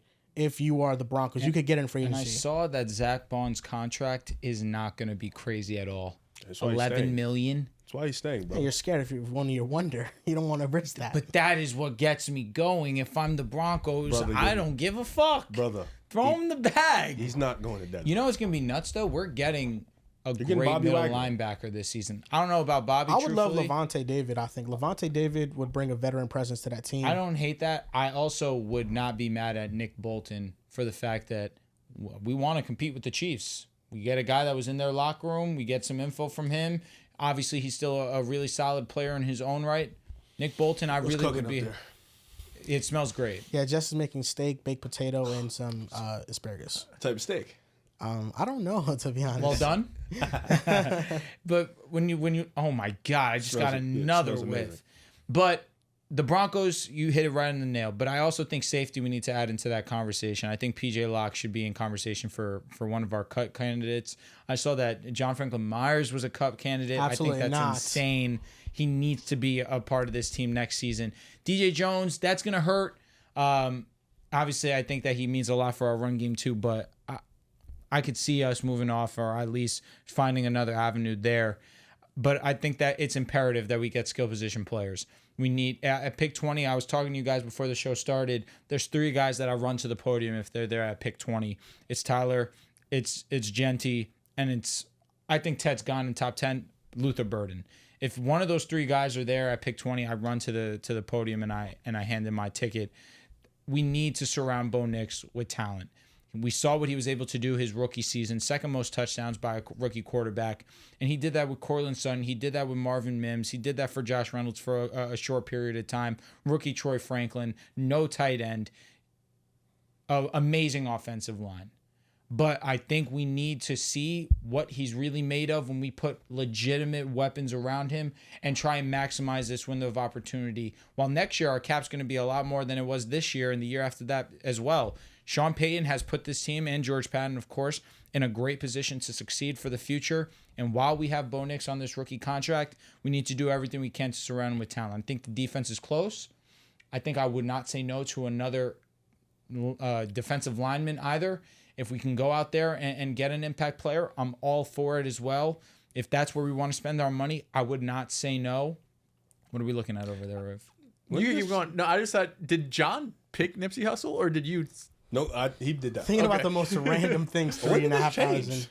Oh, when A minute right at the ago. beginning of the show. Yeah. Oh, that's what I was looking at. So, Yeah, no shout What, out. what do you Nipsey. think is the biggest need right now for the Broncos? By far and away, it's linebacker. But on offense, tight end, running back, or receiver?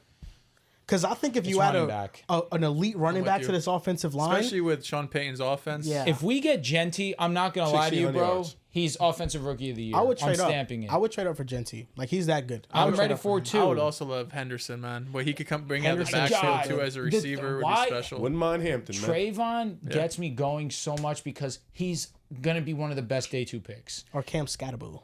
I wouldn't say no to that You either. love Cam Scott. He's I do good. like Scatterbull. There's a lot of good running He's backs. very strong, but I think Trayvon has everything I want. Yeah. Good receiving back, really strong rusher, can rush in between the tackles, rush Hey, Ollie outside Gordon, the man. tackles. I saw your tweet about that. But The Twitter thing. I think Ollie the Gordon, biggest man. need on offense, no doubt, is running back.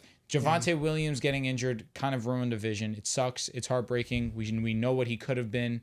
It was a small glimpse of what it was. He lost it when he got injured. It's sad. But if we can go out there and get a running back, which I know we're going to get a running back this draft class, but if we can get Genty, this offense can get crazy because then we can go and we can spend money to either maybe we go and we trade for a Deebo Samuel. Maybe we go and we really are the favorites to land T. Higgins. If that's not the case, maybe we go and we bring in a Chris Godwin. Although is T. Higgins Cooper even Kupp a is also a possibility? possibility, Cooper yeah. Kupp's another one. At the absolute worst case scenario, Amari Cooper. Like something, just a veteran presence next to Cortland Sutton. I just need weapons next to my GOAT. And last thing I'll say, I think that if I had to draw up like this picture perfect offseason for the Denver Broncos, I think it starts with linebacker, either Zach Bond, Nick Bolton, Levante David. One of those three. No Dre Greenlaw. Dre Greenlaw would be great too, no doubt. I apologize for forgetting him. I think Dre Greenlaw, especially because he wants to be the lead linebacker, I think that would be a top, no doubt. I mean, any of those linebackers I'm in on. We get one of those 4 linebackers. At tight end, we bring in Mark Andrews if he is cut by the Baltimore Ravens. A veteran, obviously a great receiving option there too. Can be a safety blanket for Bo Nix. That'll be excellent for us. We still draft a tight end, whether that is Oronde Gradson. I want us to make sure that we're using a pick on a tight end. With that first pick, Luther Burden or Genty. That's best case scenario for us. I think we address our issues. We get a legit skill position player in Genty. We get a legit tight end option in Mark Andrews. We get a legit linebacker in one of the 4 of Zach Bond, Dre Greenlaw, Nick Bolton, and Levante David. We can be a legitimate force next season with that offseason. Yeah, they're in position to make a splash, and they have more pieces in place than the Chargers to fill out their roster. They're in for a good offseason. I think it's going to be good. I still have a lot of stock in Marvin Mims Jr. I think the way he played in the second half of the season gave me some optimism that he could be one of the 3 featured receivers and a steady option, one that you feel very comfortable with. And, yeah, just bringing in a veteran, adding tight end, adding running back, I think those are the 2 biggest things. And, I mean, hey, you're in luck. I mean, this draft, the 2 strongest positions on offense are running back and tight end. Wide receiver actually is like the weakest of those 3. It is. So, like, this is the perfect draft to get a tight end, to get a running back. It doesn't even have to be Ashton. It could be Omari and Hampton in the second round, Travion Henderson in the second round. That's why I say if Luther Burden's there at pick 20, you're getting the second best wide receiver option at pick 20. To me, that's a win. Yeah, there's just so many ways, and this draft fits exactly what the Broncos do need on their team. Yeah, I think for me personally, I think Denver should go all in this summer. No doubt. I think offseason, go all in. Listen, you had a great year last year, exceeded a shit ton of expectations. Why not continue to exceed expectations? You have a quarterback in Bo Nix who has built the foundation for you. Your offensive line is sturdy as hell. You need a running back. You need another wide receiver. You do still have Courtland Sutton. You have some guys out there. I think Luther Burden is the pick. I don't think Gianti. I think he's really good. Let me start by saying if Genty and Burden are there, I go Burden. Okay. Because I think you can still find somebody at the running back spot. I think running back is deeper than wide receiver. If that's what it comes down to on draft day, I'm gonna be sick. Yeah, I think because I'm be like, I don't know what I want really. Because Genty is amazing. He's just generational. He's OD, but I think Luther is pretty good too. Yeah, me too. Defensively, I do think you guys are like maybe a move away from being a real stout, elite, like best in the league type vibe, which could be safety or linebacker. Could be a Myles Garrett. You guys really, honestly, call for Myles Garrett. Call for Max Crosby. Like, go all in this summer. That's unrealistic, sadly, but I would love that. Call for whoever else is available. Figure out what's going on. Break the bank. I think you guys are... You can't be safe in this situation, especially with the team you have. You're right. A team that's pretty established on the offensive line in Sean Payton and the head coaching staff. For me, Denver has to go on. I wouldn't be scared this offseason. I wouldn't be hesitant. Make these moves because the Chiefs just got their ass whipped in the Super Bowl. And you watch their roster, they're not at their best. They're still the best in the AFC, but they're vulnerable. You're looking at the Chargers. They have a lot of holes to fill. Cincinnati still has to figure out that defense. Buffalo, they're not going to improve too much from their roster last year. Baltimore is going to be Baltimore. You have an opportunity here to be one of the best teams in the AFC if you have a nice offseason. So if I'm Denver, I'm all in. Yeah, no, I'm with you.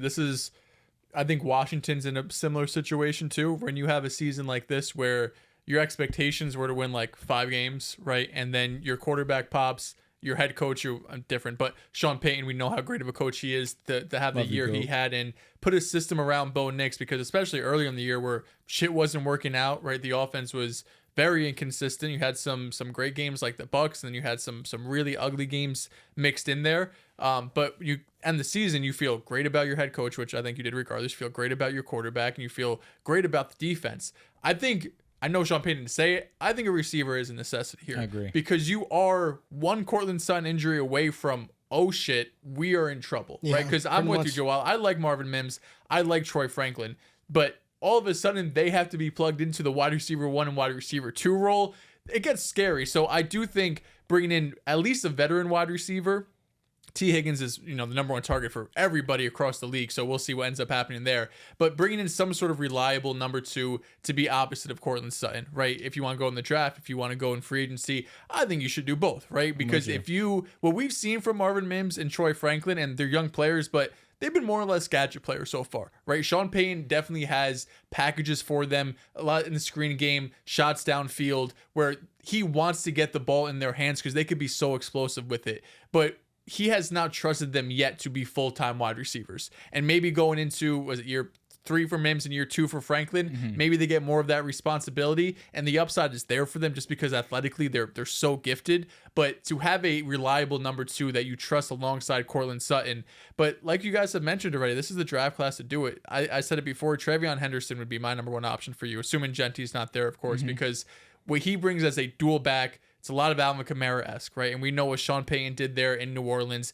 how explosive he could be out of the backfield at Kamara's prime. Henderson has all of that written all over him. So to bring that element to your offense, and you have the cap space to do it, to not only go into free agency, but the trade market, like you were saying, for if you can make an explosive or a superstar move on either side of the ball, I would go out and do it. It's unbelievable that the Broncos have turned it around the way that they have. I've been here. You have. Been here, man. You have been here. I've These been other here. guys, I can't say the same. I've been here for you, brother. He was here, and he fell off. left so He left fast. pretty fast. He Gotta come left back. so fast. Come back, Yo, bro. he had a chance to be like, Be on greatness. You had a chance to like be here. a Hall of You- Fame-esque we type don't fuck deal. with you. We really don't fuck with you. nah, you really, you. You're a I clown, don't know. bro. I don't know. You're just a Bo Nix. I clown. don't You know. didn't have any Pro Bowl Knicks tickets before the draft, did you? No. You could still come back. You could still No, come he back. can't. Oh, he can't? Oh, That's over? no. Oh, I tried. no. I tried. No way. I was hyped. I'm like, yo, I got a guy with me. My boy Joel, he's on Bo Nix. And now he's the was worst. so fast. And then he was like, yo, he's the worst quarterback I've ever seen. He's not a starter. Yo, I saw your tweets about CJ. Are that you good? here? I'm asking you today. What tweets? That was like a month ago. CJ No, Stroud. but you that's trolling but or are you- no, but then you told him to shut up. Yeah, but I wanted to And know. then he sent you now a I'm tweet. asking, but now I'm asking him I think genuinely. Stroud's good. No, I'm not asking that. I know you think he's good. I'm Oh. saying, are you? Because you saw the hire that they had for OC. Yeah. Are you back? The Rams dude? Yeah, are you back? Never left. You did. Never Let's- left's okay. insane. We can stop lying Yo, and just be come honest. on. Like, are you back? Well, I don't think I was ever. Stop. Can you stop? Yo, I was bro. never a CJ Stroud guy to begin with. But you were a Oh. hater. So I'm asking But you. no, hater's are you, strong. Are you back? Hater's strong. No, you said on the podcast verbatim, I hate him because I hate you. Oh no, I did say that. Yeah, I know you did. I So did I'm say asking, that. are you back? Yeah, for sure. Okay. For sure. Don't. I do think Drake Mankiw could be better, and Jaden's already better. But Who? Jaden, Sophomore slump. Prepare for it. maybe. Prepare. And don't jump off cock. I want you to stay where you're at. Fucking USA lost. Guess who scored?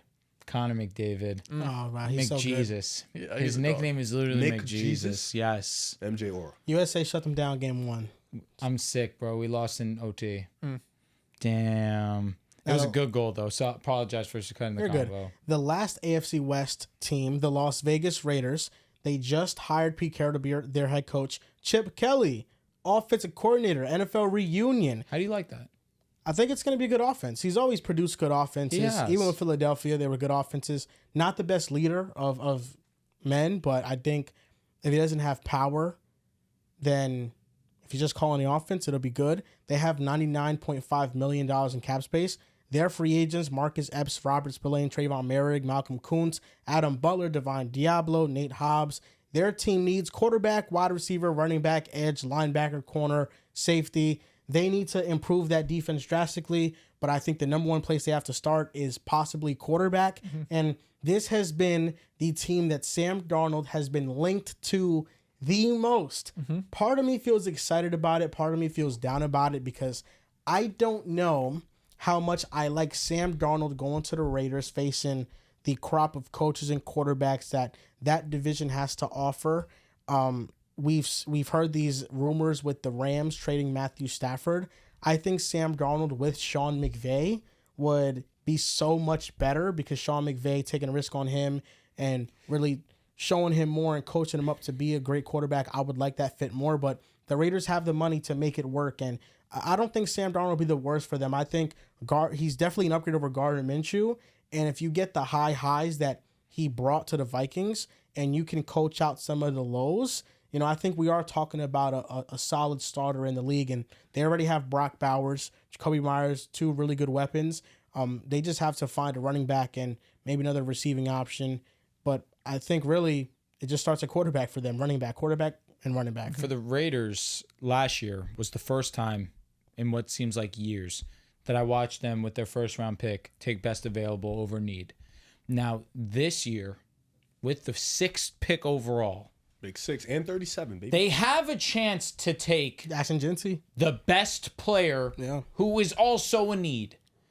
I don't know if that's what I would do because it is running back. I But think the after O-line. last year, I don't know. I just think Or that defense, defensive tackle? everything, they need a lot. Defense really is what comes to Mason mind with Graham them. at 6. Yeah, I mean, be a great Christian pickup. Wilkins got hurt. You know, Max Crosby was hurt. Their defensive line is a little bit older, and even then, like Christian Wilkins doesn't have pass rushing juice. So like, they need to add pass rushing ability to that defensive line. But really, that entire defense needs an overhaul, like top to bottom. I think it's so much easier to maybe start with offense and let's focus on making offense great. Sam Darnold, we can get Ashton Genty. We have a solid offensive line that he can run behind, and we have 2 good weapons. Let's try to make the foundation for Sam good so he can succeed. I like that a lot. I also will say at pick 6, if Will Johnson's there, and it's the idea of Will Johnson or might be. Ashton Genty, I think you have to go Will Johnson.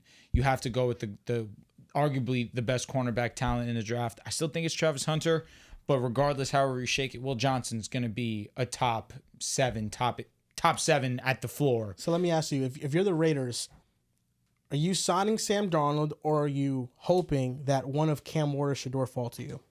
I think you hope and pray that Shador falls.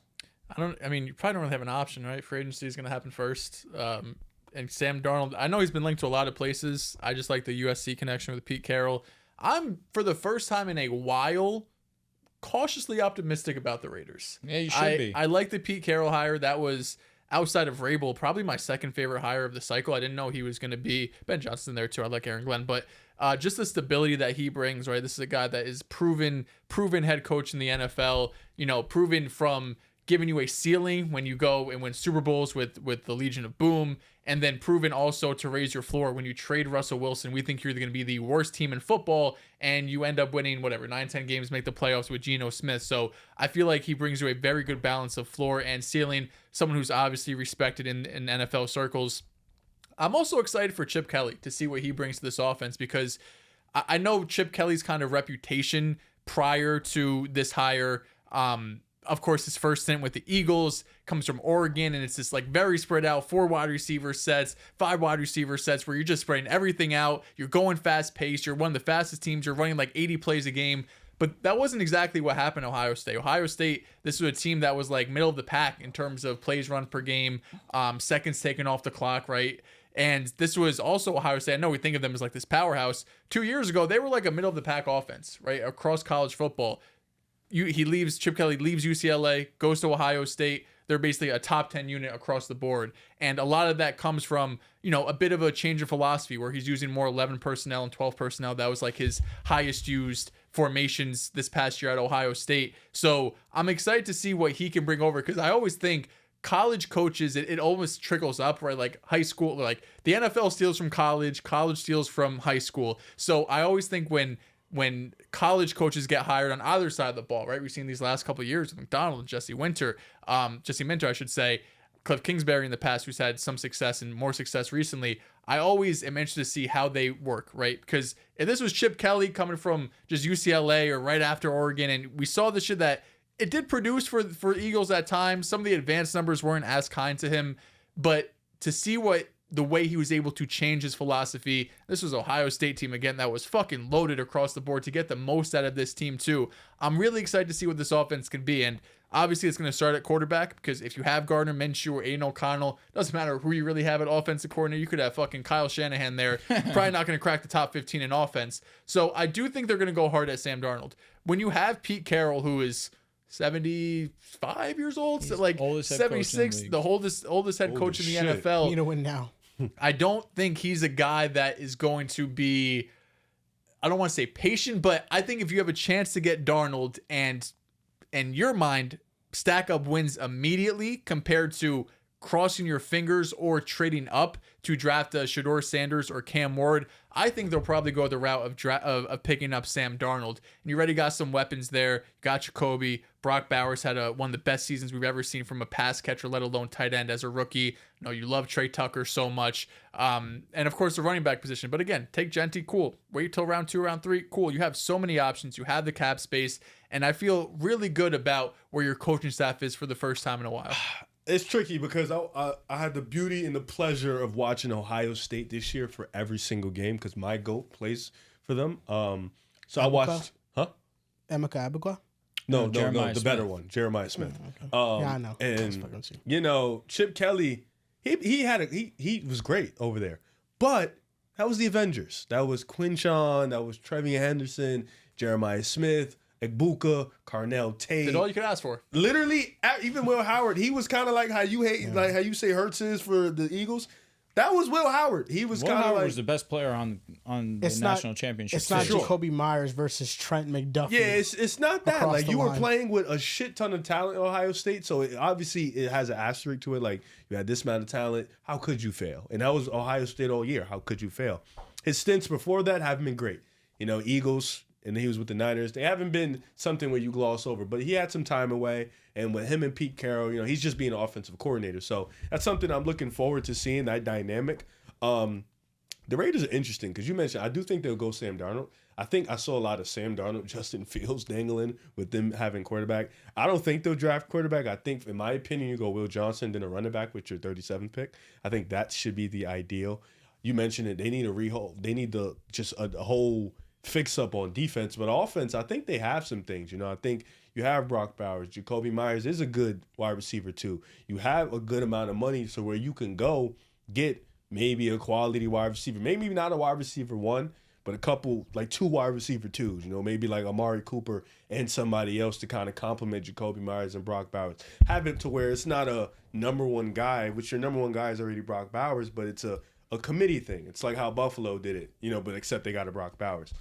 Defense, I think it's going to be hard to just retool it all in 1 year. I think you can find some foundation pieces in the draft, maybe get a couple of young players like a Josh Sweat or a Milton Williams in free agency, but I think the draft is really going to be where we look at the Raiders and we see where they're at because I know Pete Carroll's a little bit older, but the Raiders need to find foundation pieces regardless, and they haven't been the best at bringing those in. I mean, before last year, it's been Max Crosby and who else? That's been kind of the one guy that's been hanging around and been their dominant player that they drafted or whatever. So I think for them, you go corner. If Will Johnson is there, even if Travis Hunter if they get lucky, Travis Hunter's there. They're swimming. They take nuts. him. I don't think they should go quarterback though. I think Sam Darnold seems like the right guy for them. Just on a 2-year deal, prove it deal. And if you fuck up again, the next class that comes in when Sam Darnold's deal is done, it will be excellent, and maybe you'll have a lower pick to get him. But I think Raiders, they really need to hit on this draft because you mentioned it, and you said it before with Harbaugh being able to draft because he's coming from college. Well, Pete Carroll may not be coming from that, but Chip Kelly's coming from that, and that's a guy that will be consulting with Pete Carroll. So I'm excited to see the Raiders. I do like Pete Carroll before he left. I loved him as a coach. Chip Kelly was cool at Ohio State, and this is a cool little dynamic we'll get to see.